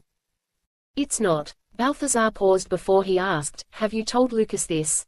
Yes, I lied. I hadn't revealed everything, but I'd hardly had a chance. I also wasn't going to tell Balthazar about the vampire-like powers Lucas felt in turn. Does he understand that you'll be a true vampire soon? Is he ready to deal with that? I won't be a true vampire until I kill a human being, and it's going to be a while before that happens, okay? I've never met anyone like you, Bianca. Anyone born to be a vampire, I mean. But as I understand it, you can't put it off forever. Sooner or later, you'll have to kill. There has to be a choice, I insisted. Do you know what would happen if I never killed anyone? No, I didn't doubt that he told the truth. Do you? All I know is that Lucas loves me regardless of what I am. Balthazar pressed his lips together and put the car back in drive. Let's get this done, he muttered, and he stomped on the gas. When we pulled up outside the movie theater, Lucas already stood there, hands in his coat pockets. He lifted his head and smiled, then saw Balthazar. His entire body went still, instantly on guard. I smiled to show him that nothing was wrong. He didn't look reassured. Hey, I said, as I ran toward him from the car. It's okay. Balthazar is helping us. And why would he do that? Lucas's eyes narrowed. Balthazar folded his arms. You're welcome. You guys stop it, I said. The marquee lights flashed in a pattern, and the poster on the wall showed Bogey and Bacall, to have and have not. I kissed Lucas lightly on the cheek, which finally made him stop glaring at Balthazar. Lucas and I are going to talk for a second. Okay, Balthazar. Lucas didn't look thrilled that I'd just asked Balthazar for permission to do anything. I hurriedly took his arm and walked him toward the side of the theater. Balthazar simply leaned against the car, eyebrow raised. As we got to the corner, I whispered, I can explain. Of all the people in the world you could tell about this, I didn't tell him. He found out. Basically, he caught me coming in after the last time you and I saw each other. But he won't give us away, Lucas. He's even willing to help us see each other, as long as we help him with charity. What, like, a fundraiser or something? I'd forgotten he didn't know her name. The vampire girl in Amherst. Wait, Charity. That's her name. You were able to figure out who she is. He smiled so proudly that all the tension of the moment instantly melted. I fell in love with a genius. Not exactly. I only know her name because it turns out that Balthazar is her brother. What? I gave as much of the history as I thought Lucas would understand. Their lives together in colonial New England, their slaughter by vampires and Balthazar's insistence that he needed to find Charity and take care of her so that she'd be safe. Safe for who? Lucas asked. Safe for herself, or safe for the human beings around her? For herself, of course. I told you she wasn't a killer. And I trust your call on that. But this girl, Charity, she's hanging around with some vampires who are definitely trouble. Well, if she's fallen in with a bad crowd, Balthazar can get her out of it, or at least he thinks so. If we help him do that, he's willing to help us. He'll tell us a lot of what he knows about vampires and ghosts. Whoa, hold up. Ghosts. Where do they come into it? A ghost is haunting Evernight Academy. The look on Lucas's face made me smile despite myself. Yeah, just when you thought it couldn't get more fun. Holy crap. I'll tell you about it later, okay. The point is, Balthazar can give us a lot of information we couldn't get any other way. He's even willing to help me get off campus to see you. All he wants is a chance to find his sister. We can help him do that, can't we? Lucas was silent for a few long seconds before he said, I thought that guy hated my guts. He's not in your fan club. But he'll keep his word. So how is he helping you leave Evernight? Does Balthazar know a secret passageway out of there or something? Now we'd come to the tricky part. Well, actually, he's older and pretty responsible, and we've made it sound like he's teaching me about being a vampire, so my parents and Mrs. Bethany let him do it. I took a deep breath and plowed ahead. We've sort of convinced them that we're dating. Silence. Lucas stared at me, his eyes wary. We're not dating. Completely not together. You understand, right? Because I definitely do, and he does too. At least, I hope Balthazar understood that. Yeah, I get it. Lucas didn't sound convinced. But he's always had his eye on you. I remember how he was the night of the autumn ball. Possessive. Real possessive. He actually was my date for the autumn ball, remember? Because you lost your temper in Riverton and freaked me out. My whole life, I've settled things with my fists, Bianca. When you're hunting vampires, that's the best way to stay alive. I stepped closer to Lucas, so close I could smell the scent of his skin. I understand that, so please try to understand this. It's the only way we could think of. He took a ragged breath. I don't mean to overreact. I swear. I'm sorry, Bianca. It's just, I miss you so bad, and we never get any other chance to talk about all this stuff, and the last thing I expected to hear tonight was that some other guy gets to spend lots of time with you when I don't. You're the one that matters. The only one. I took his face in my hands and kissed him softly. Okay. Okay. He squared his shoulders. Fine, I'll make nice with Balthazar and then we can get out of here together. Right. Right. We walked back to the front of the theater, arm in arm. Balthazar hadn't moved from the car. When he saw us again, however, he straightened up and came toward us with a swagger in his step. It would have made me snicker at him if Lucas hadn't been doing the exact same thing. Balthazar, Lucas drawled. Last time I saw you, you punched me in the gut. The last time I saw you, you nearly broke my nose. Lucky thing we're working together on this. Lucky for me or lucky for you. Lucas's cocky grin made it clear that he thought Balthazar was the one getting off easy when they weren't fighting. By the way, nice wheels there. That ride could take you straight from a meeting with your banker to the PTA. Makes it crystal clear you're more than a century old. It's the driver's ed car. Balthazar's jaw was clenched, like he was biting back a lot of other things he'd rather say. I gave Lucas a warning look, wishing he'd knock it off, but he still acted like he had something to prove. What, you haven't owned a horseless carriage since your Studebaker broke down? Balthazar smiled, satisfied. Actually, the last car I owned was a red 1968 Mustang GT 390 Fastback. I had no idea what that meant, but Lucas did. His expression shifted from disdain into envy, and then to a grudging respect. Sweet. Yeah. Balthazar sighed, all animosity temporarily forgotten. Guys, I thought. Okay, I said, hoping to end this before they started sparring again. We'll meet you back here in, what, 2 hours? You're not leaving yet. Balthazar had focused his attention on Lucas again. First you tell me what you know about my sister, and promise me that you're going to call off the Black Cross hunt for her. I'm not in charge of Black Cross, okay? They don't do what I say to do. The hunt for that gang is on, and as long as Charity's hanging with the same crew, she's going to be in the line of fire. So we've got to separate her from them, one way or the other. There's one way. Only one. Mine. Balthazar stepped closer, using every inch he had on Lucas, who was tall but not that tall. Charity is a person. The same as you, the same as me. You and me aren't the same. Balthazar cocked his head. Then let's say the same as Bianca. Will that make you listen? Bianca's no killer. She didn't have a choice about what she is. Guys, don't do this, I pleaded, but they paid no attention. A choice. You think we all get a choice? Although Balthazar spoke softly, there was a roughness to his voice I'd never heard before. It sent chills down my spine. Try being hunted down in the night. Try running as far and as fast as you can and finding out they're faster.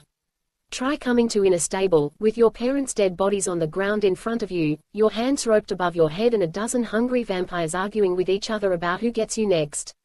See how much choice you have then. Lucas just stared at him. Obviously he'd never imagined anything like that, neither had I. Even more quietly, Balthazar continued, try watching your baby sister die, and then tell me that you wouldn't spend the rest of eternity trying to make up for it. When you've done all that, Lucas, then you can talk to me about choices. Until that time, tell me what I need to know and then shut your mouth. Back off, Lucas said, but he was calmer now. I get it, all right. We've all got to do what we've got to do, and it's fine by me. He pulled a small notebook from his coat pocket and handed it over. That's got some information about her, Charity, I mean, it's just notes about the hunts we've been on lately. Those friends she's got with her, any ideas who they might be? None. Already Balthazar was flipping through the notebook, scouring the pages for clues. Most of the details are probably useless, but maybe there's something. And next time I'll put together some stuff just about her, try to lay it out so you might figure out a pattern. After a few seconds pause, he added, hope it helps. Thank you. Balthazar sounded sincere. In the uncertain silence that followed, I tried to think of what to say after what I had just learned about Balthazar's past, but no words were adequate. So I hugged him quickly. Are you all right? I'm fine. Just going to the movies, it looks like. He hugged me back, just long enough that I became acutely aware of Lucas watching us. See you in 2 hours. As Lucas and I drove away in his mum's truck, he said, You all right? Yeah, sure. I'm worried about Balthazar, though. I never knew that was what happened to him. I can't even imagine how terrible that would be. I've had vampires after me since I was born. I don't have to imagine. I know that a few of us are killers, I said quietly. I've known that for a while now. But not all of us are. Right, I get that. What neither of us knows is the truth behind the party lines our parents taught us, where to strike the balance. I sighed. I don't want to talk about this any longer. Okay. You got it. Hey, where are we going? The truck's headlights illuminated the road ahead of us, but it wasn't any place in Riverton I recognized. We were headed sharply uphill. Don't worry, gorgeous. Lucas grinned. You'll be back by curfew. Our ultimate destination is a surprise. Despite the tense mood that had descended earlier, I had to smile a little. Hint. You'll know it when you see it. And I did. The observatory was an older one, a small pale silo with a copper-green roof that slid open to reveal a telescope's lens. As I began to smile, Lucas said, They used to have a small college here in town. Been closed for a few decades now. But they've kept the observatory open so the high school kids could come out here once in a while. Is it open tonight? I said eagerly. For tonight, it's our private observatory. We'll have to open it ourselves. This turned out to mean Lucas picking the lock, which he made look easy. Once we stepped inside, we were in a circular room, not terribly wide but about 30 feet high. A spiral metal staircase led up to the telescope. The open dome meant that it was as cold inside as out, but I didn't care. Lucas held my hand as we climbed the stairs, and our footsteps on the metal echoed slightly. The telescope hadn't looked that large from below, but once we got there, the many wheels and handles made Lucas whistle. You know how to steer this thing? I think I can figure it out. I'd never worked with a telescope quite this grand, at least not on my own, but I'd been to an observatory at science camp in middle school and read enough books to get the gist. Orienting myself, north, south, east, west, I focused the lens on the nearest constellation. A nebula I'd usually seen as a slightly less defined star was now vivid and detailed, almost like in my books. This was better, though. This was real. Oh, wow. Can I see? The Orion Nebula. Look. I stepped aside so that Lucas could peer into the lens, and I put my arms around him, touched and thrilled by the thoughtfulness of his gift. For one moment I remembered Balthazar, whom I'd shown this constellation last year, but from a view so much farther away. I hoped he was okay, alone at the movies. That's pretty spectacular. Lucas was so warm in my arms, and already I felt his attention shifting from the stars to me. I wanted to revel in the opportunity to see everything in such amazing detail, but it was getting harder to think about anything but how close we were to each other. If only we could always be this close. I would do anything to make that possible. Surely Lucas would, too. Lucas turned from the telescope and kissed me lightly. I took his face in my hands to kiss him again, deeper this time. It wasn't enough. I kept kissing him, harder and faster, until my breath started to catch in my throat. I missed you, Lucas whispered into my hair. Every night I go to sleep thinking about you, except the nights I can't sleep at all because I want you with me so bad. I know. I pulled my coat open and guided his hands inside, bringing them up my sides so that I shivered. Me, too. Lucas kept stroking my skin, his fingertips brushing the curve of my breasts, and then I couldn't wait anymore. I couldn't think. I sat down on the metal floor and pulled him with me. Even as he eased himself to my side, I tugged my sweater open, each button popping through its hole just before it might have been torn free. He stared, startled only for a moment, before he opened his coat and lowered himself over me, sheltering me, keeping me warm. Our kisses were more fevered now, almost desperate. What I was feeling couldn't be said in words. Dizzy and blissful, I let my head loll back. The stars seemed to tilt and spin above the open dome. I wove my fingers into Lucas's hair so I could keep him there as long as he made me feel that way. He wants this as badly as I do, I thought. Lucas knows where this is going, and he doesn't want to stop. Then he was kissing my open mouth again, and we were both breathing hard, getting crazy. Lucas pushed one of his thighs between my legs. I put my hands on either side of his face. You and I, do you want me to? Is this going to happen? What? Lucas seemed to be coming back to me from a very great distance. Oh, I didn't think, tonight. Me either, but I can tell you want to. I kissed him, he was trembling, maybe with excitement. It was just like it had been at the top of the North Tower last year, just as overwhelming and desperate. Then we'll really be together. Always. Are you sure? It changes everything, for both of us, but yeah.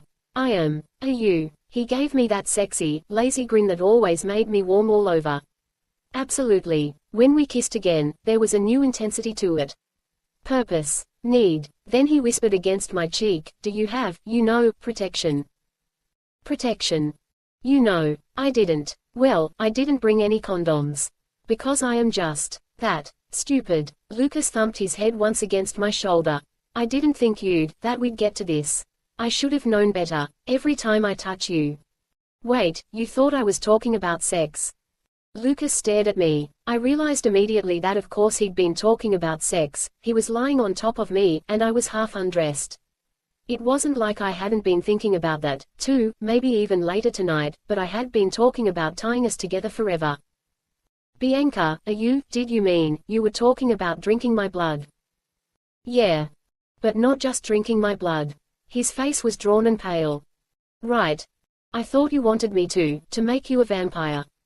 The ultimate gift. I lay one hand on Lucas's cheek, loving the touch of him. Old dreams of mine sparkled like new in my mind, and for an instant I dared to hope. Doing that would make me a vampire, too. And then, Lucas, we'd never have to be apart again. Lucas went totally still. I'd die first. I mean, die and stay dead. Bianca, don't ever ask me that again. Because that is the one thing in the world I won't do for you. I'll never be a vampire. Never. Every word was a blow. He'd come so far in understanding us, and I thought his old resistance to the idea might have vanished. But here it was, as strong as ever. I felt confused. Worse, I felt rejected. Lucas didn't want what I'd offered or what I was. There didn't seem to be anything else to say, and the crazy heat that had goaded us on before had vanished like it had never been. We both sat up, shifting slightly away from each other. My bare skin finally felt the cold, and after a moment I began to button my sweater with shaking fingers. Lucas gently put an arm around my shoulder, but the embrace was awkward now.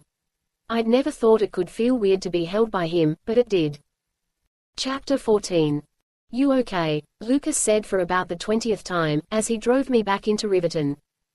I'm all right, honestly. Inside I felt torn up and confused, but I didn't want to admit it, neither to Lucas nor to myself. We pulled ourselves together, looked at the stars, and talked, but nothing had been the same. The only words I really heard were Lucas's, ringing in my memory, I'll never be a vampire.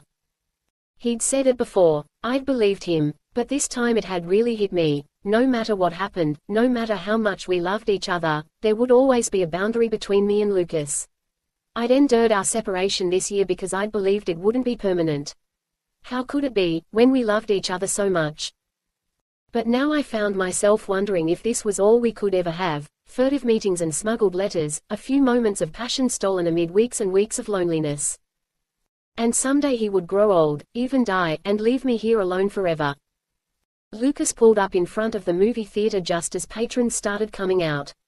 Amid the older couples and a few laughing teenagers, one shape stood out from the rest, Balthazar, tall and saturnine in his long black coat.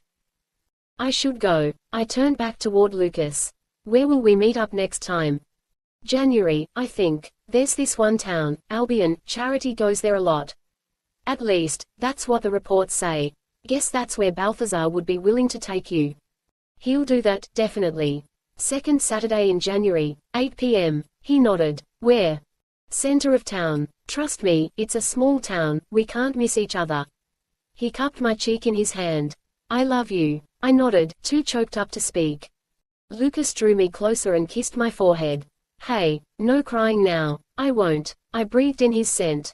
If only I could somehow keep him with me all the time, every moment, so that he was never any farther away than this. Christmas morning, wherever you are, think about me. I'll be thinking about you. We kissed each other tenderly before I reluctantly opened the truck door and climbed out. On the way home, Balthazar and I didn't say anything to each other at first until we'd driven almost all the way back to Evernight Academy. It wasn't an awkward silence, exactly. I was preoccupied with my own concerns and could tell that Balthazar was, too. Finally I ventured, "Did you learn a lot? From Lucas's notes, I mean." "Not nearly enough. But I know that Charity's revisiting the towns in this area, the places she remembers. She does that sometimes, but it never makes her happy. It's like she hates those places for having changed while she stays the same." "You can find her, then." I rubbed my hands together, still chilled from the wintry cold. "You can figure out where she'll be." Balthazar kept his eyes on the road as he flicked on the car's heater. "I can narrow it down. But there's no pattern, never has been, with Charity. Still, it's a place to start." Always looking at the bright side. The corner of his mouth lifted in an unwilling smile. "Yeah, it's a place to start." After we pulled up in the lot on the far edge of the grounds, I opened my car door to get out, but Balthazar didn't move at first. I hesitated.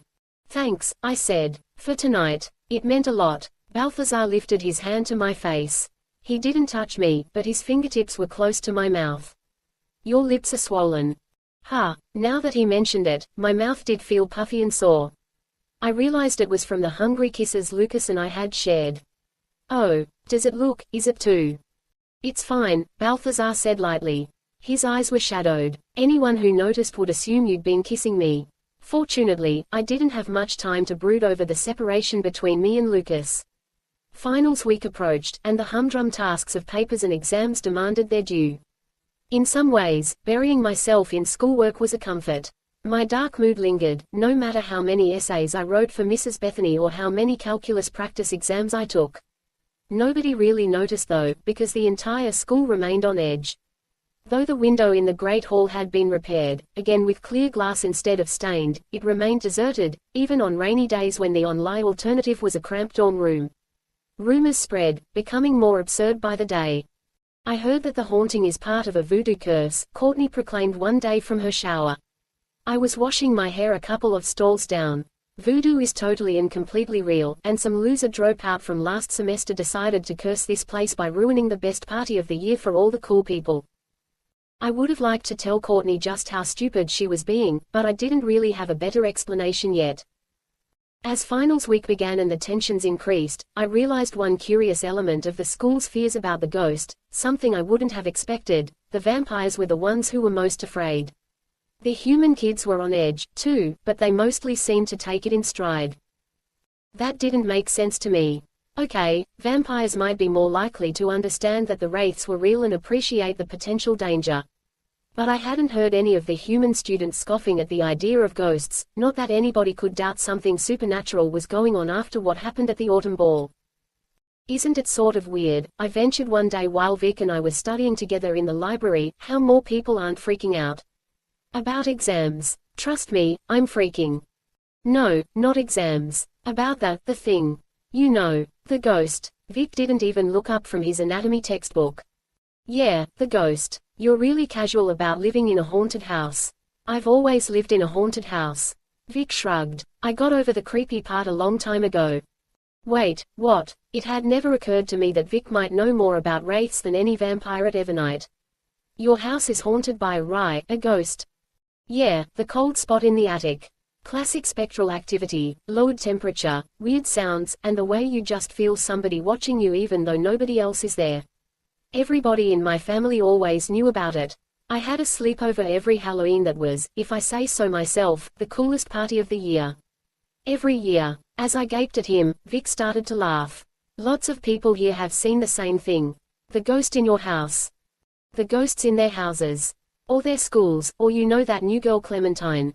She swears her grandma had a haunted car. Like Christine from Stephen King, right? I would love to try driving that thing. How did you learn all this?" Vic sighed. "See, while you spend all your time making out with Balthazar, and Raquel stays holed up with her art projects, and Ranulph's off studying his Norse myths again, I do something else. Something crazy. Something strange. I call it talking to other people. Through this miraculous process, I am sometimes able to learn facts about 2 or 3 other human beings in a single day. Scientists plan to study my method. Shut up. I gave him a playful shove, and he laughed again, but inwardly I was trying to process all of this. Of course Vic would know more about the human students than anybody else here. He was the most outgoing guy at the whole school. Even some of the vampires who looked down their noses at Vic ended up talking to him once in a while. Did the ghosts ever, well, hurt anybody? Not that I've heard of. I always kinda liked our attic ghost. When I was a kid, I used to go up there and read stories to it. Show it my new toys. It's just an old spirit stuck between the worlds, right? What's to be scared of? Falling ice. Nobody got hurt at the autumn ball. I figure the ghost was just freaking us out. Having fun watching us run around and scream. Maybe. I might have been more reassured if I hadn't heard Raquel's story. Most nights, before I went to sleep, I thought about Lucas, sometimes remembering our times together, sometimes fantasizing about it, or sometimes simply wondering where he was and hoping he was happy and well. The night after our last final was different. Exhaustion overwhelmed me, as well as the depression of knowing that our next meeting was still a whole month away. No, that night I didn't want to think about Lucas. I didn't want to think. I closed my eyes tightly and willed myself to fall asleep as soon as I could. The storm raged outside the school, and the wind lashed tree branches against the sky. I stood at the broken window, careful of the shattered glass. Droplets of rain spattered against my skin. "Don't you want to stay inside?" Charity said. She held a torch in her hand, an old-fashioned one out of a horror film. The orange flame flickered close, but she didn't flinch. She was the only vampire I'd ever seen who wasn't afraid of fire. "Warm and dry in here. We can make it even warmer." "I can't stay here." "Can't you? Maybe you just don't want to." I couldn't tell if Charity was right or wrong. All I knew was that I had to get away from her and out of Evernight. Bianca. That was Lucas's voice. I strained for the sound of it, then realized that he was outside in the storm. "Bianca, don't move." "I'm sorry, Bianca." Charity's dull black eyes were as guileless as a child's. She brought the torch closer, and I felt its heat searing my skin. "But it has to burn." I jumped through the window. Shards of glass jutting from the window frame sliced my legs and arms, and I landed hard in the wet grass. The rain came down so hard and fast that it felt as though I were being pelted with stones. But I started running as swiftly as I could, my bare feet cold in the wet grass. Where was Lucas? Then the hedge changed, thickening and growing in a way I recognized, but when? When had I seen this happen? I didn't know until I saw the strange, sharp-bladed red flowers begin darkening to black. My dream, this is a dream, it's not just a dream, Lucas. I sat upright in bed, breathing hard. Raquel was propped up on her elbows, and she blinked drowsily at me. "Did you say something?" "I was dreaming." My breath came in gasps. "That's all. You sure?" "Absolutely sure." "Yes, I am. I promise." It took me another couple of seconds to collect myself enough to reassure her. "Probably I'm just stressing about how I did on my exams." She watched me with wide eyes, remembering old night terrors of her own. I tried again. "It's got nothing to do with whatever the ghost is." "Really? How can you know for sure?" "You knew, didn't you?" "I guess." Raquel stepped out of bed, her bare feet padding across the hardwood floor. She brushed a few sweaty strands of hair from my face. "Want me to get you some water?" "That would be good, actually. Thanks." As soon as I was alone, I thought back on the dream and the flowers I'd seen before, the flowers I had dreamed of the night before I met Lucas for the first time. I'd thought it a coincidence when we found the brooch carved in the exact shape of those strange flowers. Or so I had always believed. But for the first time, I wondered if maybe my dreams meant something more. Christmas break was quieter this year than last. Then, several of the vampires had remained, lacking homes to return to. This year, almost all of them had fled the haunted school, and I wondered how many of them would return in the spring. It was an unpleasant winter, too, without any pretty snow, just gray skies, sleet, and hard ice that made the roads impassable more days than not. Balthazar's frequent solo journeys off campus in search of his sister had to stop for the time being.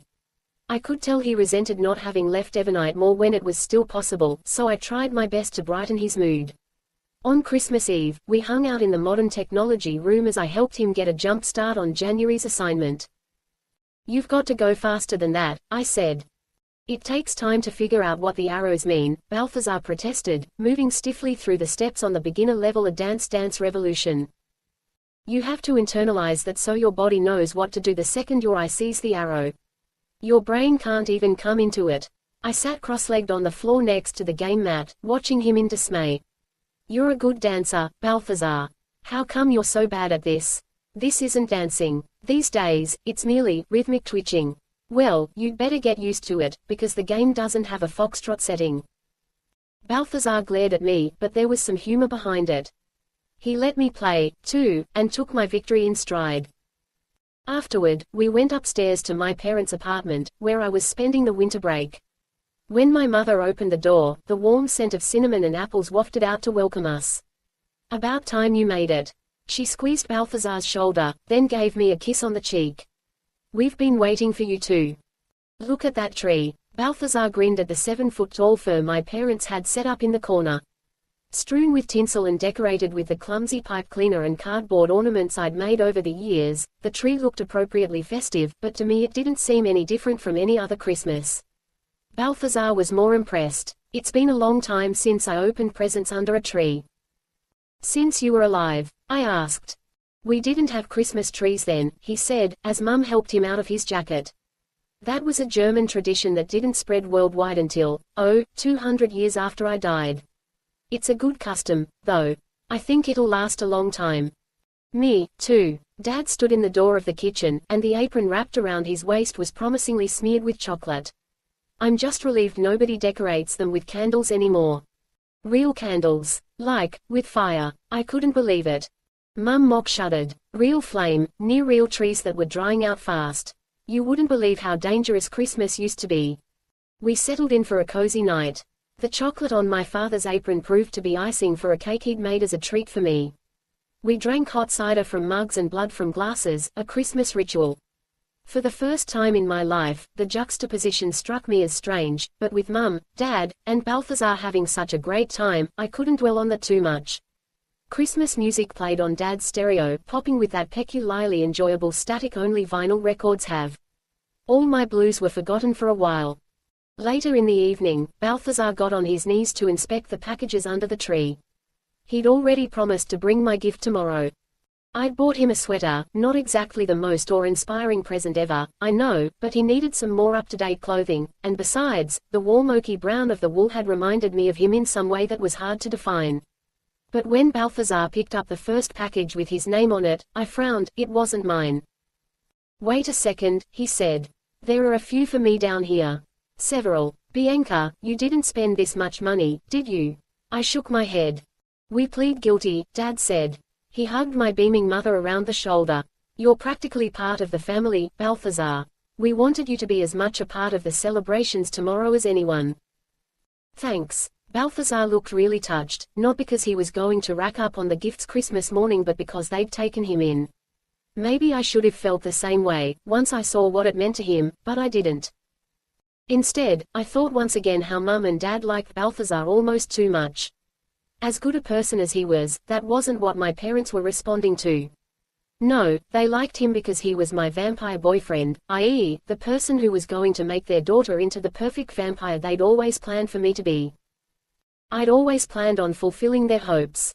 But seeing how badly my parents wanted it, the fine edge of desperation beneath their smiles, made me wonder what it was they were so afraid of. Afterward, as the evening grew late, not only did my parents let me take Balthazar into my bedroom, but Mum even shut the door behind us, something they'd never done the 2 times they'd allowed Lucas to come in here with me. My parents are nuts about you, I said. You see that, too, right? They wouldn't be so enthusiastic if they knew the whole truth about where I'd take you, and why. Let's not disillusion 'em yet. Balthazar went to the window to study the gargoyle. Icicles dangled from its stone wings. He looks cold out there. I ought to knit him a scarf or something. I curled up on the window seat and touched 2 fingertips to the cold glass. You even take pity on creatures made of stone. Balthazar settled next to me on the window seat, with one arm around my shoulders and his leg alongside mine. I glanced up at him, uncertain. He said, if your parents came in, I know. We should look comfortable. Exactly. Balthazar watched me hesitate, a small, knowing smile on his face. You feel like I'm taking advantage of the situation. It's not that. I know you wouldn't. You're wrong. I would. He leaned closer to me, so that our faces nearly touched. You're as much in love with Lucas Ross as you ever were, and there's not a damn thing I can do about it. That doesn't mean I can't enjoy being this close to you. I couldn't seem to concentrate. For some reason I couldn't look away from his mouth. He had a square jaw and a fine fuzz of stubble. It just seems risky, I guess. The only one taking a risk here is me, if I get too attached to you. It's not risky for you, as long as you're not confused either. I'm not. Of course you aren't. A small smile played on Balthazar's lips. I pushed myself up from the window seat. My knees were shaky. Balthazar stayed put, though the smile never left his face. I blathered, so, I guess you're, in a good mood these days. Like, you seem cheerful, not goofy cheerful or anything, just cheerful. Yeah, I'm good. I sat on the edge of my bed, so we were a few feet apart. Now I could focus. You were having a tough time after Riverton, I said. Have you made more progress than you've told me? No, when I find Charity, I'll tell you immediately. The sooner we can call off Black Cross, the better. He leaned back against the window frame. The gargoyle was visible as a shadow behind him, like a devil on his shoulder. But I'm learning to accept that it's not going to happen overnight. I've been without her for 35 years, I can make it a couple months more. You make it sound like you're the one who needs her, instead of the other way around. Balthazar considered that for a few moments. I guess I always need someone to take care of. That came close to dangerous ground. Quickly I changed the subject to something I'd been weighing whether or not to discuss with him for some time.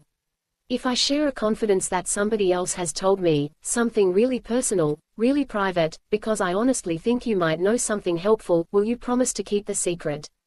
And never, ever let on that you know. Of course. He sighed heavily. Is this about Lucas? No, it's about Raquel. There, on Christmas Eve, whispering so that my parents couldn't possibly overhear a word, I told Balthazar what Raquel had revealed about the wraith that had terrorized her for so long. He wasn't as shocked as I had been. What did you think the wraiths were, Bianca? Cute and friendly, like Casper the Ghost and his pals. Then he frowned. Are there still Casper cartoons? They had a movie, I said absently. But isn't that, that ghost isn't just turning things blue or making ice appear. It's a rapist. Even human mythology is familiar with the incubi, Bianca. Some female wraiths sexually attack sleeping men, they're called succubi. Wraiths don't have bodies, so they come up with every way they can to violate the bodies of others. Possession, sexual assault, hauntings, all part of the same pattern. I shuddered. It's just so scary. There are so many ghosts in the world, there have to be millions, Balthazar. If they're all capable of that, wait a second. There aren't millions of wraiths. They're fairly rare. Rarer than vampires, that's for certain. That's not possible. Almost all the human kids here grew up in haunted houses. What? You're kidding. Vic figured it out. Ghosts in almost all their homes. For that to be true, there would have to be hundreds and thousands of haunted houses. My voice trailed off as I realized that wasn't the only possibility. Either there were tons of haunted houses in the world, so that any group of people my age might have grown up in them, or it was just a coincidence that so many of them had ended up here, or this was the answer Lucas and I had been seeking all along. This was the reason Mrs. Bethany allowed human students to come to Evernight Academy. Not just any human students could attend, only the ones connected to the wraiths got through the doors. Mrs. Bethany's looking for wraiths, I whispered. What? I explained to Balthazar as best I could, my words tumbling over each other in my excitement. This has to be it.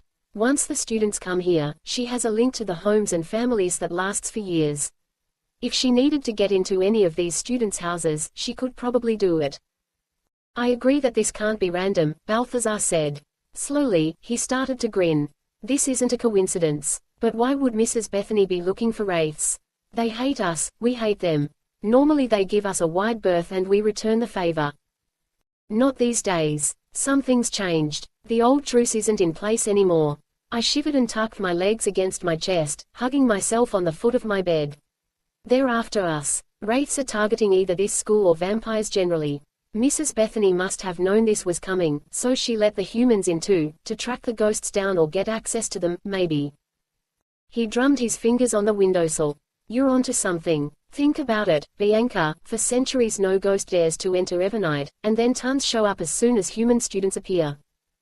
Tons. I thought about the girl I'd seen early in the year, then the frost man I'd seen in the North Tower, and finally whatever it was that had disrupted the autumn ball. It didn't seem to have a physical form. Yeah, more than one. But it wasn't immediate. It took a year for the hauntings to start. Given that the incident started small, the hauntings could have begun last year. We wouldn't necessarily have known. I'd finally made the breakthrough. At last I understood. The wraiths had come to Evernight, and whatever we'd seen so far was only the beginning. Oh, honey, I love it. Mum slid her new bracelet onto her wrist, then kissed my father on the cheek. Given that he'd been shopping for her for more than 300 Christmases now, I thought he was doing pretty well to still be able to find things that pleased her. Or maybe that was the trick of their long partnership, the fact that they still took pleasure in virtually any gift, gesture, or word. Dad ruffled my hair. We'll save the rest of your presents for you to unwrap when Balthazar gets here, but open just one, all right. I obediently took a gift bag, which turned out to hold a tear-shaped pendant on an antique, green copper chain. It's pretty, I said as I tested its weight in my hands. What is it? Obsidian, Mum said. Put it on, so we can see. They beamed at me as I hung it around my neck. I thought obsidian was sort of an odd choice, but the black sheen of the stone really was beautiful. What was this day like for Lucas? I couldn't imagine Kate or Eduardo telling Lucas stories about Santa when he was a child, or that Black Cross stayed in place long enough for him ever to have a Christmas tree. I imagined him as the little boy he must have been, with sandy hair and big eyes, wishing for toys but never getting them. And he would never have complained. Right now, maybe, he was sleeping in a cot in some other miserable parking garage, without any presents or candy or holiday music.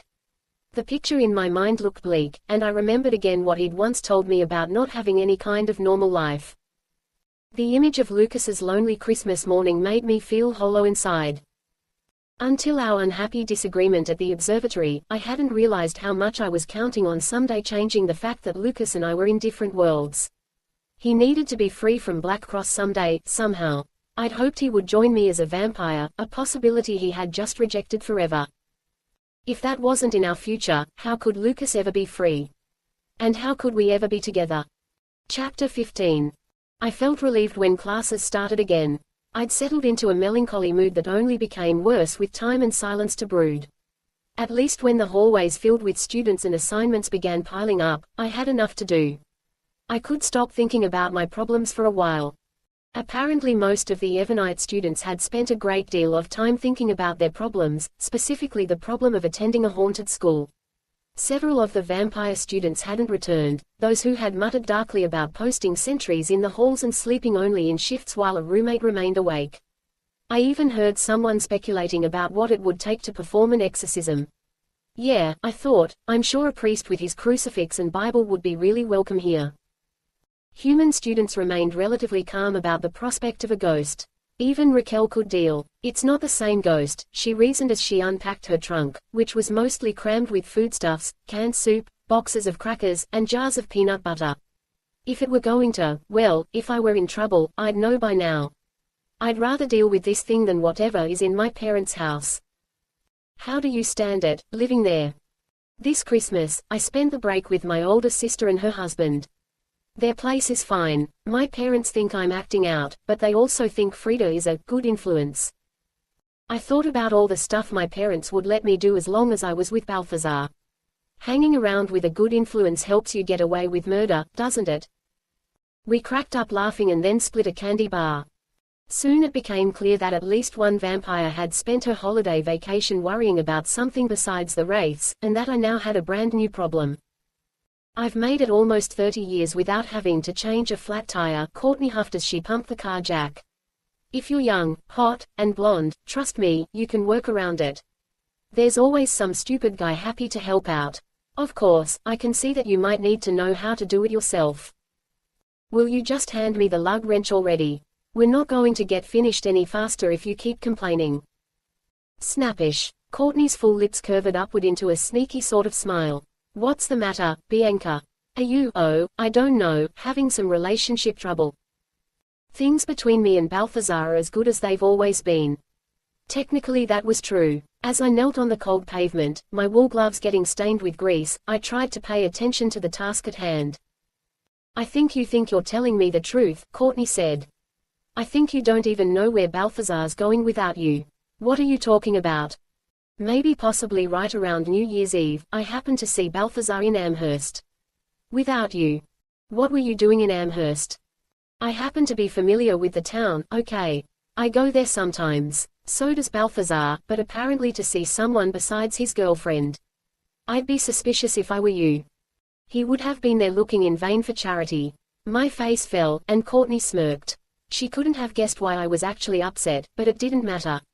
Now that she had identified a weakness, she was sure to exploit it. Quickly, I said, Balthazar goes all kinds of places. It doesn't mean anything to me. We're not attached at the hip. Too bad. Getting attached at the hips is sort of the point. Courtney winked as she thrust the lug wrench toward me. I snatched it and hoped she'd be satisfied with teasing me about the supposed infidelity of my supposed boyfriend. Balthazar and I both needed our masquerade, and we couldn't afford anyone watching us too closely. I made up my mind that this trip would be different for me and Lucas, but I hadn't realized how different it would be. I don't know where exactly we'll meet up with him, I said as Balthazar steered the driver's ed sedan past a small white sign advertising the township of Albion.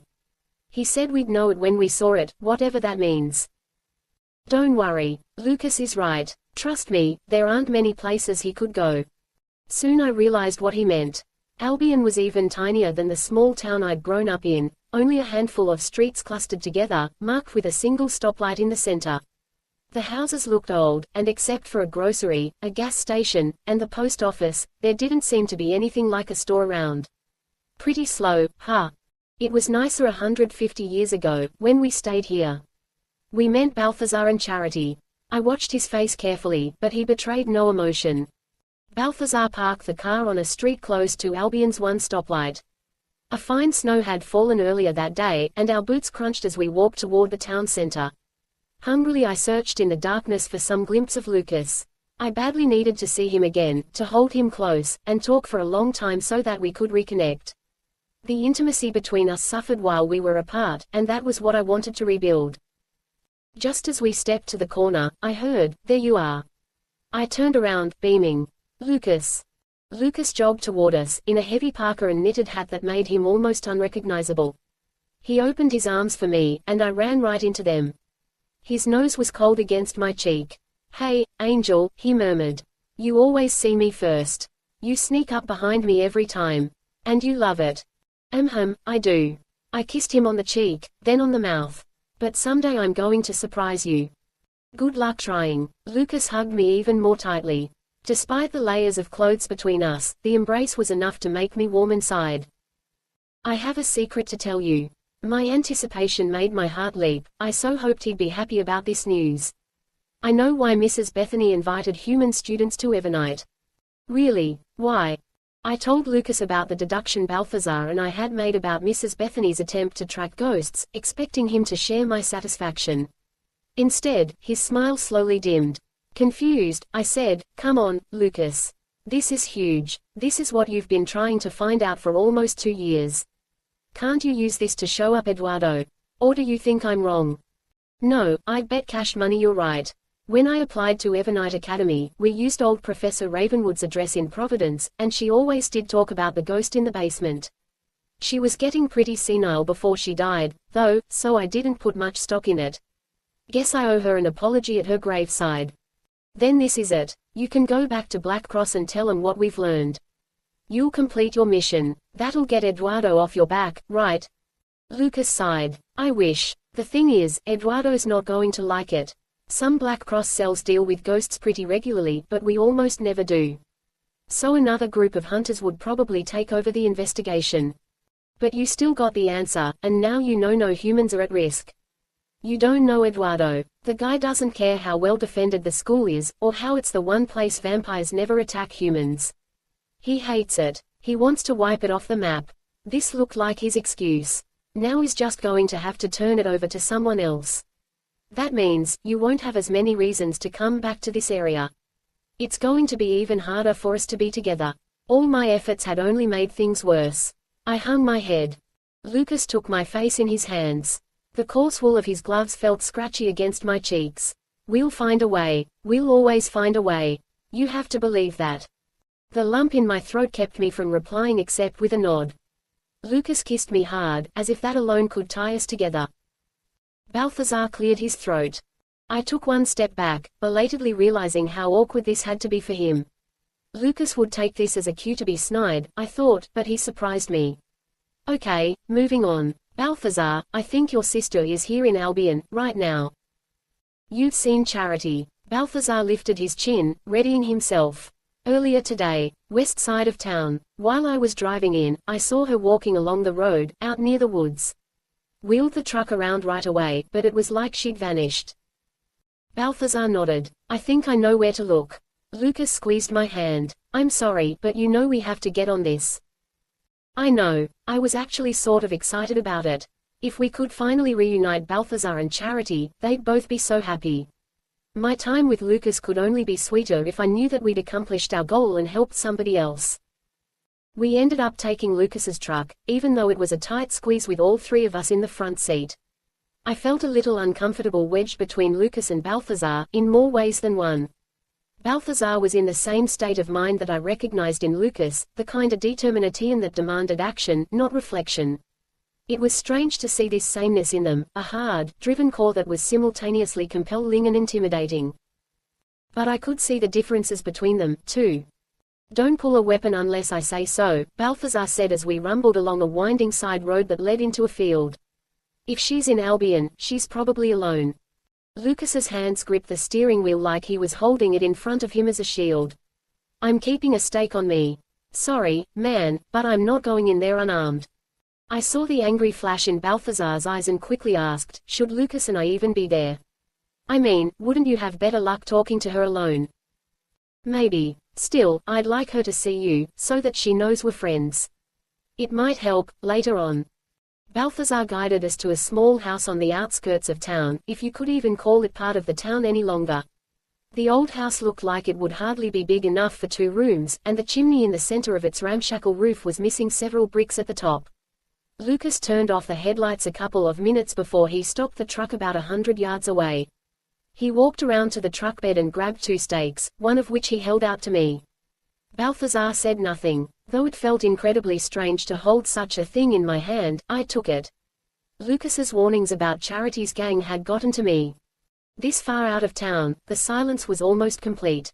The wind had picked up, blowing small flecks of snow and stinging ice against our faces.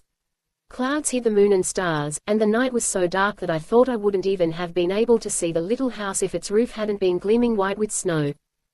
No tracks, Lucas whispered, his voice so low that it almost didn't carry over the wind and our crunching steps in the ice. Either she hasn't been here later today, or she got here right after I saw her. And she hasn't left. Balthazar studied the dark windows, but I doubted even his vampiric vision would allow him to see anything. We'll find out. At the front steps we paused. Balthazar took him alone and put one hand on the doorknob. For a long few seconds, he remained completely still, and I realized I was holding my breath. Then he pushed through and stood inside for only a moment before saying, "She isn't here."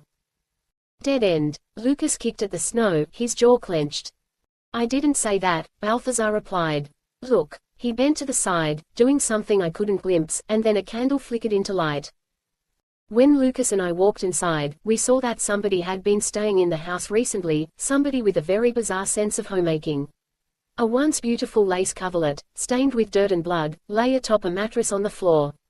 A perfect, scrollwork brass headboard leaned against the wall above it, spiders had spun cobwebs between the curls of brass. The candle Balthazar had lit sat in a holder atop a small table that was covered in wax of a dozen different colors. Incredible amounts had dripped all over the surface, run down the legs, and puddled on the floor. One oval of purple wax surrounded a woman's shoe, a delicate, rhinestone-encrusted pencil heel with long straps that had been caught in the wax when it dried. Empty gin bottles lay on the floor and were stacked in the corners, and the fireplace was filled not with wood but with broken bits of glass, piled so high that it had to have been put there on purpose. The pile glinted in the candlelight, the colors of the glass, brown, clear, blue, green, blazing with their own unearthly form of flame.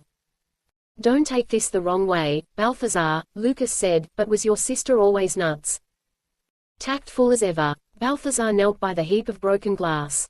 "Honestly, though, there was always something different about Charity. She isn't insane, and she never was, but she was never contented, either. never moored to the earth. Once she got upset about something, or with someone, she'd never let it go. It was like she couldn't think about anything else, not while whatever it was still bothered her. I was the only one who could ever talk to her when she got that way. Whatever is going on with your sister these days, it's more than her holding a little grudge, Lucas said. This place does not say mental health to me. Plus, she's hanging out with the wrong crowd, and that's putting it mildly. I thought about all the strange changes I'd already sensed in myself and how unnerving they could be. How much more frightening would it be to fully change, to be suddenly ripped from life into lifelessness? And I'd been bracing for the change ever since I'd been born, and knew that probably I would be able to choose my time. Charity had been tied up in a stable, watching her brother being tortured, knowing that her parents had been murdered. That would be more than enough to make anyone angry or unstable forever after. Is this the way it happens for most vampires? I shivered. I'm not asking you to excuse the people Charity's spending time with. Balthazar never looked up from the pile of broken glass. I bet you want me to let him off scot-free, though, Lucas said. Don't pretend you're judge and jury. You're only the executioner, and you decide guilt based on what we are, not what we do. How is this about me instead of about Charity's crazy-ass friends? At first I wanted to make them stop arguing, but then I realized it might be better for them to hash it out now. The sooner they were done with their bickering, the better. I ignored them and knelt by the side of the mattress. One of the stains on the dingy lace coverlet was in the shape of a hand. You don't have a brother or sister, do you, Lucas? If you did, you might not be so dense about understanding this. If I had a brother or sister who was hanging around with the Manson family, I think I'd be pissed off at them, not at the cops trying to catch them. Still pretending you're a cop. I put my hand over the bloodstain. When Charity and I had walked side by side, she had taken my arm. Despite her height, her hands were tinier than my own. This bloodstain was larger, so much so that my fingers looked like a child's by comparison. She doesn't stay here alone. When I said that, Lucas and Balthazar stopped arguing and stared, almost as if they'd forgotten I was in the room. Look at this. Somebody else has been here recently. Somebody a lot bigger. A man, probably. Balthazar didn't seem convinced, but Lucas smiled. Leave it to you to see it. Proud of myself, I eagerly looked around the room for some other proof of the second vampire, but nothing instantly came to mind. The bizarre collection of clutter was more unnerving now, though. Charity on her own was strange, but you'd think someone else, anyone else, would be saner. That he might impose some order. Instead, he lived here in this decay. Balthazar said, slowly, not alone. Tell me, Balthazar, what bothers you more? Lucas started going through the drawers, which seemed to be empty. That baby sister has a sex life, or that her lover is apparently drinking blood. Think about what I just said. Balthazar rose to his feet. If Charity brought anyone here, then she would have brought everyone here. Her entire gang. Her tribe. The tribe. I'd read oblique references to vampire tribes. I didn't know much about them, but they didn't sound good. I should have connected the gang with the idea of a tribe before now. Like, they're all here in town. Right now. And coming back here. Lucas and Balthazar shared a look, and then Lucas grabbed my arm. You're going back into Albion, he said. Balthazar and I can handle this. What? No, I don't want to leave you. He's right, Balthazar said. This is going to be more dangerous than I thought. You're not a fighter, Bianca. I've learned a lot. I refused to budge when Lucas tugged at my arm. Balthazar shook his head. Fencing class doesn't count. Bianca, think, Lucas said. How often do me and Balthazar agree on anything? I hated it, but they were right. My powers wouldn't compare to those of a full vampire. Lucas's wouldn't either, but he had been trained for fighting since he was old enough to walk. If this turned into a full-fledged battle with a group of vampires, I would be out of my depth. That moment, I resolved to learn as much as I could, to become strong. I never wanted to be asked to leave for my own safety again. But that was for the future. For now, all I could do was go. Do you want me to take the truck back into town? At least, I thought sourly, I've learned how to drive. Or I could wait down the road. Town's the only place safe, Lucas said. Balthazar nodded. Lucas should take you back, then return. And we'd better hide the fact that we're here. He leaned down and blew out the candle. The room went dark. That's when we realized there was light outside the window. What? I silenced myself instantly. Whatever it was holding the light outside, another candle. A flashlight. Didn't need to hear me, too. None of us moved, and I strained so hard to hear that I could feel all my muscles tensing. Lucas's hand tightened around my forearm. He and Balthazar shared a look. Balthazar put one hand on the doorknob and visibly braced himself. In the dim light I could see both fear and hope in his face. He opened the door. Instead of 20 crazed killers lunging at us, we were met only by a frigid blast of wind. Squinting into the dark, I saw Charity. She wore mismatched boots and a long, threadbare coat of grey wool that had been patched and mended in dozens of places. Her fair hair hung loose, blowing in front of her face. In one hand, Charity held a flashlight. Her hands were sheltered from the chill only by thin, fingerless gloves. "Balthazar," she said in a small voice, more childlike than ever. Charity. Though he had sought her for so long, Balthazar seemed unable to go to her and unsure of what to say. "Are you all right?" She shrugged. Her dark eyes alighted upon Lucas. "Strange company you're keeping." "I'm off duty," Lucas called, a smirk on his face. I didn't think joking was very appropriate and swatted his arm. He glared at me but shut up. "The girl I understand," Charity said. "She's so much like poor Jane." Balthazar's face went pale. "Don't say that name. Who was Jane?" "You've been following me." She took one step backward and let the arm holding the flashlight drop. The illumination now only shone on her feet and the deepening snow on the ground. "I want you to stop it." "I'll stop if you'll come home." "Home? Where is home? We lived here once, but that was a long time ago." Charity brushed strands of hair from her face, the kind of confused gesture people make when they're struggling against tears. "Don't even think about asking me to come back to Evernight. You know how I feel about that woman." Lucas and I shared a look. Balthazar stepped off the front steps, and Charity skittered back a couple of steps in the snow. If I hadn't known better, I would have thought she was afraid of him. He said, "We could find somewhere else. Something else you and I could do. All that matters is that we're together." "Charity, I miss you." She stared down at the icy ground. "I don't miss you." It hit Balthazar so hard that he flinched. I put one hand on his shoulder. It was the only comfort I could offer. Lucas watched me but said nothing. "You remind me of too much," Charity said. "You remind me of what it felt like to be alive. To think of sunlight as something you could enjoy instead of something you could bear. To breathe and have it change you, refresh you, awaken you, instead of just churning on, some old useless habit that taunts you with what you used to be. To sigh and feel relief.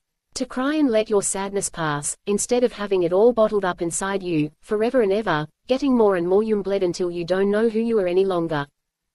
"I know who I am," Balthazar said.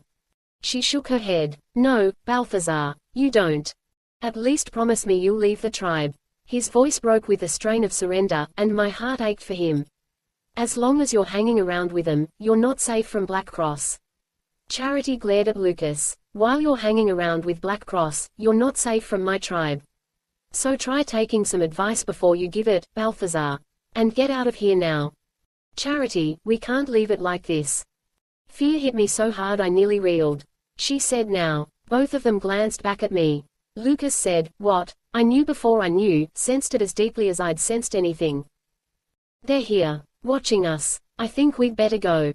Charity smiled at me. "You're much too smart to be hanging around with a vampire hunter. You'll probably get out alive." Lucas turned toward the small grove of trees a couple 100 yards away, and his eyes narrowed. "Get to the truck." "Not yet." Balthazar's eyes widened in dismay as Charity began walking off in the direction of the grove. "Give me one more chance to get through to her." "Truck," Lucas repeated. I could see how badly he wanted to fight, but he remained focused on protecting me. Now, instinct told me to run. But other instincts, my vampire instincts, told me that running prey was somehow more inviting. I forced myself to walk slowly toward the truck, and I grabbed Balthazar's arm so that I could pull him along. Lucas kept his stake at the ready as he edged toward the driver's side door. My belly sank as I glimpsed, behind Charity, the footprints of at least half a dozen people. I knew that somewhere nearby they were watching us. I imagined that I could feel their eyes upon me, and, as the wind roosted through the ice-stiff trees, I thought I could hear faraway laughter. Balthazar started walking faster. "We'll be all right," he said. "I'm not so sure," I said, but then we were in the truck. The two doors slammed shut on either side of me, and Balthazar and Lucas shoved down the locks at the same moment. "Let's hurry, okay." Lucas turned the key and spun us out of there. As we turned, the headlights washed over Charity, who stood in the field, watching us go. The lights caught her eyes so that they reflected, just like a cat's. She thinks I've turned against her. Balthazar's big hands were braced against the truck's dashboard. You'll get to talk to Charity again, I said. You know you will. Once you do, she'll understand. Charity will understand why I'm hanging out with a hunter from Black Cross. Then she understands more than I do. It's going to be okay, I promised him again. Lucas glanced sideways at us, then stared resolutely at the road. The snow now was falling faster and thicker. By the time we had reached the center of Albion, drifts had begun to form around the tires of parked cars. Maybe you guys shouldn't drive back tonight, Lucas said. Call the rents. Tell them you can't travel on the roads like this. We've got another hour or so at this rate. That's enough time for us to get back. Balthazar turned up the collar of his coat as if he could already feel the chill. I knew that if I asked Balthazar to remain, he would, and I wanted to stay longer so that Lucas and I could have a few minutes alone together. If we managed to convince my parents that we shouldn't drive until the roads were cleared in the morning, then we'd have hours and hours, while poor Balthazar waited nearby. That would be awkward for me and worse for Balthazar, who looked miserable enough already. He needed to go back to Evernite Academy soon. We'll go now, I said to Lucas. It's better this way. Lucas stared at me, his expression shifting from disappointment into something harder to read. Maybe it is. Neither of us knew quite what to say after that. Balthazar, apparently too dazed to notice the tension between me and Lucas, opened the truck door. A gale of frigid air whipped into the cabin, blowing my hair in my eyes. Lucas already had turned his attention back to the road like a man plotting a getaway. When Balthazar held his hand out to steady me in the snow, I took it. Goodbye, Lucas, I said in a small voice. Lucas leaned over to shut the truck door behind me. See you 1 month from tonight. Amherst. Town Square. Usual time. Okay. Then he sighed once and gave me an uneven smile. Love you. I love you, too. But for once, those words didn't make everything okay. Balthazar and I were both in such a terrible mood in the following days that I suggested we pretend that we were having an argument. Walking around together pretending to be a happy couple, neither of us could do it. But after a week, we could pull ourselves together, pretend to make up. That left me with more time on my own, though, and anxiety welled up to fill every spare second. Thinking about how Lucas and I had parted made me feel seasick inside, like the ground beneath my feet wasn't steady any longer.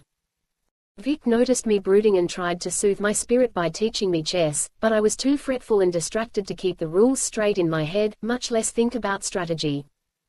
You are totally off your game these days, he said to me one afternoon, as the two of us sorted through the weekly shipment of foodstuffs. The human students apparently never noticed that a lot of their classmates didn't ever show up for these. People were too busy gleefully grabbing the stuff they'd ordered, boxes of pasta, packages of cookies. Vic put 2 bottles of orange soda in his canvas bag. And I can't help noticing that Balthazar is also one mopey dude right now. Yeah, I guess. Feeling awkward, I stared down at Raquel's list. I'd volunteered to pick up her order along with mine. Balti came to our last classic film festival, Seven and the Usual Suspects. The theme was Kevin Spacey, Before the Fall. Awesome double feature, right? But Balthazar stared at the corner the whole time. Vic, I know you mean well, but I don't want to talk about it. He shrugged as he selected a few cans of soup. I was only wondering if this had anything to do with Lucas. Maybe. Sort of. It's complicated. I guess Lucas is the kind of guy girls don't get over. Stormy, brew dy, all wild and stuff.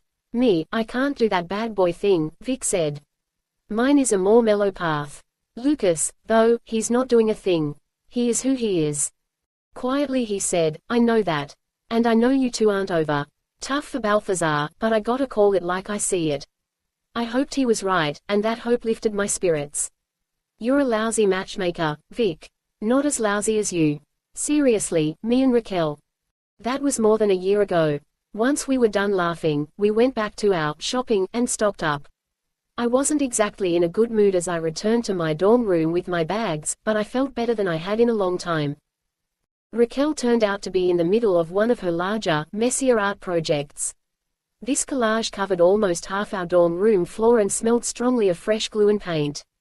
What is it? I said, tiptoeing around damp newspaper and brushes.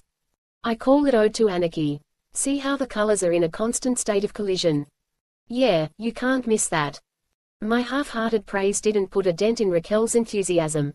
Paint striped her forearms, and she'd even gotten some orange in her hair, but she just kept grinning down at her work in progress while munching on a cookie. You can walk around it, right? Yeah, but I think tonight it might be better if I crashed with my parents. Will they let you do that? Not all the time, but I don't think anybody will care about one night. My parents turned out to be excited to see me. They'd once been very careful about the amount of time they'd let me hang out with them, worried as they had been by my refusal to get to know the other vampires at Evernight Academy. Now they were confident that I was growing up the way they wanted, and their door was open to me whenever I liked. That had seemed natural to me before, but no longer. Dad, I asked, as we changed the sheets on the bed in my upstairs room. Did you always know I'd eventually be a vampire? A full vampire, I mean. Of course. He kept his eyes on his work, in this case a neat hospital corner. Once you grow up and take a life, and you know we can find a decent way to handle that, then you'll complete the change. I'm not so sure. Honey, it's going to be okay. He put one hand on my shoulder, and even his crooked, off-broken nose couldn't disguise the gentleness in his expression. You're worried about it, I know. But if we find someone who's already dying, not even conscious anymore, you'd be doing them a favor. Their last act will be giving you immortality. Don't you think they'd want to do that for you? I won't know, because I won't know them at all, will I? How had I ever found that idea comforting? For the first time, it struck me how presumptuous it was, and how callous it was to assume that I had the right to end a life, even one at its conclusion, for my own convenience. But that's not what I mean. You keep saying, when I kill. When I kill, what happens if I don't? You will. But what happens if I don't? I'd never pressed for this answer before, I'd never felt like I had to. Now all those unasked questions were weighing down on me at once and getting heavier all the time. I just want to know what the alternative is. Isn't there somebody who would know? Mrs. Bethany, maybe. Mrs. Bethany will tell you exactly what I'm about to tell you, which is that there's really only one choice for you to make. I don't want to hear you talking like this again. And don't say anything to your mother, you'd upset her. Dad took a deep breath, obviously trying to calm himself. Besides, Bianca, how long can it be? You were eager enough for human blood last year. That was as close as my father had come to mentioning Lucas in months. I felt my cheeks flush red. I'm not naive. I realize you and Balthazar must have drunk each other's blood by now. He said it sort of quickly, maybe he was as embarrassed as I was. You have to be close to being ready to drink and kill for real. I know you're getting hungrier just from your appetite on Sundays. If you're anxious about it, I don't blame you. Just don't let your anxiety drive you to this kind of crazy talk. Have I made myself clear? I couldn't speak, so I just nodded. Not long afterward, I turned out my lights and tried to talk myself into going to bed. But not only was I confused by my conversation with my father, I was also starving.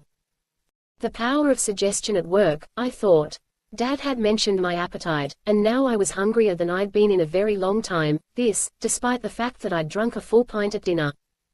Well, at least I didn't have to sneak a thermos from under the bed. My parents' refrigerator held all the blood I needed. I tiptoed down the hallway, past my sleeping parents, into the kitchen. My bare feet padded softly against the tile floor. Instead of turning on the lamp, I relied on my night vision and the sliver of illumination that widened as I opened the fridge door. Although some real food for me was on the lowest shelf, mostly the fridge was laden with bottles and jugs and bags of blood. Carefully I took one of the bags in my hand. I usually didn't drink these, because they were hard to get, treats that my parents needed more than I did. They contained human blood. Maybe my father was right. Maybe my craving for blood had become so acute because I hadn't had any human blood for so long. Maybe that was what I needed now. If Dad tried to yell at me for taking his stash, I'd point out that he'd kind of suggested it. I squeezed a bag into a large mug, then nuked that in the microwave. Though the timer chimed loudly enough to make me flinch, my parents didn't awaken, and I hurried back into my room. The heated mug made my fingers sting, but the rich, meaty scent of the blood overwhelmed my discomfort, my worries, and pretty much everything else. Quickly I lifted the mug to my lips and drank. Yes, that was it, what I needed, bone deep. The heat swirled down into the center of me, warming me from within. Human blood did something to me animal blood never did. It made me feel exhilarated, connected, and strong. I clutched the mug with both hands, gulping the blood down so quickly I could hardly breathe. I felt as though I was swimming in the warmth of it. The rest of the world was cold by comparison. Wait. I lowered the mug and licked my lips clean as I took stock. The air in my room had suddenly become much chillier. Had one of the windows blown open? No, they were all still shut, and covered with frost. But had they been covered with frost a few minutes ago? Just before I'd gotten up for the blood, I'd looked at the outline of the gargoyle outside the window, but now he was invisible behind a curtain of filmy white. When I exhaled, my breath made a puff in the air. I began to shake. A bluish glow flickered behind the window, and then I heard a tapping on the glass. Like fingernails. Fear gripped me, but I couldn't turn away. I went to the window and started rubbing my bare hand across the frost. The cold made my skin sting, but the frost melted into cloudy swirls, through which I could see. A girl stared back at me, about my age, with short, pale dark hair and hollow eyes. She looked completely normal, except for the part where she was almost transparent. And floating outside my tower window. The wraith had returned. Chapter 16. The ghost swam in shades of watery blue-green, her hair and skin the palest aqua. Though I could see through her, she was as real as anyone I had ever met. Her eyes bored into mine, not with anger or hatred but with some emotion I couldn't comprehend. Her lips moved, and I saw small glitters of light upon her lips and cheeks, fragments of ice, I realized. But still there was no sound. Trembling, I moved closer to the glass. Despite my fear, I wanted to finally understand what was going on. The ghost twitched, and I breathed out sharply. My warm breath made a foggy circle on the glass. In that circle appeared thin, shaky letters, "We want what's fair." Fair, that didn't make sense to me, but what about this did? At least I might finally have a chance to find out what they'd been trying to say. I realized that I wasn't afraid, well, at least, not as much afraid as curious. "What do you mean?" She didn't answer. Her dark eyes were almost mocking now. The foggy spot slowly vanished, taking her words away. After a long moment, during which it felt like my heart would pound through my chest, I realized what she was waiting for. Shakily I leaned toward the glass again and breathed out once more. In the foggy spot appeared the words, "You don't belong to them." What? I had no idea what that could mean. Mostly I wanted to turn and run for my parents. Instead, I exhaled against the glass so the wraith could speak. "You're not like them." "No, I'm not." It was the only thing I truly knew about myself, the only thing I'd ever known. The wraith was the first one who had ever admitted the truth. "Who am I like?" Another breath. This time the wraith smiled, and it wasn't reassuring. "You're like me." Then I heard a terrible gasp behind me and turned to see Mum in my doorway. Her face was whiter than the frost. "Bianca, come here. Get away from that thing." The word choked off, my throat was too dry for speech. I swallowed hard. "I think it's okay. Adrian." Mum was calling for Dad, running away. Her footsteps echoed down the hall. The wraith shrank back. "Wait, don't leave." I pressed my hands to the glass even as it frosted over, erasing the final words she'd written. Quickly I rubbed it to try to clear my view, so I could see if she was still out there. But all the warmth had been leached from my hands, so the ice didn't melt as quickly. By the time I could see again, the wraith was gone. Mum and Dad came pounding into the room, their nightclothes disheveled and eyes wide. My father growled, "Where is it?" "It left. I think it's okay." Mum looked at me like I had gone insane. Okay, that thing came here to hurt you, Bianca." Her eyes were wild. "You didn't even know the wraiths were more than children's stories a few months ago. Now you're an expert." My father squeezed my shoulders. "It's gone," he said. I'd never valued his steadiness more. "Celia, it's all over." "It isn't." Mum's voice was muffled, and I realized she was crying. "You know it isn't. They want to take Bianca away from us."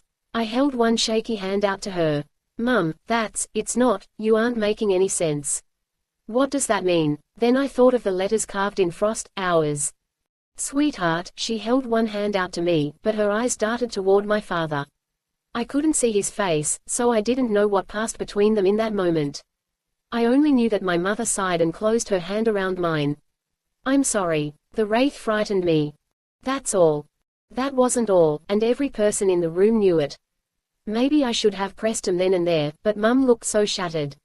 "I'm okay," I said. "Everyone's okay. It wasn't nearly as bad as before. Maybe they're going away, Mum said. Maybe they're giving up. Maybe. Dad didn't sound like he believed that, but like he wanted to. Bianca, did the wraith say anything to you? I opened my mouth to reply honestly, but found myself instead saying, no. There wasn't time. It was quick. Please let this be over, Mum whispered. If she hadn't been a vampire, I would have been sure she was praying. I hugged her tightly, and then Dad put his arms around both of us. Our misunderstandings didn't seem to matter as much as the embrace. At first I thought I would keep the wraith's odd visit secret, but I was too shaken to go it totally alone. You saw a ghost outside your room, Raquel repeated as we huddled together in a corner of the Great Hall. Students had slowly resumed studying and hanging out there, though never alone. You're sure it was a girl? She was as real as you are. And she spoke, well, wrote words in frost to me. What did she say? I'd lied to Raquel since the day we met, I'd have to keep lying to her forever. But it never became any easier. Just, be careful. Be careful. She's the ghost. What else is it we're supposed to be scared of? Raquel fiddled nervously with the tawny leather bracelet on her wrist. I don't like the sound of this. We'll be okay. We have to believe that. I knew I hadn't convinced Raquel, and I wasn't very sure myself. She said we were alike, I thought. What could that mean? I wasn't a ghost of any kind. First of all, I was alive, and, second, when I died, I'd turn into a vampire. So what had she been talking about? Balthazar walked into the Great Hall. When he saw me, he gave me a small, hopeful smile. Looks like somebody wants to make up, Raquel said.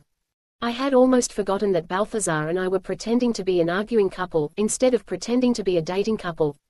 I ought to talk to him. Yeah, do that. Raquel gathered her stuff together. I'm going online to see if there are any new websites about casting out ghosts or something. New websites? You think I haven't looked before? But so far they're useless. Just crackpots making stuff up. The truth is crazier than anything they can imagine. I believe it, I said faintly. Balthazar waited for me at the entrance to the Great Hall, and I realized that he had both his gym bag and mine looped over one arm.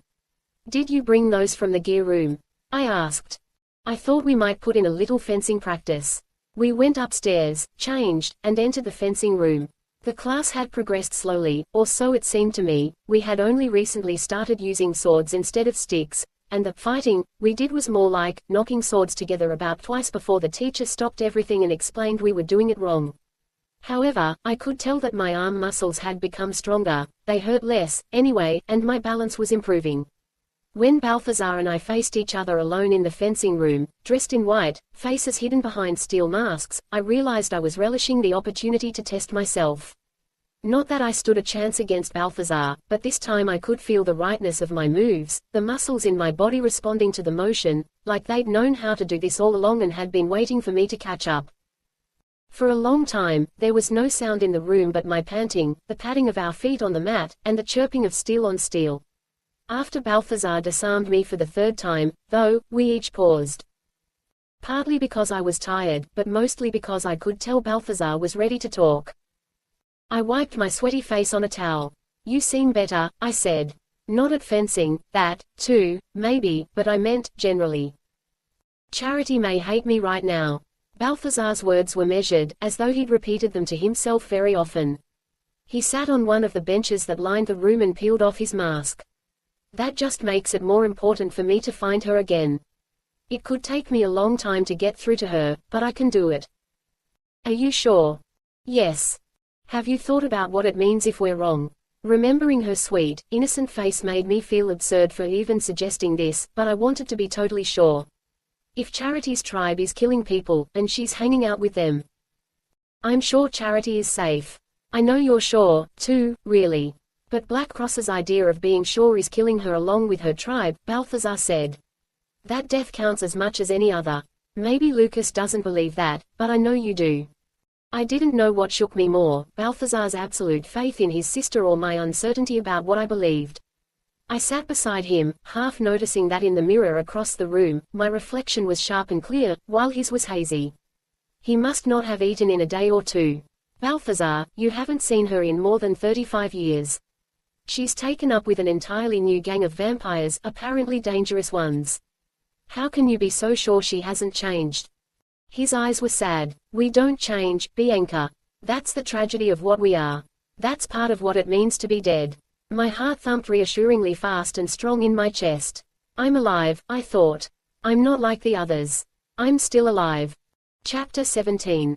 Othello shouldn't kill her even if he does think she's cheating on him. I couldn't believe I had to argue this. Did all vampires take killing so casually? He's not wrong because Desdemona is innocent. He's wrong because he thinks he has the right to kill his wife. That's not what Shakespeare would have thought. Courtney flipped her blonde hair over her shoulder. Back in that day, women had, no rights. Isn't that so? Mrs. Bethany, uncharacteristically, didn't take sides. She wasn't pacing the room today. Instead, she watched us from her desk, distant but amused. The status of women has changed over the centuries, Miss Brigantine, but the murder of a spouse has rarely been taken lightly. She tapped upon the page. Both of you seem to assume that Desdemona's murder is cold and calculated. Before our next class, I hope you'll both review the sections of the play that deal with Othello's quick temper. We'll also cover how that relates to the question of race in the play. Class dismissed. Everyone glanced around, all of us making sure we'd heard correctly. Mrs. Bethany letting us out early. Sure, it was only 5 minutes before the bell, but for her, that was as good as 5 hours. Slowly, people began gathering their books, like they were waiting for Mrs. Bethany to change her mind, but she didn't. I shut my notebook and stuffed it inside my backpack, as eager as anyone to escape, until Mrs. Bethany said, "Miss Olivier, please remain a moment." She shut the door behind the last student to leave. "Your parents inform me that you will be taking another trip outside the grounds this weekend with Mr. Moore." "That's right. I allowed these outings in the belief that Mr. Moore was helping you to assimilate more completely into our world." She walked toward my desk, her hands clasped in front of her. The thick grooves in her nails seemed darker than usual. "Given your recent behavior regarding the Wraith, which your parents reported to me, I doubt that your trips are having the desired effect." Mum and Dad told Mrs. Bethany about my latest encounter with the Wraith. And it sounded like they had told her I'd been talking to the ghost, too, which meant they knew I'd lied and had said nothing to me, only to Mrs. Bethany. I should have expected it, but the betrayed confidence was painful nonetheless. I held my chin high. I don't see why becoming a vampire means I have to automatically try to hurt things I don't understand. She cocked her head, studying me with her bright, bird-like eyes. Becoming a vampire means accepting that you must adhere to certain rules. We are stronger than humans, but we have vulnerabilities. We have enemies. The rules that protect you from those enemies are among the most important you will ever learn. How do you know the Wraith is my enemy? How do you know it's not? I couldn't believe I was going to end up telling Mrs. Bethany this, but then again, she already knew most of it, and she was probably the only one with answers. She tried to communicate. She said that we were alike, she and I. How curious. What did that mean? Do you know? When I spoke about curiosity, Miss Olivier, I meant that it was odd that a girl such as yourself wouldn't recognize that many adversaries begin their attacks with kindness. What better way to lure an innocent off her guard? After your experiences with Lucas Ross, I would think you'd know better. I stared down at my desk, trying to hide my discomfort, but the amusement in her voice told me I'd failed. I had also thought that your acquaintance with Mr. Moore would help you put Mr. Ross more firmly behind you. Perhaps I was wrong. Lucas is not a part of my life. The words sounded so final. Balthazar's been really good to me. How little you appreciate what you have. Mrs. Bethany walked away from me, her heels clicking on the floor. You may leave. Balthazar and we can still go this weekend, right? Her gaze raked sharply over me. I see no reason to change my earlier decision, she said. For now. From this moment on, I realized, any trip I took away from the Evernite campus might be my last. Amherst seemed unnaturally quiet. Midterms, I guessed, or just a chill keeping the college students in their dorms. The first time I had come to the town square, the streets had been filled with celebrating kids, the music and lights an echo of the jubilation I'd felt knowing that Lucas was near. Now the streets were still and dark, and uncertainty shadowed my mood. Charity just came up to you here. Balthazar walked by my side, his long coat billowing slightly in the wind. Picked you out of a huge crowd. She knew I was a vampire, of course. With you it's not that easy to tell, not yet. I glanced at him. Silhouetted as he was by the streetlights, Balthazar's expression was difficult to read. Does that mean I'm becoming, well, more vampire? It might mean that Charity is becoming more perceptive, that her senses are sharper. After a pause, he continued, that happens sometimes, when we consume more human blood. You think she might have, that she's. It's possible to drink without killing. You know that as well as anyone. He wouldn't meet my eyes. Then Balthazar stopped walking and turned around. When I did the same, I realized that we'd been followed. Lucas. I took a couple of steps toward him. He stood there with his hands in his pockets, wearing an old canvas coat too thin for the weather. His eyes looked both distant and sort of sad, the way he used to look at me at Evernight in the early days before he was willing to risk our being together. I'd forgotten that he had fought our attraction in the beginning. How long have you been following us? Just long enough to remind Balthazar here what I can do. Lucas smiled, but it didn't reach his eyes. Balthazar didn't smile at all. We should split up for this. If Charity sees us together again, I'll never get another chance to talk to her. Lucas would have liked to protest, I could tell. Quickly I said, we'll split up.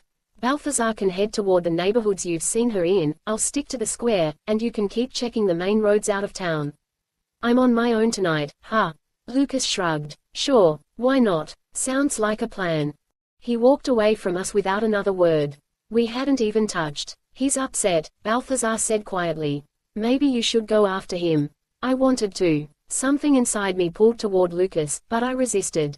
We have a plan. We'll stick to it. If we don't find some sign of her tribe in a couple of hours, maybe we can drive to one of the other nearby towns. Balthazar turned up the collar of his coat. Thanks. I appreciate it. Within a few seconds, he, too, was gone. That left me alone. I didn't really expect Charity to seek me out again, not when both her brother and her enemy were available. So while I walked up and down the street, shivering from the cold and casting the occasional wistful glance at a nearby coffee house, I had time to evaluate what was going on. Lucas was angry with me. It couldn't be about Balthazar, could it? There wasn't any reason for him to be jealous. Even as I thought that, I remembered how close together we'd been walking when Lucas called out to us. My cheeks flushed, and I pushed the memory away. No, it couldn't be that, I decided. Lucas had been even more hot-tempered than usual lately. So who knew why he might decide to get upset? It could be anything. And maybe I was tired of him taking out his moods on me. Just as I was working myself into a real rage, a flash of gold down the street caught my attention. Long, dark blonde hair, something familiar in her walk, Charity. But it wasn't. It was Courtney. Courtney was walking along the sidewalk at the far end of the square, headed toward the cozy residential neighborhood I'd seen on my last time here. The clothes she wore seemed very odd, for her, old jeans, a baggy black sweater, and a gray trench coat. I was reminded of the silly way I'd dressed for my own amateurish attempts at burglary just before school started. Then I realized Courtney was doing the same thing I'd been doing, she was sneaking around. She'd been so catty about Balthazar supposedly straying. Had she followed us here tonight? Did she suspect the truth? We couldn't afford to get caught, especially not with Lucas so close. If Courtney saw him, it would all be over. Hurriedly I followed her as she walked out of the square. Courtney never glanced back once, so I didn't bother trying to hide. Obviously she hadn't seen me, but could she be following Balthazar? This was the general area he'd gone to search. I kept looking for him as we walked past old wooden houses, each yard filled with the bits and pieces that suggested the lives within, a child's bicycle tipped on one side, a porch swing, or a white bird bath on a pedestal. Courtney never seemed to pay attention to any of it or even to be looking around for Balthazar or anybody else. Apparently she knew exactly where she was headed. Her footsteps slowed as she neared a pale blue house, one with light shining from all the windows. Even half a block away, I could hear music and chatter coming from within, and as I stepped closer, I saw that the house was crowded with people holding plates of food or bottles of beer. A few balloons had floated up to the ceiling. Courtney crouched in the bushes next to one of the big windows, looking up at the scene within. I couldn't get close enough to be entirely certain what she was doing, other than watching. Is she stalking someone? There was a time I would have thought that even somebody as mean-spirited as Courtney would never kill a human being. But now I wasn't as sure about vampires as I had been. My skin prickled with dread. I crept closer. Within the house, I heard people begin to sing happy birthday to someone named Nicole. Courtney didn't make a move, she remained completely still with her upturned face tinted gold in the light from the window. I was only 10 feet behind her. At first I didn't pay any attention to the small room nearest to me, it had emptied out when people started singing. But then, from inside the house, a familiar smile caught my eye. Courtney's smile. I pressed my face to the glass and realized that Courtney's photo stood among those atop an upright piano. The photograph showed her in a maroon and white cheerleader's uniform, her hair in a curly ponytail on one side of her head, the sort of style and makeup people wore back in the 1980s, back when Courtney was alive. This is her family. This is her home. The song ended, and everyone cheered and clapped.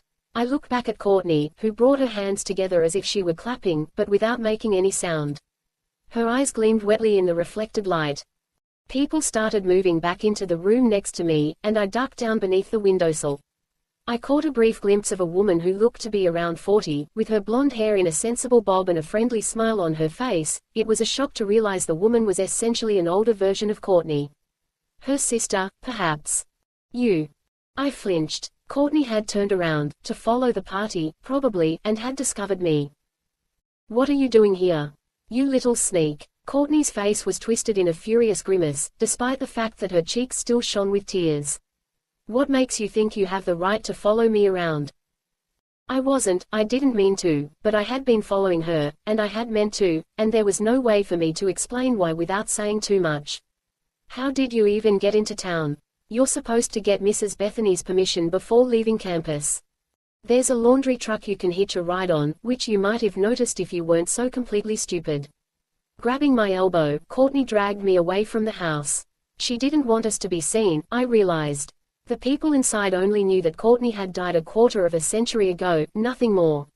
If they saw her, risen from the dead, a vampire, I couldn't even imagine how they would react. Probably Courtney couldn't either. I'm sorry, I said, more quietly. I wouldn't have followed you if I'd known. Known what? What is it that you think you know? Courtney grinned at me, though the grin was a terrible fake that made her look sadder than her tears. All I know is that you're supposed to be with Balthazar tonight, and you're not. Crap. I should have known Courtney's gossip radar could never go down for very long. What's the matter, Bianca? Trouble in paradise. She folded her arms and tossed her hair, once again the queen of the school, totally in command. Did you guys have a fight? Another fight, that is. If it's none of my business that you're here, then it's none of your business that I'm here. So you leave me alone, and I'll do the same for you. Although Courtney clearly wanted to rub in the supposed failure of my supposed relationship, she apparently wanted to hush me up even more. You say one word about this, one word to anyone, I will know. Your secret is safe with me. I don't have any secrets. We could still hear the laughter from the party. I stared at Courtney, hard, and her face fell. She turned to go, and then froze. When I heard the voices, I froze, too. No, no, no, not now. We don't know that Bianca's in trouble, Lucas said. Balthazar walked next to him, their paces in stride. She's not on the square where we arranged to meet. That doesn't spell trouble to you. Bianca has a way of not being where she's supposed to be. If you knew her better, you might realize that, Lucas said. Then he stopped in his tracks. I knew that he had seen Courtney and me, which meant that Courtney had seen him. Lucas, the Black Cross Hunter. Oh my God, she breathed. You've been, Lucas Ross, this is, Courtney, listen to me. Balthazar hurried toward us, hands outstretched. It was the most attention he'd ever paid her, but she shrank back as if repulsed. I can explain. You can explain that you're hanging out with a Black Cross Hunter.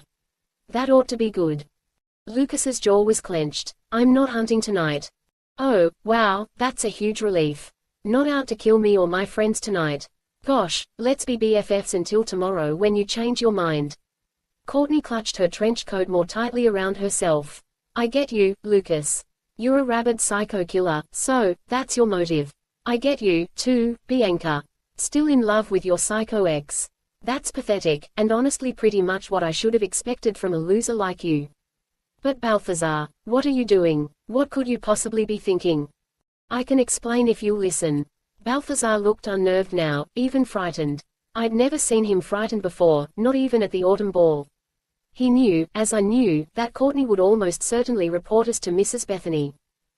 Courtney didn't listen. She stomped down the block without another word. Lucas gestured after her. What, are you going to just let her go? What do you want us to do?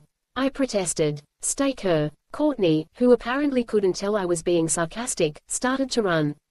Balthazar took off after her, and Lucas and I followed. I knew that Balthazar and I were trying to catch Courtney to reassure her and explain, but Lucas, I wasn't sure about Lucas. I hated that I wasn't sure. Courtney, wait, I called. She only ran faster. Balthazar was quicker, though, and he managed to grab her shoulder and spin her around. Courtney shrieked, but Balthazar pleaded, we're not going to hurt you. Not hurt me. What does the guy from Black Cross say about that? Lucas sighed heavily. You're safe. Courtney cocked her head, like he'd spoken in some language she didn't understand. Whatever this bizarro arrangement is, this is totally screwed up. Sometimes I agree with you, Balthazar said. The point is, it's no danger to you or to any other vampire, and we'd appreciate it if you would keep it a secret. Poor Balthazar, he'd try to be calm and reasonable with a rampaging bull. If you're in with Black Cross, I can't keep that secret. Courtney backed away from us. She bumped against a parked minivan, then slid around it, her hands pressed flat against the metal like a blind person finding her way. That's dangerous. You should know better, Balthazar. You're the one Mrs. Bethany will blame. Then Courtney cried out and clutched at her chest, with the point of a stake sticking between her fingers. I gasped. For one terrible second, I thought Lucas had thrown the stake at her, but no, the blow had come from behind. Courtney staggered 2 steps forward, then fell face down into the street with the stake protruding from her back. Behind her stood Charity. Balthazar stared at his sister, not in horror but in wonder. Charity wore jeans that had faded to grey and showed the black tights she wore through half a dozen rips and holes. Her dingy sweater had frayed at the neck. She smiled at him sadly. The girl would have hurt you, she said, nudging Courtney's inert body with her silver-slippered toe. Couldn't let her do that, could I? Charity, you shouldn't have, but you wanted to help, and for that, thank you. Balthazar reached out one hand, but Charity skipped back a few steps. She asked good questions, though. Charity's dark eyes darted toward Lucas. Why are you spending so much time with Black Cross? Especially while they're hunting me. I turned toward Lucas. You said they weren't hunting her any longer. You promised. We aren't. At least as far as I know, we aren't. Lucas protested. I was starting to wonder if, as far as I know, wasn't just a dodge, whether Lucas simply chose not to know anything that would inconvenience him. Every bit of the fear and upset I'd felt in the past several minutes was swirling around inside me, desperate for some place to go, and now it was all being drawn toward Lucas. They're trying to kill me, Charity said. My brother helps them. How would you feel, if you were me? Balthazar shook his head. Lucas promised me they'd stop hunting you if I found you instead. So you only meant to be a good big brother. To drag me off kicking and screaming to Evernight again. Charity, please. Balthazar's voice was only a rasp. It's been 35 years since we've been together. Since we lived together, maybe. But I've seen you around long before this, long before Albion. I've been paying attention. Charity hugged herself. I want the hunter's weapons. Lucas's jaw set. Oh, hell, no. Lucas, I whispered. Come on, she doesn't trust you. I don't trust her either. We'll all get rid of any weapons we have, Balthazar said, trying to be reasonable. You're vampires, Lucas said. You guys are your own weapons. Charity held out her hands. Then keep all your weapons but one. Give me just one. That large knife you held on me in the hospital, maybe. I'd feel safe then. I wouldn't, Lucas said. I'll be okay, I promised him. Charity looked so young and so cold, she was shaking as she stood there, her little hands outstretched and begging. Lucas, please. Lucas gave me the dirtiest look I'd ever seen, but he reached into his coat and pulled out his broad knife. Instead of handing it to Charity, he let the blade clatter onto the pavement. He and Charity kept their eyes locked as she knelt to retrieve it, and he put one hand to his belt, where I knew he kept a stake. Maybe we should have turned to Courtney before any of this, but we all knew that a stake through the heart doesn't really kill a vampire, at least, not permanently. Withdraw the stake, and the vampire revives, none the worse for wear. Already I was thinking that eventually we'd have to pull the stake out of Courtney and deal with the fact that she'd be even angrier when she regained consciousness. Lucas said, "We good?" Yeah. Charity gave him a very strange smile. We are. At least for tonight, Hunter, you're safe from me. For some reason, Lucas took this as a sign that he was now the best person to get through to her. You need to listen to your brother. I don't run Black Cross, not by a long shot. If you want to be safe from the hunt, you better play by his rules. I've learned the rules to play by, Charity said.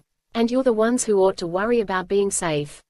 What have you done, Charity? Balthazar took her arms in his hands, not like he was about to hug her, but instead as though he were going to shake her.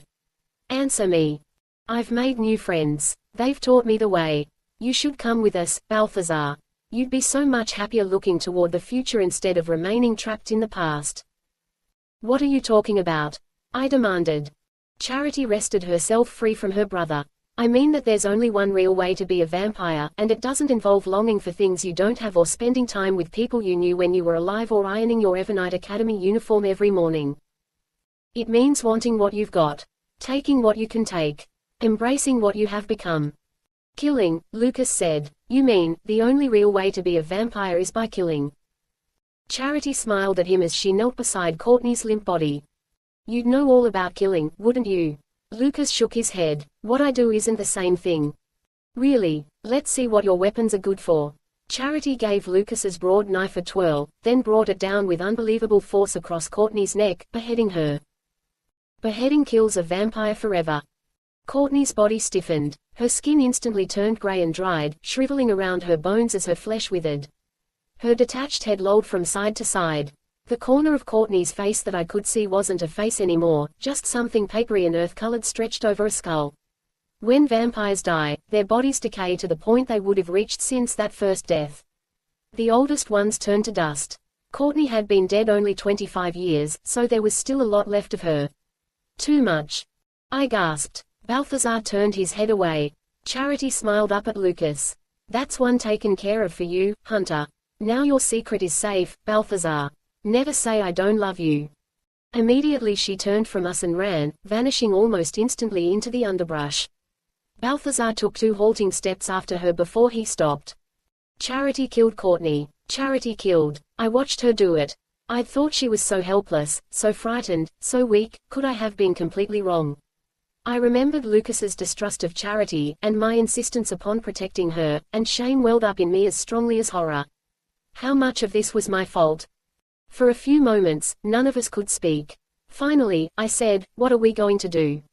What? Balthazar was still staring in the direction Charity had disappeared. About the body, she means. Lucas grimaced as he took a closer look. The neighbors come out in the morning and find this, they're gonna freak out. Run tests. The fact that it's a 25-year-old corpse will only make 'em ask more questions. Could they match Courtney's DNA? Her dental records? I felt a wave of pure horror at the thought of that nice family down the block learning that Courtney's body had been found, decayed and dumped on their own street during a birthday party. That was about the worst thing I could imagine. We have to get her out of here, I said. We should bury her somewhere. Digging in frozen ground is tough, Lucas said. Better to burn her. He didn't say it meanly, just, like, that was reality. But Lucas didn't have a vampire's horror of fire, and he couldn't know how gruesome it sounded to me, burning someone instead of burying them properly. Maybe it was my disgust at the idea of cremation. Maybe it was my own confused feelings about watching Courtney die. I'd never liked her, but I'd never have wished for her to be murdered. Maybe it was the tension of nearly having our cover blown, then having it saved in the worst possible way. Maybe it was watching Balthazar look so lost. Maybe it was anger at myself for my foolish belief in Charity's goodness. Maybe it was months of separation finally taking their toll. Whatever it was about that moment, it made something inside me snap. Burn her up. Burn her up. I wheeled toward Lucas, so angry that I shook. You don't even think of her as a person, do you? Because vampires aren't people. Not to you. Whoa, that's not what I said. Lucas held up his hands. It's only cremation, Bianca. It's not only cremation, not to you. You think vampires aren't like other people, and so you think it's fine to treat them however you want. You could have killed Courtney yourself. You could have killed Balthazar. If we hadn't met at Evernight, you might even have killed me someday. You wouldn't have thought twice about it, would you? Lucas couldn't stand being yelled at like that. I could see the last remnants of his self-control incinerate as his temper took over. Well, you think vampires never, ever hurt anybody, even though every single one of you is hardwired to drink blood and to kill. Even after Eric. Even after this. What the hell is that about, Bianca? I've tried to make you see the truth, but you won't see anything you don't want to see. Quietly, from beside us, Balthazar said, I'm going to go get the car, bring it around. We ignored him. You're still in Black Cross, I said, shaking with rage. Still, more than a year after you found out that I'm a vampire, too. You talked about leaving, but that's all it is, isn't it? Just talk. Am I the only one who has to change? The one who has to give everything up? What have you given up, Bianca? You haven't left Evernight. You haven't stopped planning on becoming a vampire. You get to be your parents' perfect daughter and Balthazar's perfect girlfriend and keep me on the side where it's convenient for you. Convenient. You think anything about this is convenient? You looked pretty comfortable with the situation earlier tonight. He was referring to my walking beside Balthazar. Something as simple as a stroll had turned into ammunition to be used against me. Tears had begun to sting my eyes. I should have known. You never stopped hating vampires. That made it inevitable that someday you'd hate me. Lucas looked like he'd been punched in the gut. Bianca, God, please, you know I don't hate you. Maybe you don't now, but you will. My throat tightened so much that it hurt to talk. I don't know why I ever thought this would work. Bianca. Go away, just go. I'm not leaving you alone here. Balthazar will be back with the car any second. Lucas's expression hardened. I guess Balthazar takes real good care of you. Don't need my help anymore. No, my voice broke on the word, but he believed me anyway. Fine. Lucas stalked off into the darkness. He walked the opposite direction from Charity, so I knew he wasn't on the hunt, but he vanished into the dark as quickly as she had. I was alone. Did we just break up? Did I just dump Lucas? I thought so, but I wasn't sure. Somehow not knowing for absolute sure made it even worse. But we hadn't figured out where or how to see each other again, which meant I might not ever be able to find him again. If he didn't come after me, we'd never see each other after tonight. I leaned against the minivan and started to cry. Then I thought it was incredibly petty of me, crying over my breakup while Courtney was lying dead at my feet, but that only made me sob harder.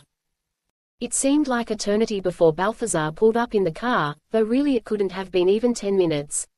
He saw me crying and said, "It didn't end well, I guess." I shook my head. "It's okay. Get in the car, Bianca. I'll see to Courtney."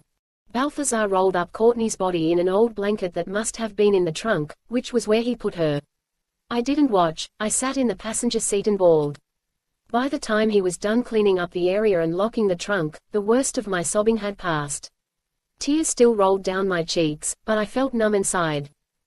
When he got in the car, I whispered, "What are we going to do?" "We'll have to drive into the countryside and build a fire." He cast an uncertain glance at me. Lucas was right about the frozen ground. "Oh, okay."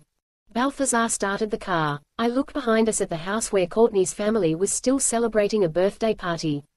As we drove away, I could see their silhouettes in the windows. They were dancing.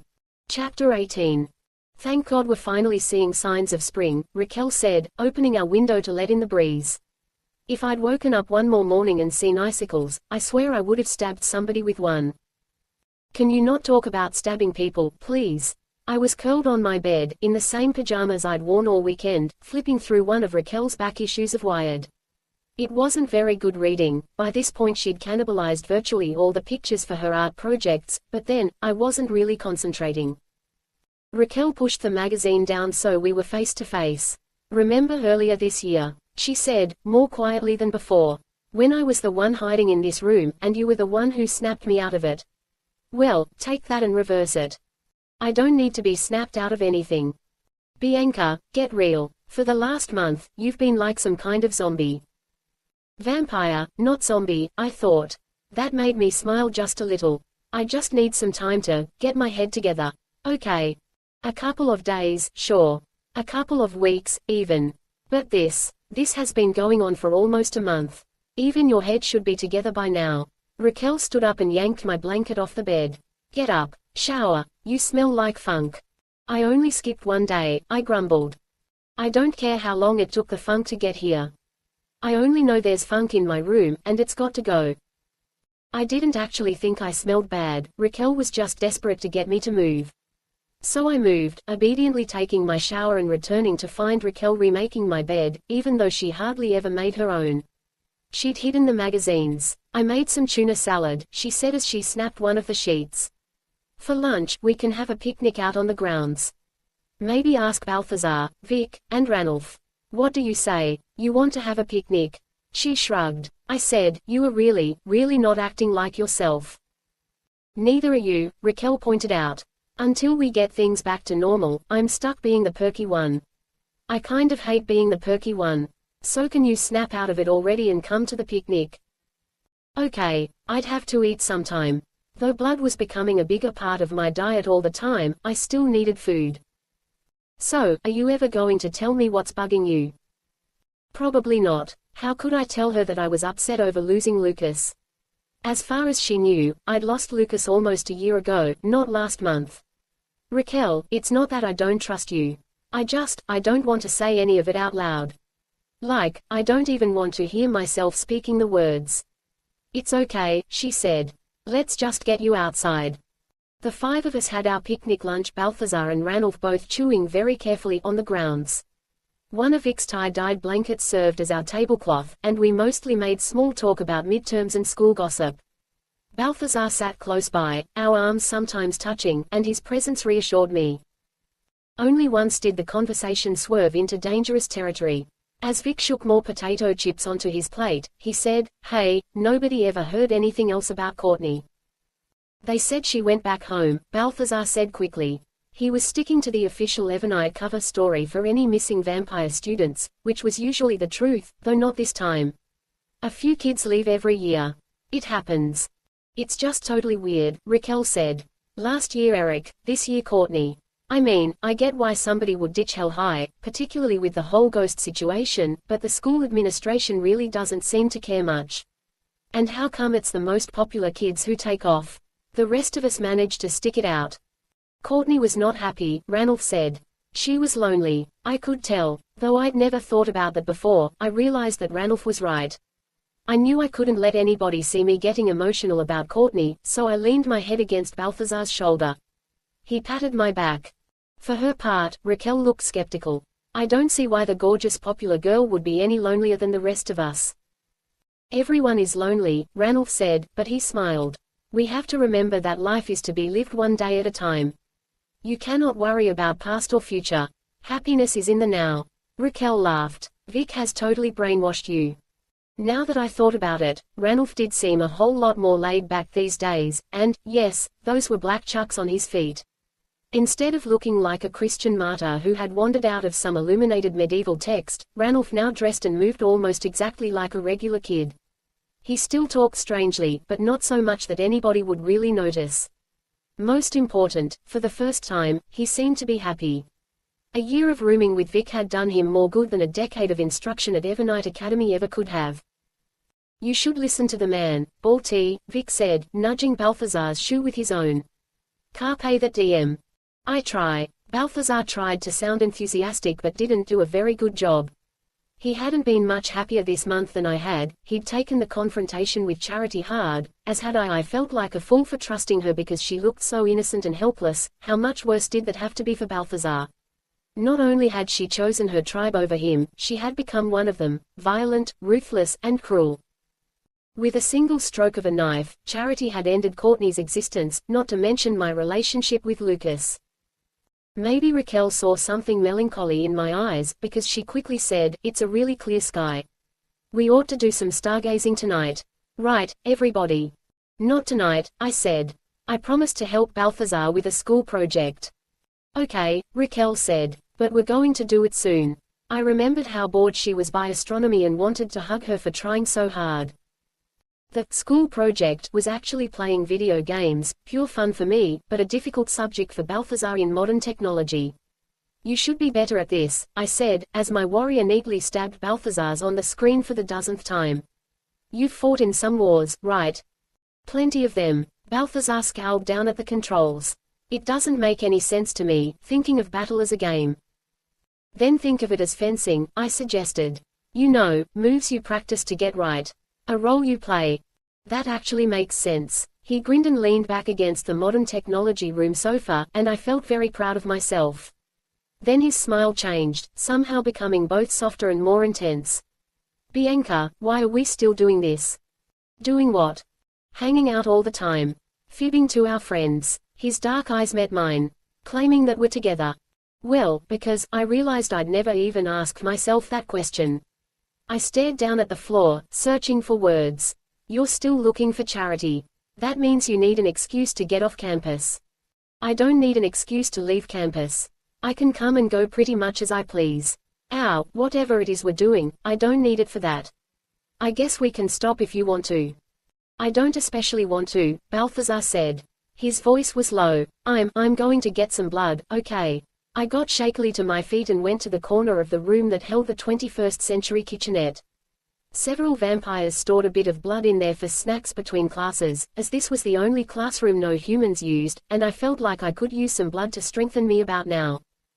I couldn't pretend that I didn't know what he was talking about, or that he had surprised me.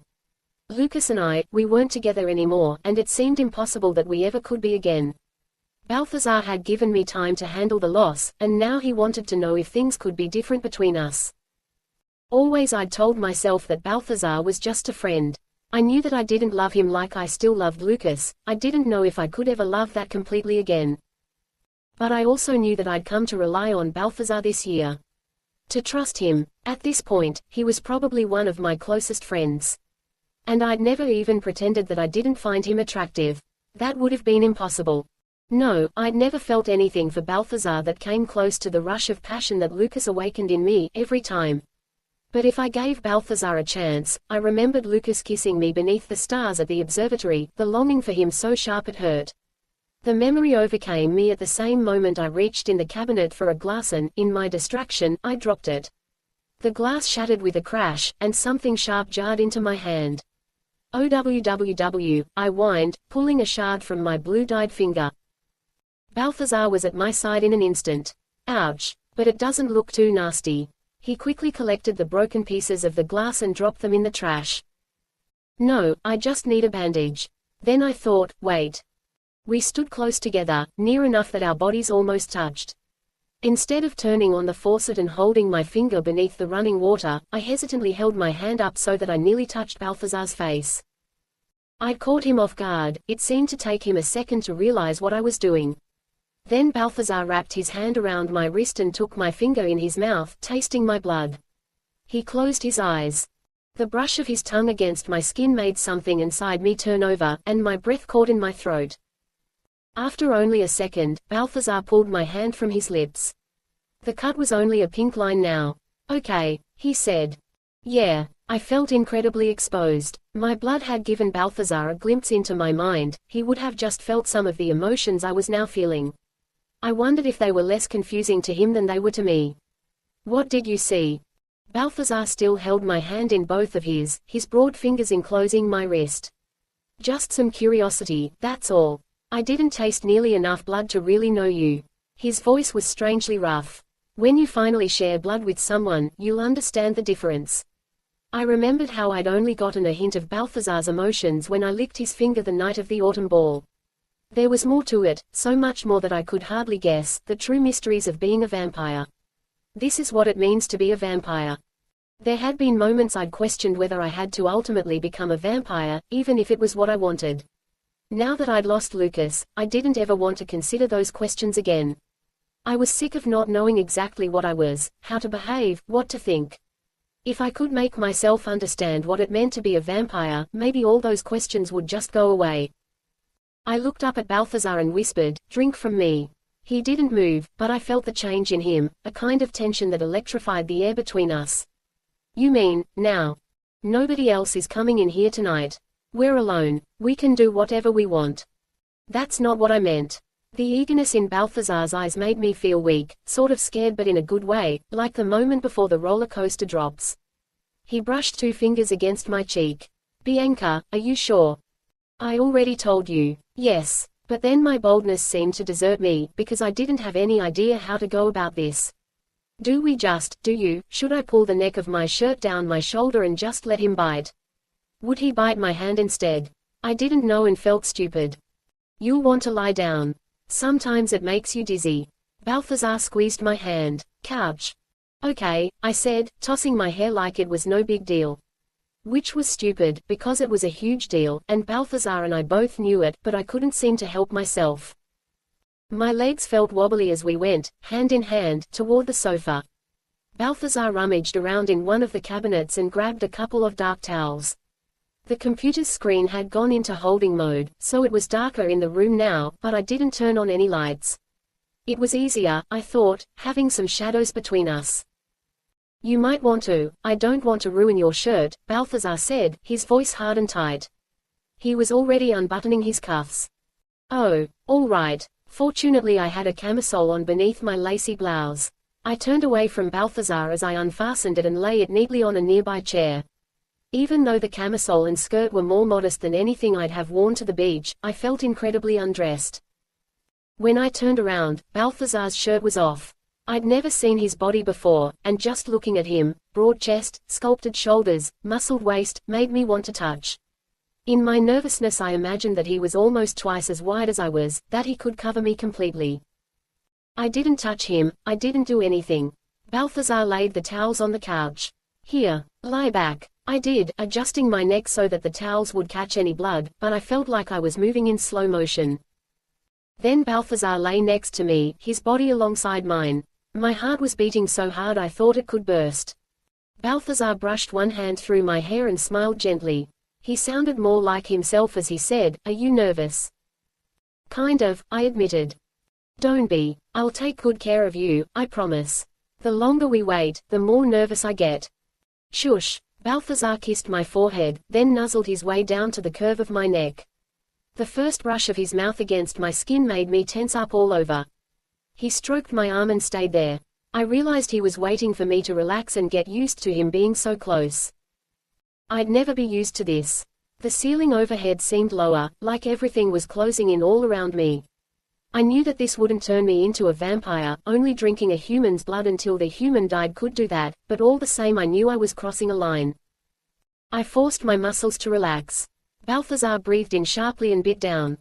Oh, it hurts, it hurts. I gripped his shoulders, preparing to push him off me, but then it didn't hurt as much, and I felt this deep, deep pull. It was the tide of my blood flowing into him. Though my body didn't move, it felt as though I was rocking back and forth, soothed and dizzy and eager for more. The world seemed to fall away beneath me. It was like fainting, but wonderful instead of scary. Balthazar's body next to mine was all I could hang on to, the only thing I knew. His tongue lapped against my neck, the suction tickling me, until he drew back. "Drink," Balthazar whispered. "Bianca, drink from me." I clutched him closer, buried my face against his shoulder, and felt the familiar ache in my jaw from my fangs. He smelled good, and his skin was smooth, and in one split second, I went from not knowing if I could bite him to knowing that I had to. My teeth sank into him. The blood rushed into my mouth, burning hot, and instantly I was flooded with everything Balthazar felt, everything he saw. He tasted like longing, like loneliness, and the depthless need for comfort. Everything within me that understood loneliness bent toward him, shaping us together. The images that flickered in my mind were of me, no, not me, but someone so like me that even I could be confused. She had dark hair, and a long, full-skirted dress, and she ran through the autumn woods laughing, spinning in the falling leaves. He loved her and wanted me to be her. I wanted to be her. I wanted to be anyone but myself. And I tasted his desire, raw, hard physical need. Within my mind flashed veiled images and sensations, the knowledge of sex that he possessed and I lacked, or had lacked until now. My body responded to it, and then I felt him bite down harder onto my neck as he sensed my arousal in return. That made me want him more, and made him want me more, the feeling doubling in on itself over and over until I couldn't bear it 1 second longer. Balthazar pulled away from my neck, far enough that it broke my bite, too. Then he kissed me, not once but half a dozen times, each kiss frantic and sweet with blood. I kissed him back, gulping in breaths every time our lips parted. "Bianca, say yes," he gasped between kisses. "Say yes, please, say yes." I wanted to say yes. I was going to. But as I looked up at him, I breathed out shakily, and realized I could see my breath. The chill in the air hit us both at the same time, and Balthazar's eyes widened as he realized what I realized. Frost began to streak across the windows and ceiling, and the blue-green glow flooded the room so brightly that I could hardly see. All I could hear was the cracking of ice. But none of that compared to what I felt. It hates me, Raquel had said. It hates me. It wants to hurt me. I hadn't understood what she meant until this moment. The wraith was angry, and it had come for me. Chapter 19. Bianca, come on. Balthazar towed me away from the sofa, his hand clamped around my forearm. I stumbled after him but looked back at the startling transformation. Already the room was solid white with frost and ice and colder than anything I'd ever felt before, even at the autumn ball. We were sliding on ice, every step unsure, and Balthazar slammed hard against one wall, smearing it with blood from my bite. He winced, but we had to keep going. Every second, this became stranger. More dangerous. We reached the door, and Balthazar tried to pull it open, but it wouldn't budge. The lock was frozen shut. He tugged at it hard, swore, then slammed against the door with his shoulder. The wood cracked deeply, and together we were able to kick it until it broke. Splinters jammed into my legs and hands as we tore the door apart, but even as we worked, the room was growing even colder. Crystals of ice were forming in the air around us, making it so thick it was hard to breathe. And still I felt it, that deep, implacable anger, swirling around us and as real as the chill. Balthazar finally destroyed the door by bursting through. Flakes of ice had formed on his bare chest. "Get Mrs. Bethany," he yelled down the hallway as he reached back to pull me out after him. "Somebody help." I got halfway through the door, and froze. Literally, I mean. My foot was frozen to the floor. I tried to tug it loose, but even as I did, the ice thickened, covering my shoe. I leaned down, trying to pull free, but suddenly it was harder to move at all. "Somebody help," Balthazar yelled. He was pulling on my free arm so hard my shoulder hurt, but I didn't budge. I didn't even rock backward when he tugged.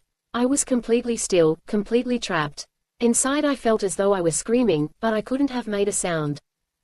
Within the modern technology room, gravity didn't quite seem to apply anymore. My hair floated around me, as if underwater, and all the books and desks inside were drifting slightly, caught in unseen currents. Everything was the same brilliant shade of aquamarine. I recognized that it was cold, but I had become as cold as the room, so it didn't sting any longer. Balthazar's shouts seemed to be coming from a great distance away. The glittery snowflakes that filled the room coalesced and took form.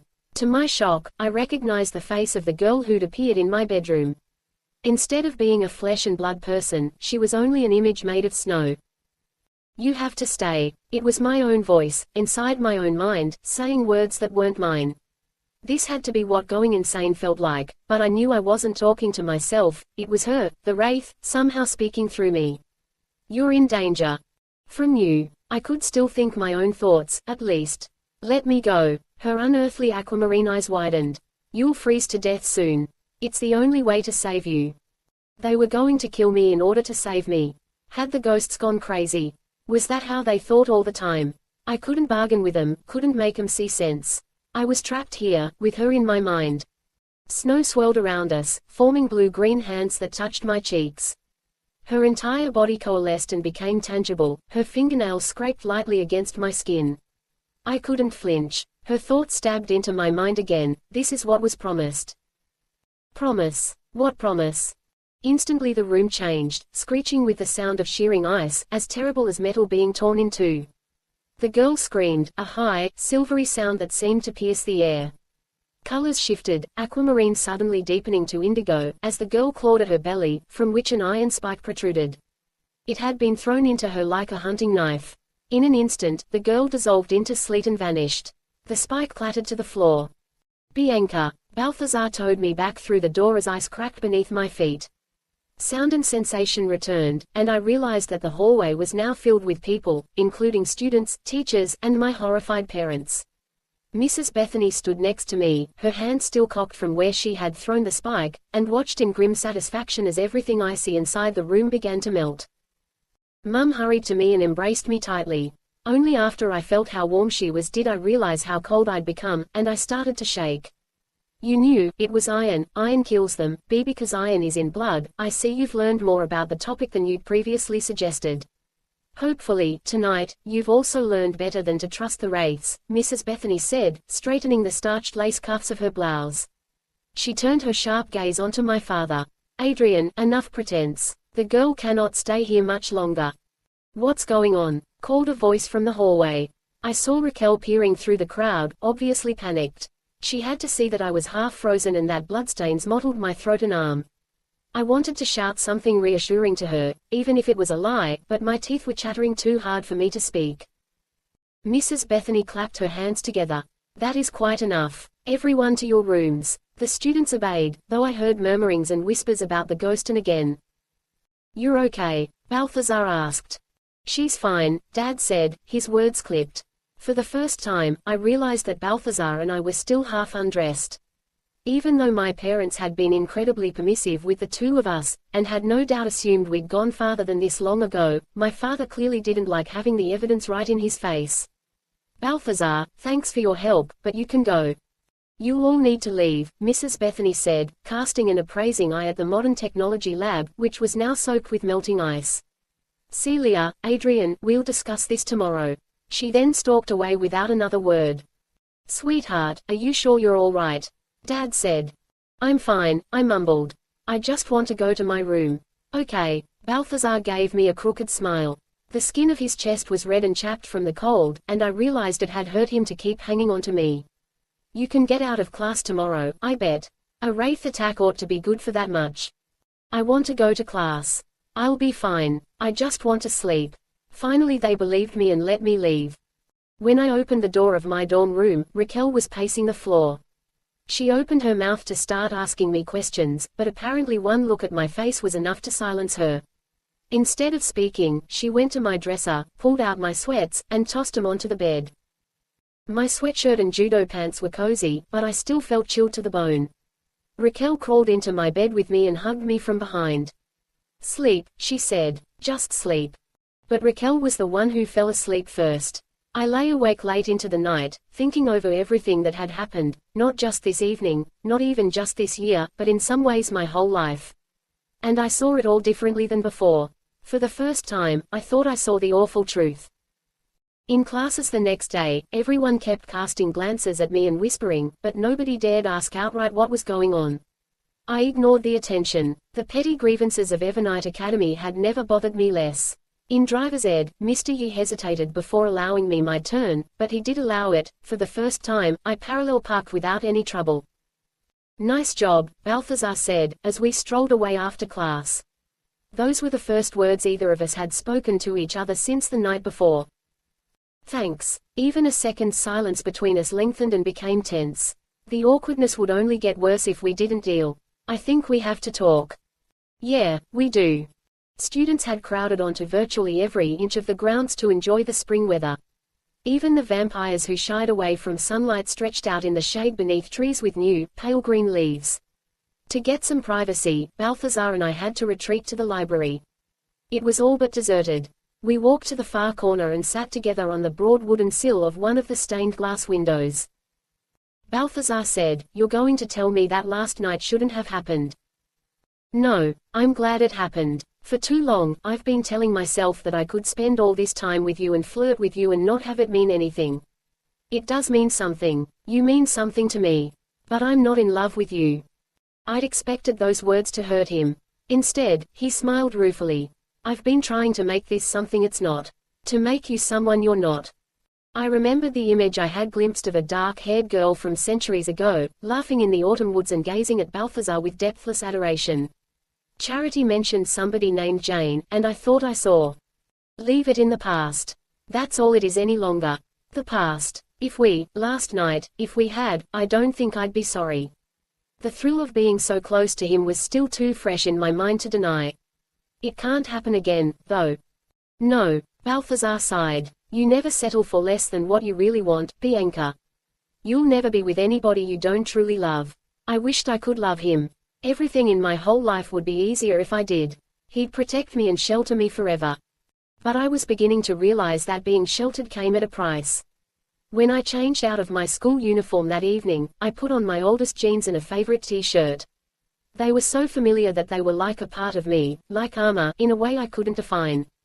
Then I went upstairs to face my parents and have a conversation I should have had a long time ago. My mother opened the door with a smile. There you are. We were hoping you'd come by tonight, weren't we, Adrian? As I walked inside, she murmured, your father is in an odd mood, and maybe you and I should have a private talk about Balthazar later. Okay. Ignoring this, I walked to the center of our living room and demanded, "Why are the wraiths after me?" Mum and Dad stared. Nobody said anything for a few long seconds. Then Mum began, "Honey, they could just be. This school is probably a target." "The school isn't a target. I am. I'm the only one who's seen the wraiths every time they've appeared, and I'm the one they came after. Each appearance came immediately after I drank blood. I don't think that's a coincidence." "You drink blood all the time," Dad said, trying too hard to sound reasonable. "You've drunk blood since the day you were born." "Things are different now. Every single one of those times was different, because I was hungrier, or the blood came from a living creature, or, well, I wasn't going to get into why it was different with Balthazar. I'm becoming more of a vampire. And the wraith said I was in danger." "What?" That genuinely confused Mum. I could tell, but that just went to show how much of this she really did understand but wouldn't say. "The wraiths are the ones trying to hurt you." I think she meant that I was getting closer to becoming a vampire. "To the wraiths, I think being a vampire is even worse than being dead."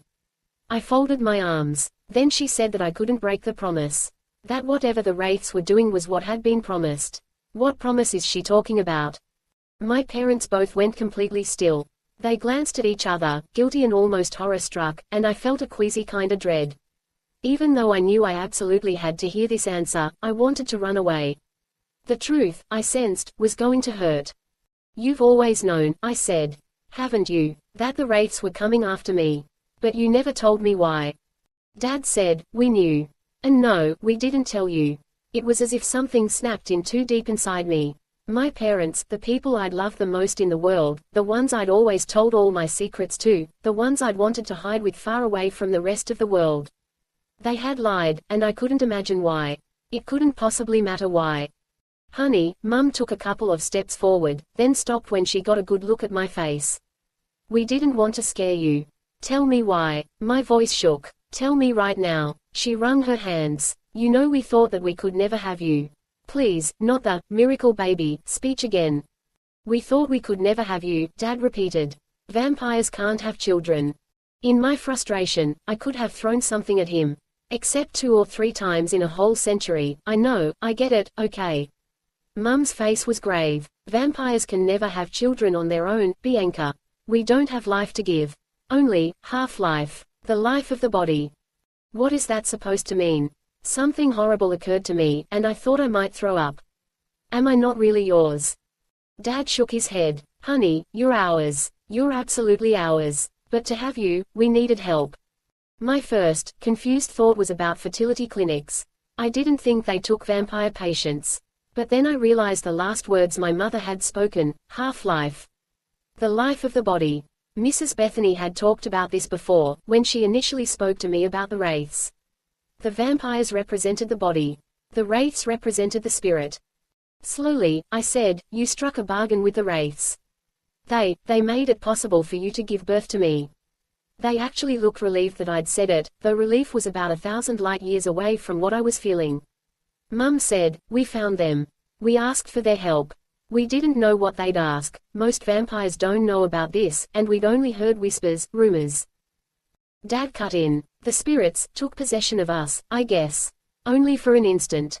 I grimaced. "While you were." "No, honey, no." Mum crisscrossed her hands in front of her like she was trying to erase those words from existence.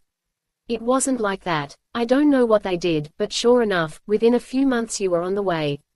We went back to thank them." She repeated bitterly. "Thank them. And they said that you belonged to them." Dad's expression was grim. "They said when you came of age, we had to let you become a wraith instead of a vampire. Now they're trying to kill you, to murder you, because murder creates wraiths. They're trying to steal you, Bianca. But you don't have to be afraid. We won't let them." My whole life, I had felt so special, so loved, because my parents had told me I was their miracle baby. I had always felt safe with them. But I wasn't a miracle. I was the result of a dirty, ugly bargain that both sides had betrayed. And the parents I had always trusted with all of myself had been lying to me since the day I was born. "I'm going," I said. My voice sounded strange. I pulled the pendant they'd given me from my neck and threw it to the floor. Dad said, "Bianca, you need to stay and work this out." "I'm going, and don't you dare try to stop me." I ran through the door, willing myself to make it downstairs before I started to cry. Chapter 20. I'd thought nothing could be worse than losing Lucas, but I was wrong. The worst was realizing that I'd lost him for nothing because he'd been right about all of it: vampires, my parents, everything. He told me my parents lied. I yelled at him for it. He forgave me. He told me vampires were killers. I told him they weren't, even after one stalked Raquel. He told me Charity was dangerous. I didn't listen, and she killed Courtney. He told me vampires were treacherous, and did I get the message? Not until all my illusions had been destroyed by my parents' confession. I decided that the only vampire who had never lied to me was Balthazar, but after seeing what Charity was capable of, I thought he probably did most of his lying to himself. Every other vampire, including my parents, was deceitful and manipulative. Well, maybe not Ranulph. But the rest of them. And Lucas. Lucas had told me only one lie, ever. He'd kept the secret of Black Cross because it wasn't his secret to tell. In every other way, he'd been honest with me and shared the hard truths nobody else thought I deserved to hear. I wasn't only mourning losing Lucas, of course. Too many other things had gone horribly wrong. But the grief was worse for my realizing that, if I'd only listened to him, everything might have been different. Better. Happy. Instead of this. April was almost the worst month of my life. My parents tried to talk to me a couple of times, but I didn't want to hear it. After about a week, they gave up. Probably they thought I was sulking, that I'd just get over learning my whole life was a lie and come crawling back for dinner some Sunday.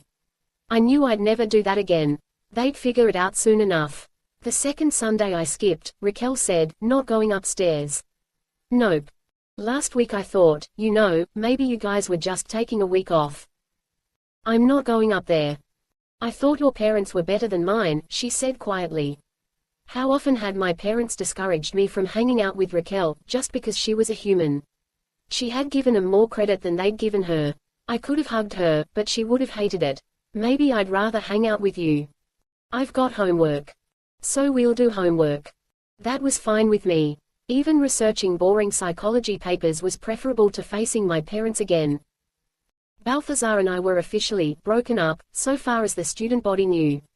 Vic had made a few half-baked attempts to mediate so we'd be friends and hang out again. I hadn't had the heart to discourage him, but after he backed off suddenly, I realized Balthazar hadn't taken the suggestion kindly.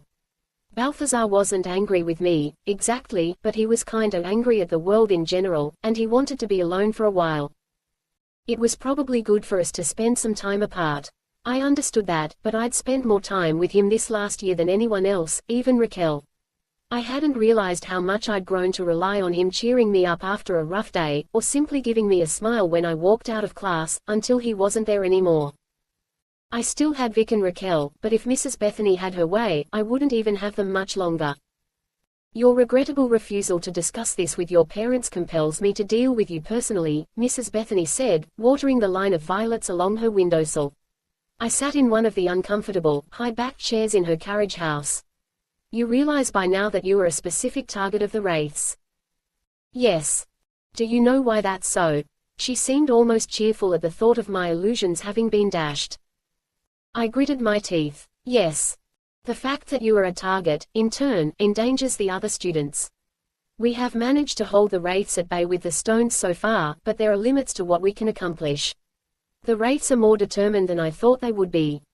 That's flattering. She set the watering can down. Please reserve your sarcasm for your friends, Miss Olivier. You are here today to discuss what is to be done about the situation. I am not so heartless as to drive you out of Evernight Academy altogether. In the outside world, you would lack any protection whatsoever. I left campus a lot this year with Balthazar, but the wraiths never came after me anywhere else. I expect they simply did not know where you were. Given enough time, eventually, the wraiths would find you, any place in the world. I'd never thought of that. Why do they want me so badly? Aren't there enough ghosts in the world? I imagine the broken promise matters to them more than any individual. When they consider themselves betrayed, they are relentless. Mrs. Bethany's heels clicked against her wooden floor as she walked toward me with her hands clasped behind her back. There are empty faculty apartments within Evernight. I will move into one for the duration of the school year. You are welcome to stay here. Here? I couldn't have understood that right. Like, in your house. Yes. I believe that you can still attend classes, if you'll wear this. She held out a pendant, the obsidian one my parents had given me for Christmas, the one I'd thrown at their feet.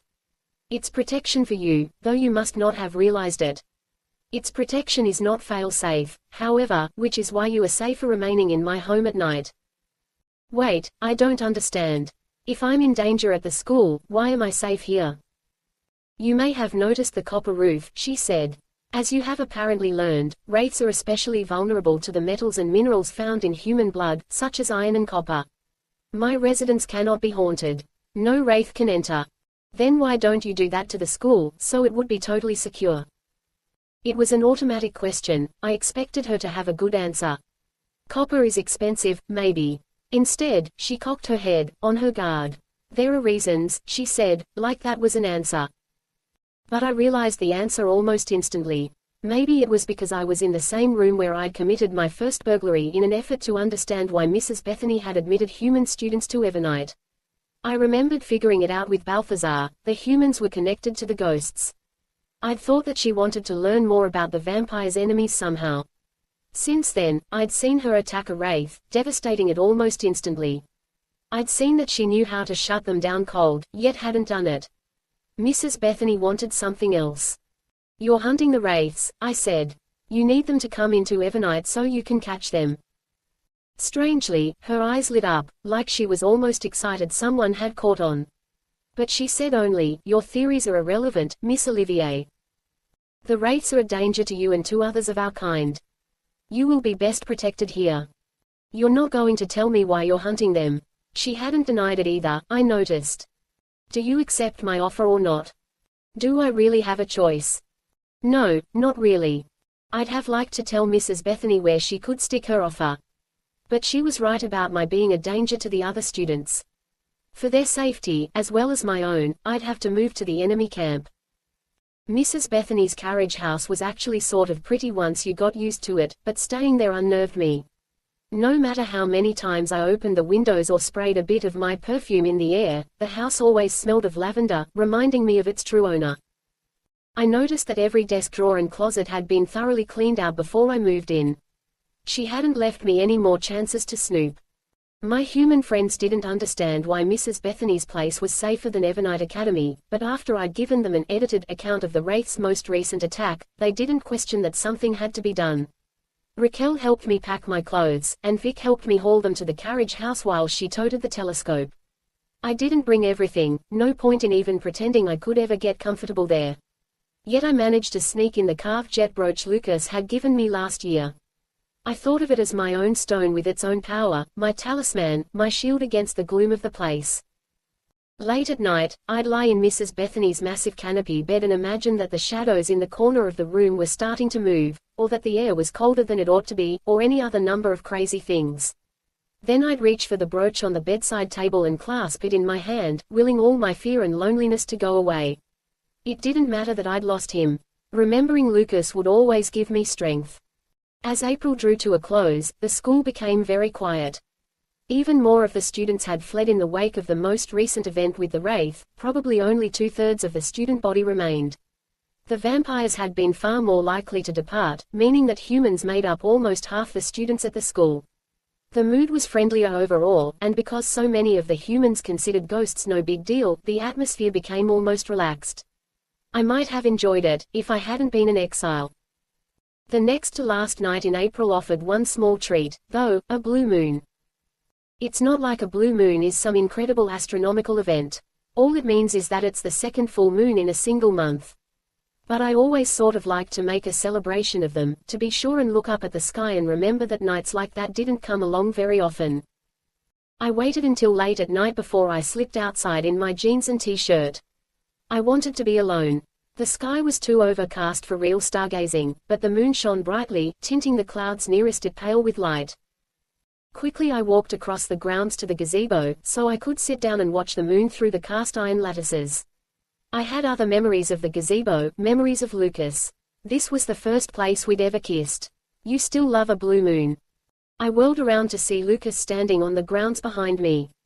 At first I honestly thought I had to be imagining things. But he stepped into the gazebo, his battered boots making the floor creak, and I realized he had to be real. Lucas. What are you doing here? I cast a hurried glance around us. It's dangerous. If they find you. They're not going to find me. They will if you just stand here. Now that I had finally accepted that Lucas had come back to Evernight, I was even more astonished than I'd been before. This was reckless to the point of being suicidal. Anybody could walk out here at any second. I won't stay much longer. Lucas put his hands in the pockets of his corduroys. He wore an old flannel shirt over a tee, and his body was hunched and tense, ready to fight at a moment's notice. But none of that wild energy was directed at me. When Lucas looked at me, his eyes were only sad. I thought I'd have a good chance of catching you outside tonight, what with the blue moon and all. Yeah, you caught me. I couldn't think what to say. My longing for him wouldn't come out in words, and I was too startled to know what to do. How long have you been waiting out here?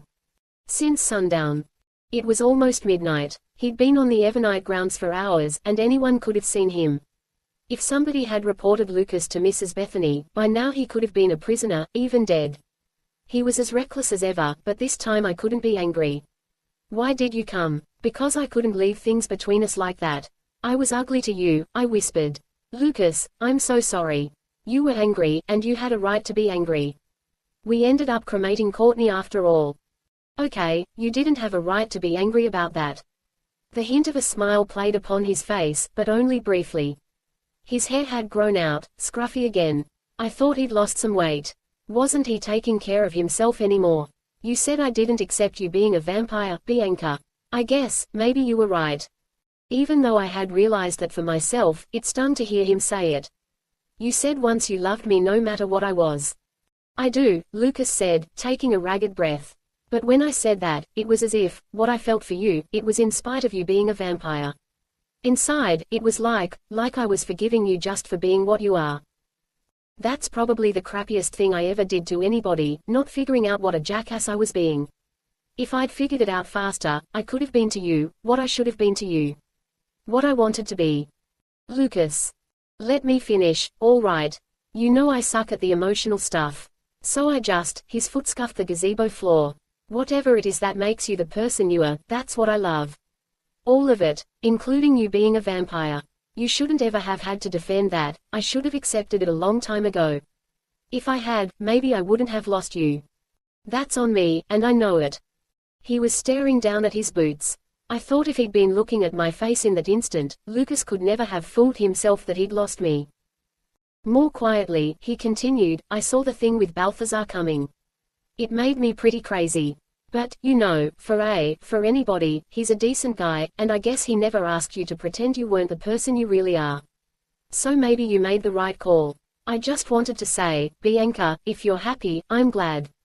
You ought to be happy. You deserve that. I'm not with Balthazar. Lucas lifted his head, his expression disbelieving. You aren't. No, we were never together, not really. Oh, okay. Lucas shifted from foot to foot, obviously torn between hope and uncertainty.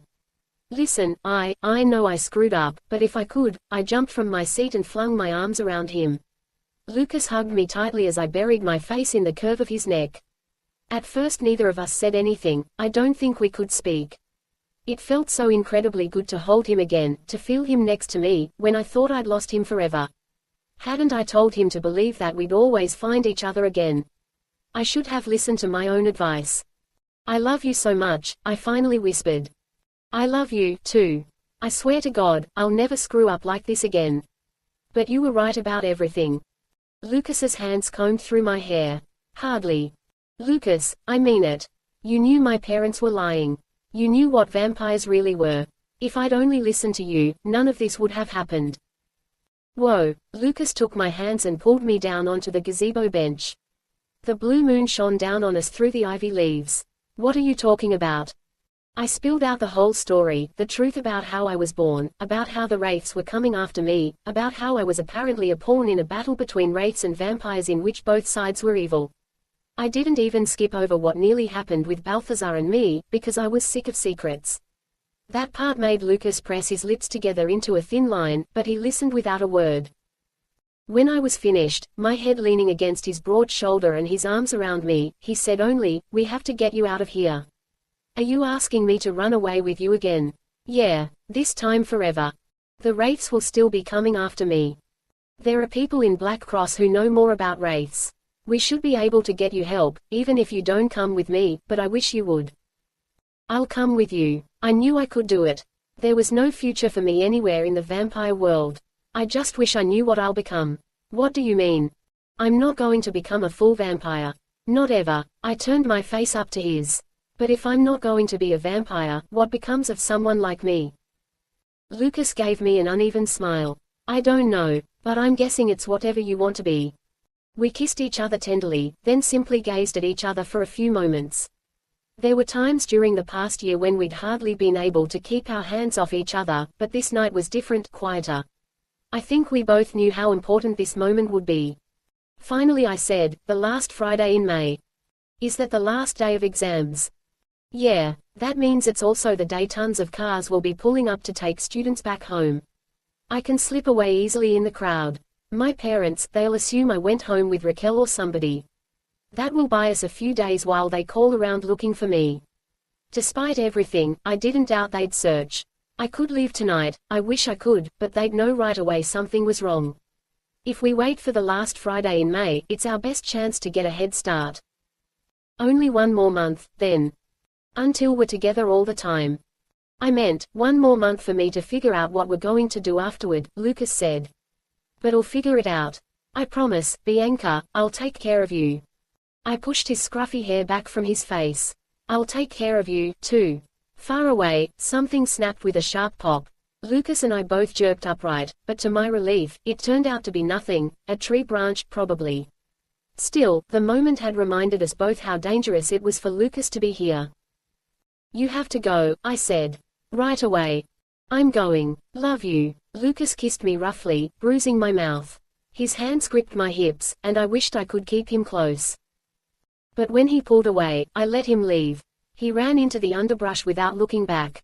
I knew why he had the strength to do that. It was easier to say goodbye when it wasn't for long. May was just about the best month of my life, at least at first. Every single day was just a box on the calendar that I could put a red X through. Each one brought me closer to Lucas and to liberty. I daydreamed through classes and was spoken to sharply, not just by Mrs. Bethany but by my other teachers, too. What did I care? If I flunked all my exams, it wasn't like I'd be around to pick up my report card. It was easier to stare out the window and fantasize about Lucas, fiddling with the obsidian pendant around my neck, than it was to concentrate on Henry V. Sometimes I felt weird tremors of uncertainty. I won't go to college now.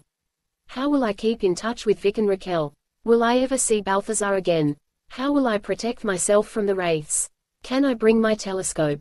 But nothing was as important as escaping Evernight or that destiny my parents and teachers had decided on for me.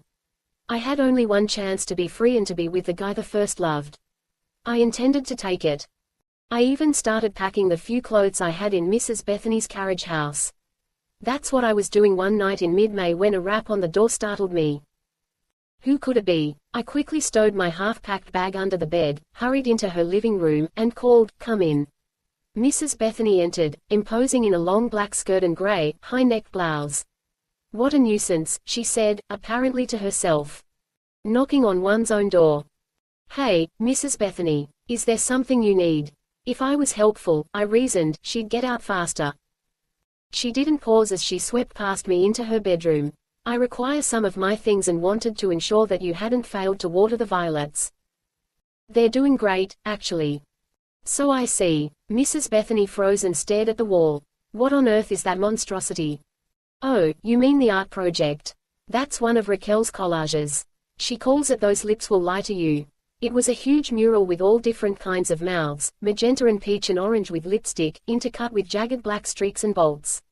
There were knives and guns, too, because Raquel said no artwork about the deception of love would be complete without some hostile phallic symbols. Do you like it? Mrs. Bethany held one hand to her throat. You do intend to remove this when you leave? I hadn't considered it before, but now I thought I'd leave it behind as a souvenir for Mrs. Bethany. When do you think I can move back into the school, Mrs. Bethany? I asked, just like I really wasn't going to run away. We will inform you when the time is right.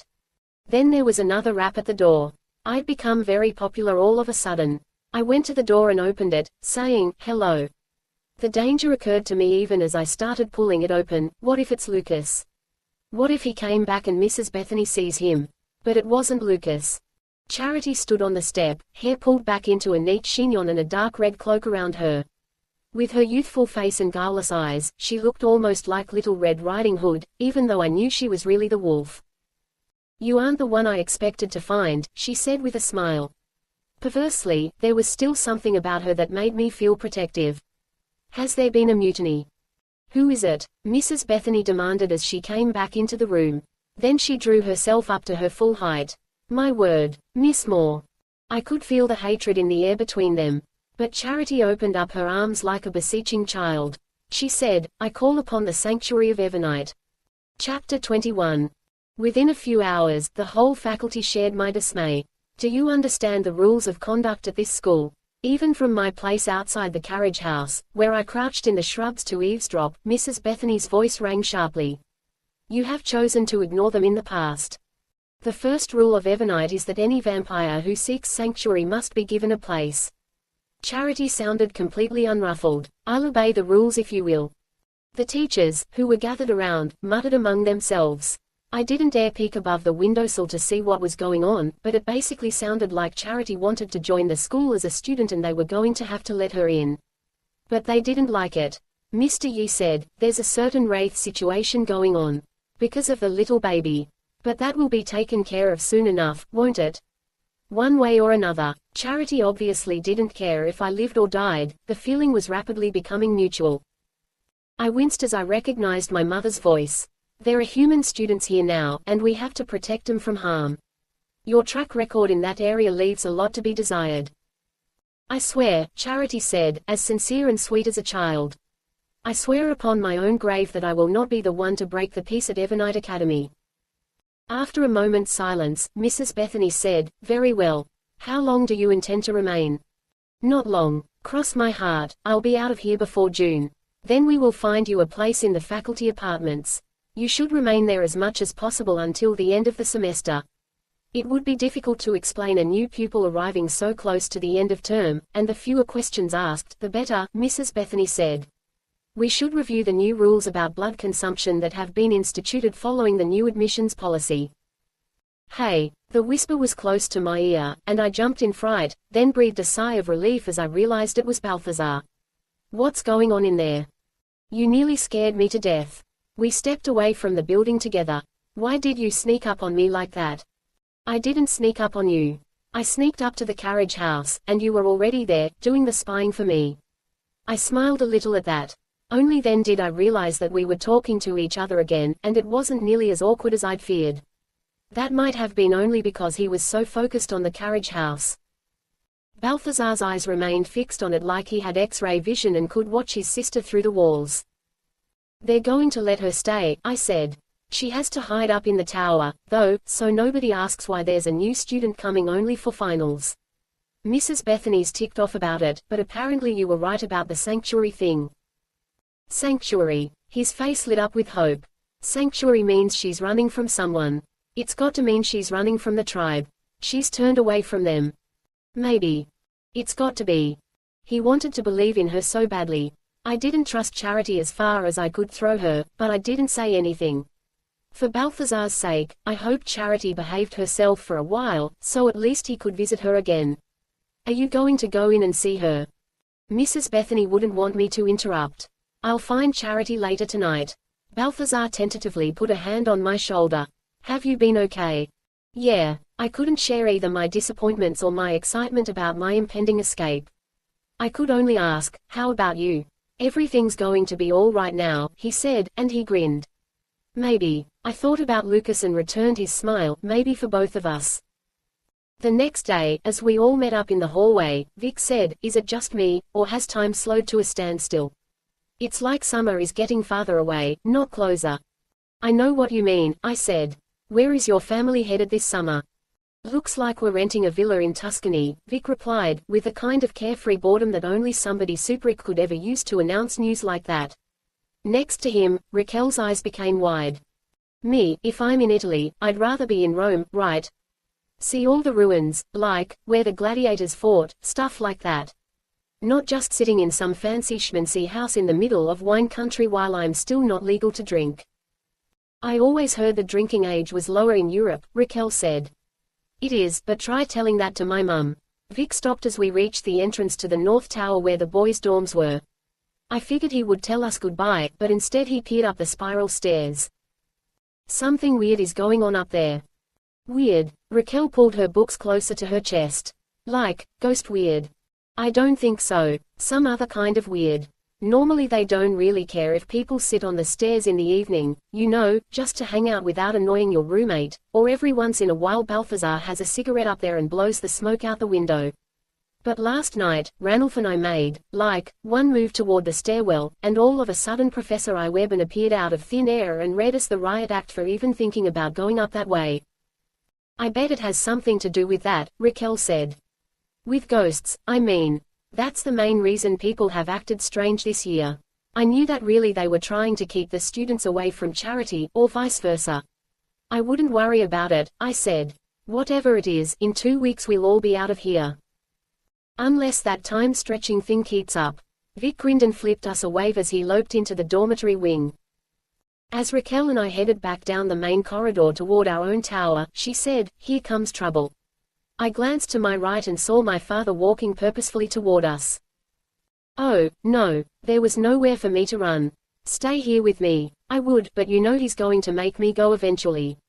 The sooner I leave, the sooner you get it over with.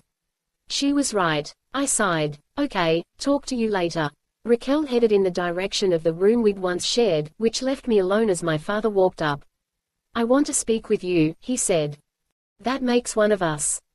Dad didn't appreciate backtalk, but I saw him resist an angry response. You're upset. I understand that you're upset. I suppose you have a right to be. You suppose. You need to be mad at someone. Be mad at me. Ultimately it was my decision to handle things this way, and if I made a mistake, I'm sorry. Before I could ask him what he meant by if, Dad continued, but how long are you going to do this to your mother? I'm not doing anything to her. You've shut her out. You ignore her. You think that doesn't hurt her feelings. That you're the only person in this family who can be hurt. Because this is tearing her up inside. I can't stand to see her suffer, and I can't believe you could stand it either, much less be responsible. A memory flashed in my mind, Mum with bobby pins in her mouth, braiding my hair for the autumn ball. I refused to dwell on it. I can't have a relationship with people who can't be honest with me. You're looking at this situation in its most extreme light. You're a teenager, I guess it comes with the territory. It's not because I'm a teenager. Quickly I glanced around, no students in sight, human or vampire. Tell me what happens if I refuse to ever take a human life. That's not an option for you. I think it is. Still, he couldn't tell me the truth. So much for my having a right to be upset, or Dad admitting he made a mistake. What if that's my choice? Bianca, that is not something you can choose.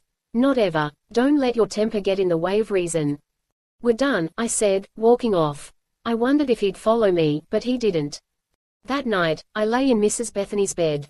My brooch sat upon the nightstand, Raquel's artwork was almost as bright as a night light upon the wall, and I tried to take as much pleasure in the colors, and in my plans, as I had before. But I kept thinking about my mother. This is tearing her apart. As long as I was angry with Mum and Dad, and I was still furious, the separation from them didn't have to hurt. In other moments, I remembered how close we had always been, and then I missed them so badly I ached. What I had lost was lost forever. Wasn't it? I didn't know how to look at the lies they'd told any other way. The door of the carriage house banged open, and I jumped out of bed. Who's there? I cried, before thinking that if it were an intruder, I might have done better to stay quiet. The intruder proved to be Mrs. Bethany, which wasn't that reassuring. Though it was late, she wore the same dress she'd had on in class today, as if she'd been at work a very long time. Her eyes blazed. Come with me. Where are we going? To face your accuser and hopefully discredit her. What was that supposed to mean? My stomach sank with dread. Well, just let me get dressed. A robe will be sufficient. We must settle this question immediately. Obviously no further explanation would be coming. With shaky hands, I put on my bathrobe and knotted the belt. I managed to slip the brooch into my pocket without Mrs. Bethany noticing. I felt like I needed it near. Once I put the obsidian pendant around my neck, Mrs. Bethany led me across the grounds toward the school. High atop the North Tower, several windows burned brightly, including the one that I'd guessed was Charity's. Are my parents up there? I wasn't under the impression you would be interested in their company any longer, Mrs. Bethany said, her long skirts trailing in the grass. She never looked back, taking it for granted that where she led, I would follow. You can manage perfectly well on your own, I'm sure. I wasn't sure she really wanted me to manage. Mrs. Bethany was clearly furious, but I couldn't yet determine whether she was angry at me or someone else.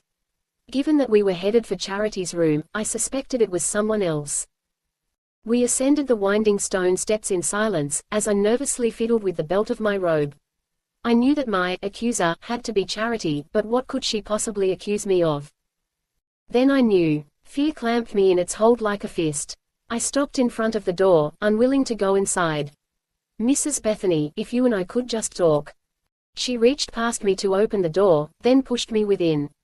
Charity sat in a high-backed chair in the very center of the room, wearing an Evernight uniform, the only intact clothes I'd ever seen her in. Primly she folded her hands in her lap. She looked so deceptively ordinary. I realized with a shock that somebody else was in the room, too, Balthazar, who sat on a small bench in the corner. Judging from his slumped posture and the sick expression on his face, I knew that Balthazar hadn't joined her in accusing me. He, too, was one of the accused. I sat beside him on the bench without being prompted. Balthazar gave me the most desolate look I had ever seen. Mrs. Bethany demanded, Miss Moore, please repeat what you told me earlier this evening.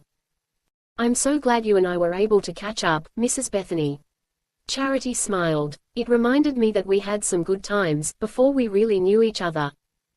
Unsurprisingly, Mrs. Bethany didn't want to revel in the good times they'd had. Repeat your accusation. These two have been chasing me throughout the school year. Charity smiled at us like she was greeting old friends. But not alone. They had a friend with them. Someone named Lucas, was it, whom I'm fairly sure is a member of Black Cross. We thought we'd done such a great job sneaking around, keeping the secret, we'd never asked ourselves if Charity would show up and ruin it all. Then it's true. Mrs. Bethany drew herself up. Until this, I saw, she'd been hoping that Charity was telling lies and that she'd have an excuse to expel her from Evernight Academy. Once Charity had spoken Lucas's name, or maybe once Mrs. Bethany had seen the guilt on our faces, that hope was gone. Balthazar nodded. It's true. Consorting with a member of Black Cross. A grave crime indeed. Mrs. Bethany folded her arms as she stood before Balthazar and me. Last year, Miss Olivier, your connection with Mr. Ross was unknowing, and I forgave it. This year, I cannot be so lenient. And you, Mr. Moore. Of all people, I would expect better from you. I wanted to find my sister, Balthazar said dully. His shoulders were hunched like those of someone in pain. I'd think you'd understand that. Or she would. Black Cross hunters, they're terrible. Charity swung her feet back and forth beneath her chair, like a little kid having fun. Violent. Vicious. Both of you have lied and abused the hospitality of this school. You have broken every rule we have and committed some errors so foolish that we never even thought to make a rule against them. I cannot stand for this. Fine. Expel me. I rose to my feet. What was the worst she could do? Throw me out of Evernight. I didn't need a school to teach me to be a vampire when I didn't intend to be one any longer. If you want me to sign something you can show my parents later, then I will. If you don't even want to give me a chance to pack, that's fine, too. I don't care. Vicious, Charity repeated. Though of course Black Cross hunters think they're doing the right thing. Just like you, Mrs. Bethany.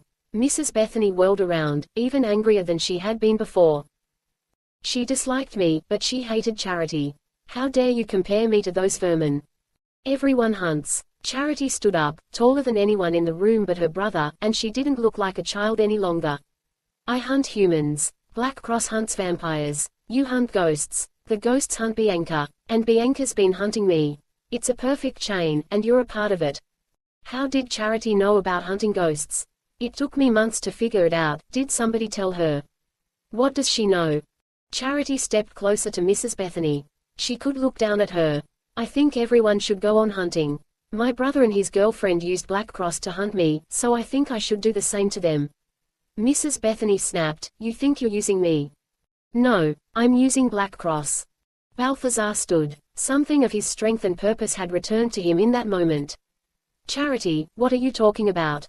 Tell me. His tone of voice resounded in the room, making me shiver. It affected Charity even more strongly, because she turned to him, childlike and obedient once more. Her voice broke as she said, "Why did you do it?" "Why? I was out of my head with hunger. They tortured us for days. You were there, you know, don't you know? You didn't have to do what they wanted. You didn't have to kill me." My entire body turned to ice. Balthazar was the one who had turned Charity into a vampire. It couldn't be true. It couldn't. Yet, punish me later, Balthazar said. Shadows lined his face and obscured his eyes. Tell me about Black Cross. I hate this place. You know I've always hated it, and I hate her, Charity said, glaring at Mrs. Bethany, who looked on the verge of attacking any one of us, if not all. I hate the way she pretends to be the supreme authority on what it means to be a vampire, when she ignores what it means.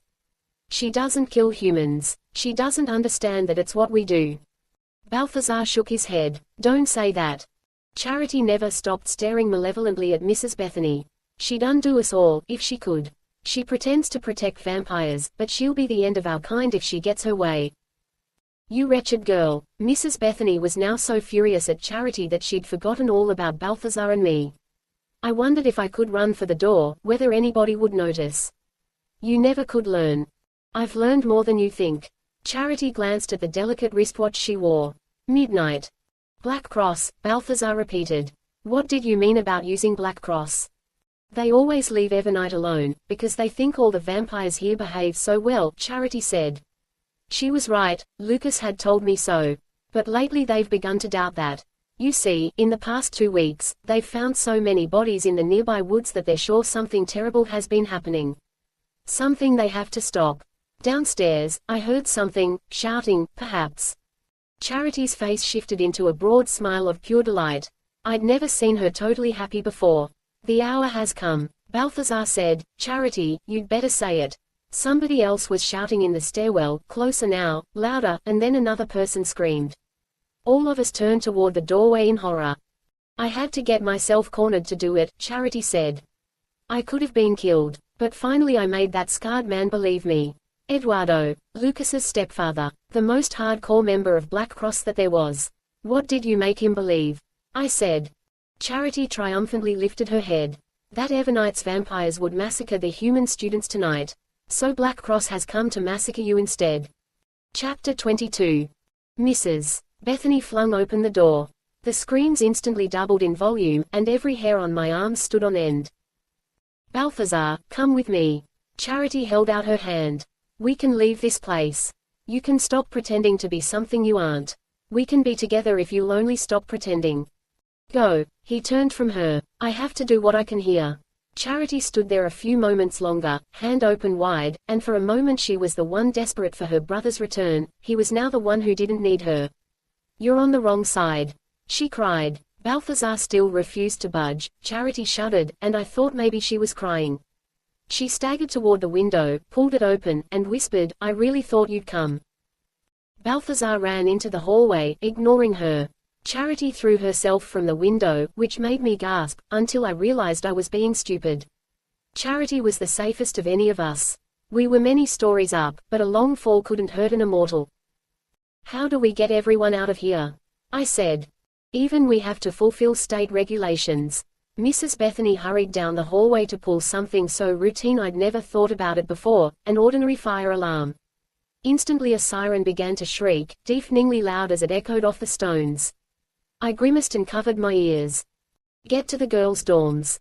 Balthazar shouted to me over the din. He was at the end of the hallway, almost out of sight. I'm going to help the guys. For her part, Mrs. Bethany was already running down the stairwell. Even though she was unarmed, I didn't want to be the first Black Cross hunter she encountered. But what if that hunter was Lucas? I ran behind Mrs. Bethany, but I couldn't make it downstairs as fast as she could. The uneven stones made me stumble, and I had the shakes. Everyone's in danger. Everyone. Lucas, Balthazar, Mum, Dad, Raquel, Ranulph, Dana, Vic. What I felt went beyond fear. It was a blank, wrenching need to survive and to save, fight and flight, but who was I supposed to fight? Someone screamed, and then there was a wet crunch and thud. I ran downstairs and saw the crumpled form of a man on the floor, a stake still gripped in one of his hands. Blood spattered the wall behind him, and Mrs. Bethany stood there, admiring her handiwork, but only for an instant. Then she ran toward the din. I thought I recognized the man from the Black Cross cell in Amherst, but I couldn't tell. Blood covered his face. The shouting all around me was only getting louder, and I could hear more and more footsteps on the stairwell as students started to flee. I ran after Mrs. Bethany, and into the battle. The main corridor of classrooms was packed with Black Cross hunters. I recognized little Mr. Watanabe, a crossbow steady in his hands, and Kate, who was fighting hand-to-hand with Professor Iwerben down the hall. Next to me, Mrs. Bethany deftly dodged an arrow, swung around, and slammed her fist into a hunter's throat. As he stumbled back and gagged, she got his neck in a headlock, then twisted it sharply. I heard a terrible crack just before he slumped to the floor. Instantly Mrs. Bethany whirled toward the next Black Cross hunter, kicking his knees out from under him as she grabbed his crossbow. When he fell, she shot him with his own weapon. 2 deaths in 10 seconds, and she was still going, still fighting, while I could only stare in horror. Bianca, that was Dana, farther down the hall. Get the hell out of here. Go. That was my mother squaring off against Dana. Honey, go. She and Dana looked at each other in a second of confused recognition, but then Mum leaped at Dana and took her down to the floor. I ran. Somebody had to stop this, but I couldn't, I didn't know how. If I could only find Lucas, surely he could do it. Surely he could call off Black Cross. But where was he? Everybody outside. That was Balthazar. I turned around to see him hustling students down the stairwell, and I caught a glimpse of Vic in boxers and an undershirt, staring at the mayhem in dismay, but running as fast as he could. Even though he never seemed to turn toward me, Balthazar must have sensed that I was there, because he yelled, "Get to the girls' dorms." I can't. There's fighting in the main building, we're cut off. We'll figure something out. Then a voice down the hall, audible even over the screams and the wail of the fire alarm, said, "Don't listen to him, Bianca. You need to leave this school immediately." I turned to see Eduardo, weapons strapped to bandoliers across his chest and a smear of blood on his scarred cheek. Why did it have to be him? Quickly I held up my hands. You don't have to go after Balthazar. He's safe, I promise. You don't know how to tell a vampire from a human yet, Eduardo said. His smile twisted the scars on his cheeks. Let me let you in on a secret. Only vampires would remain in this building to defend it now. Which means we can finish the job. Please, you've been lied to. Charity, the vampire you caught, the one who told you something terrible was happening here, she wasn't telling the truth. You're not the best at knowing when you've been lied to, Bianca. I suggest you trust me. Get downstairs. If you don't, it's on your head. Then he held up the walkie-talkie that dangled from his belt and said, "Torch it."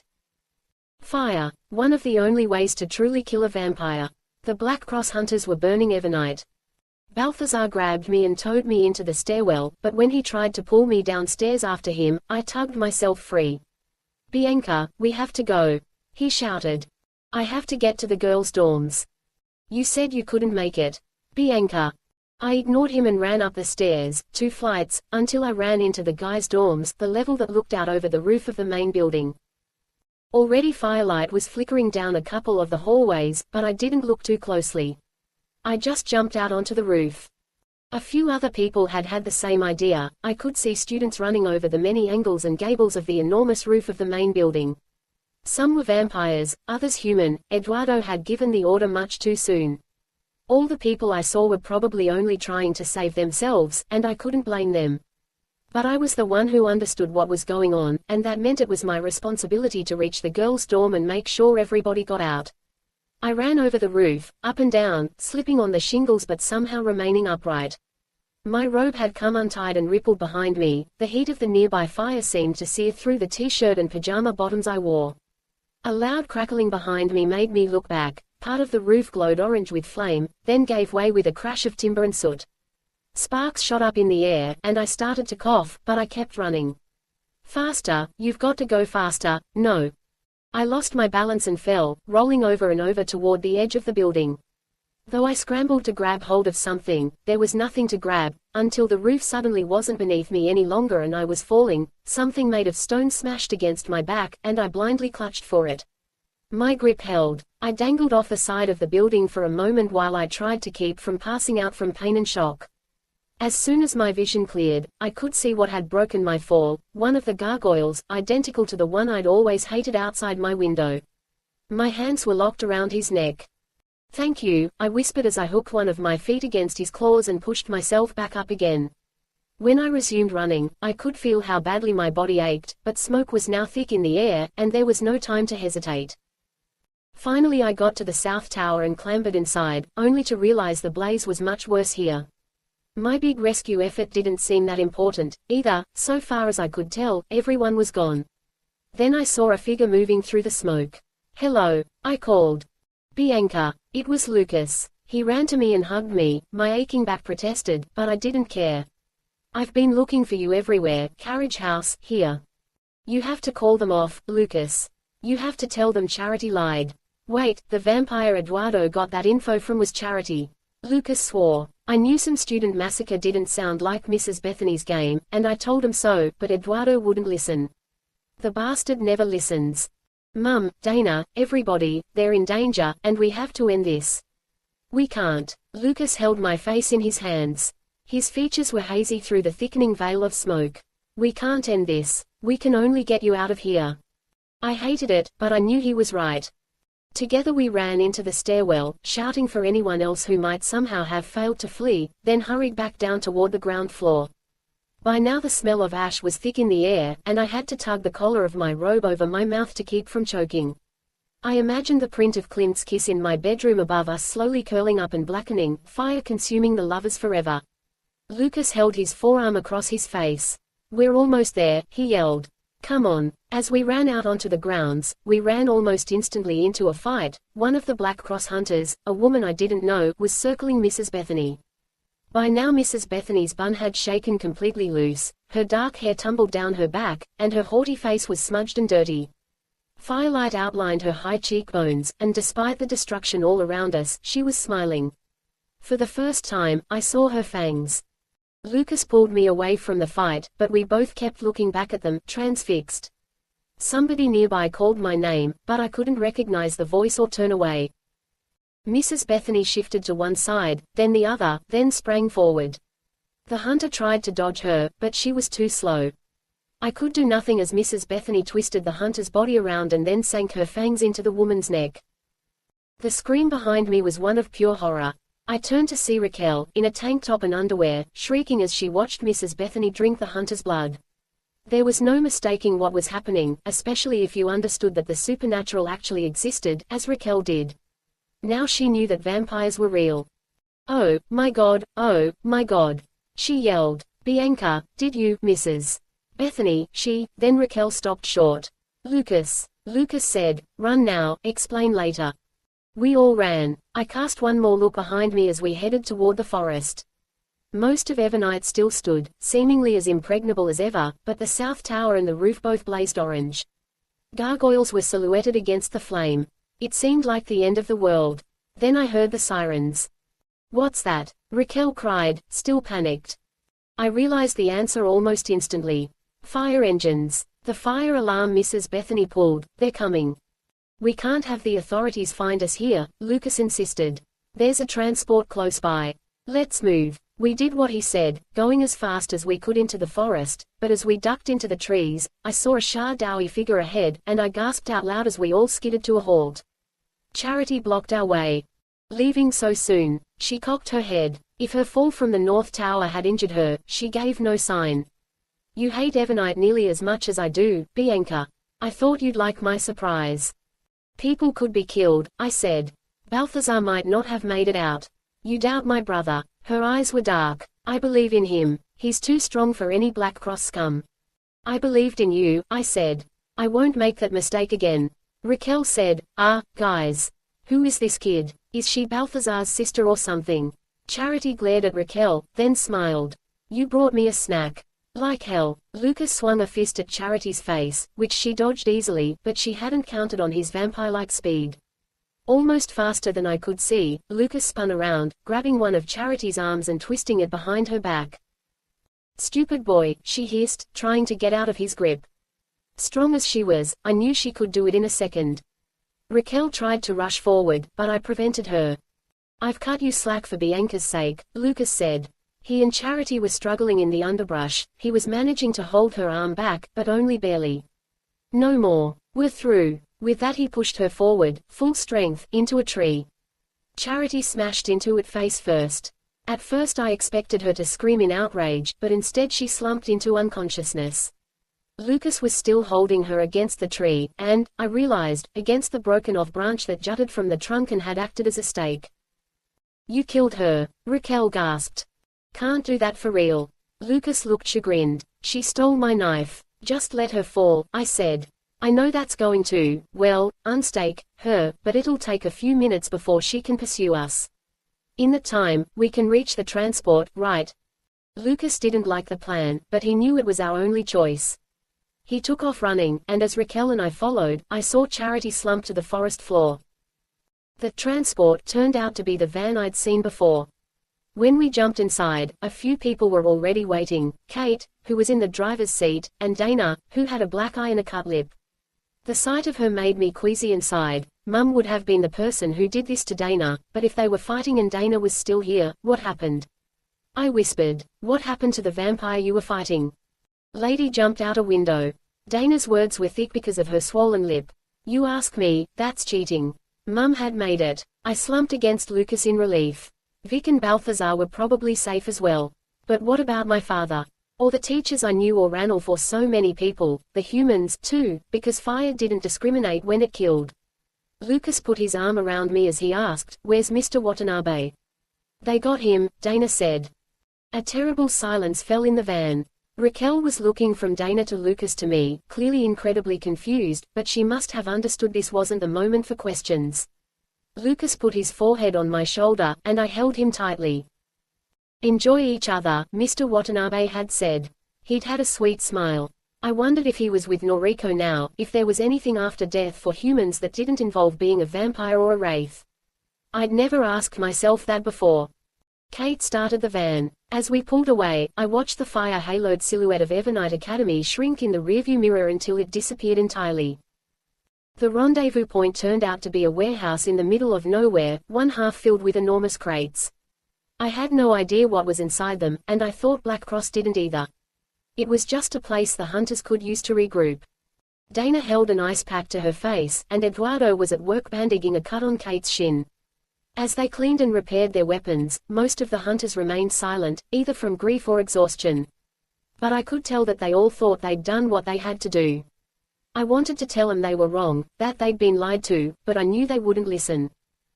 Lucas and I sat on one of the crates, leaning our backs against each other. Raquel stood next to us, wrapped in a blanket one of the hunters had given her. Slowly she repeated, "The whole school was full of vampires. The entire time."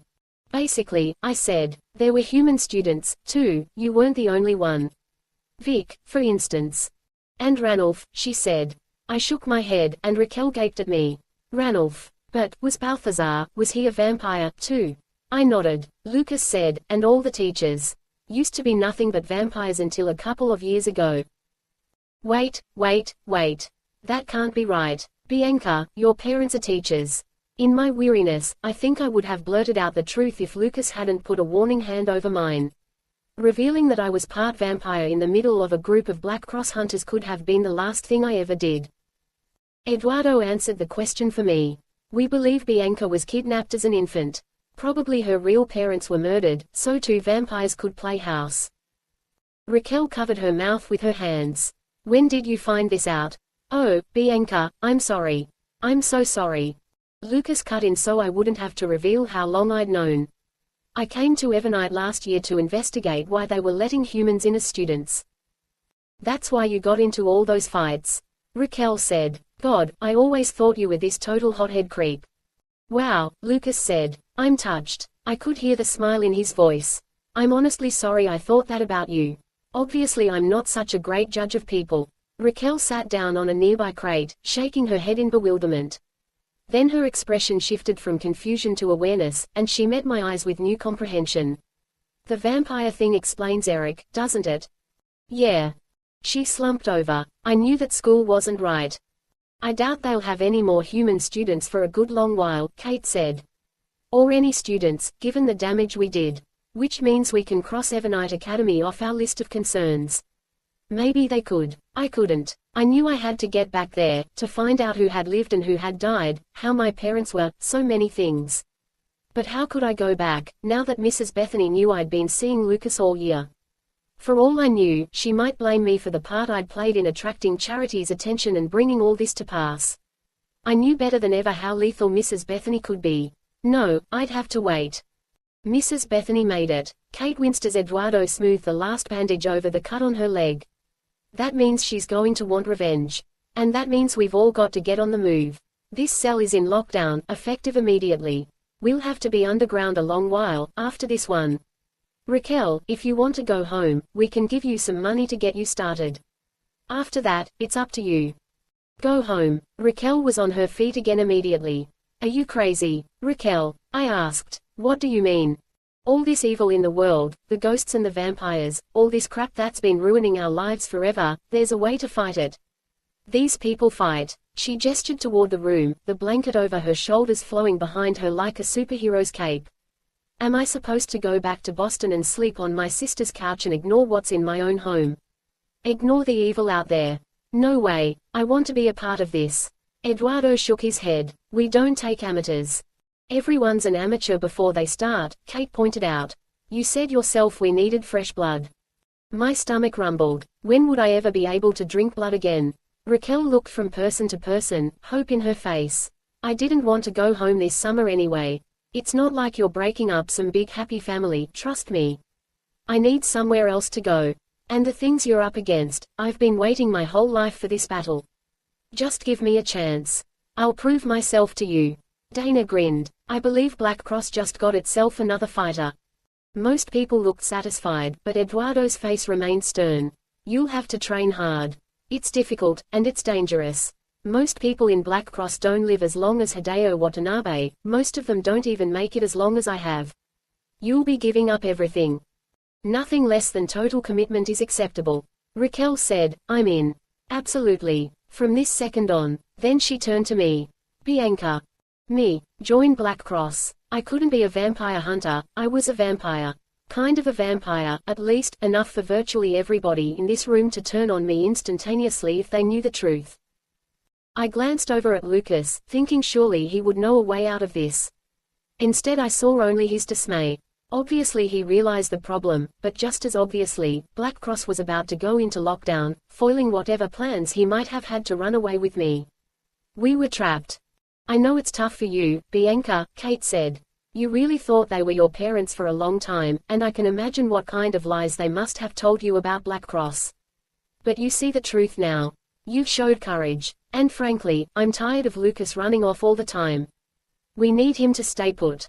She tried to smile. That means we need you. Come on, Bianca. Raquel could hardly contain her excitement. To her this was a great adventure, a way out of all her problems. Are you with us? I had nowhere else to go. But at least I would be with Lucas, and while we were together, there was always hope. Yeah. I looked at Lucas as I took his hand in mine. I'm with you.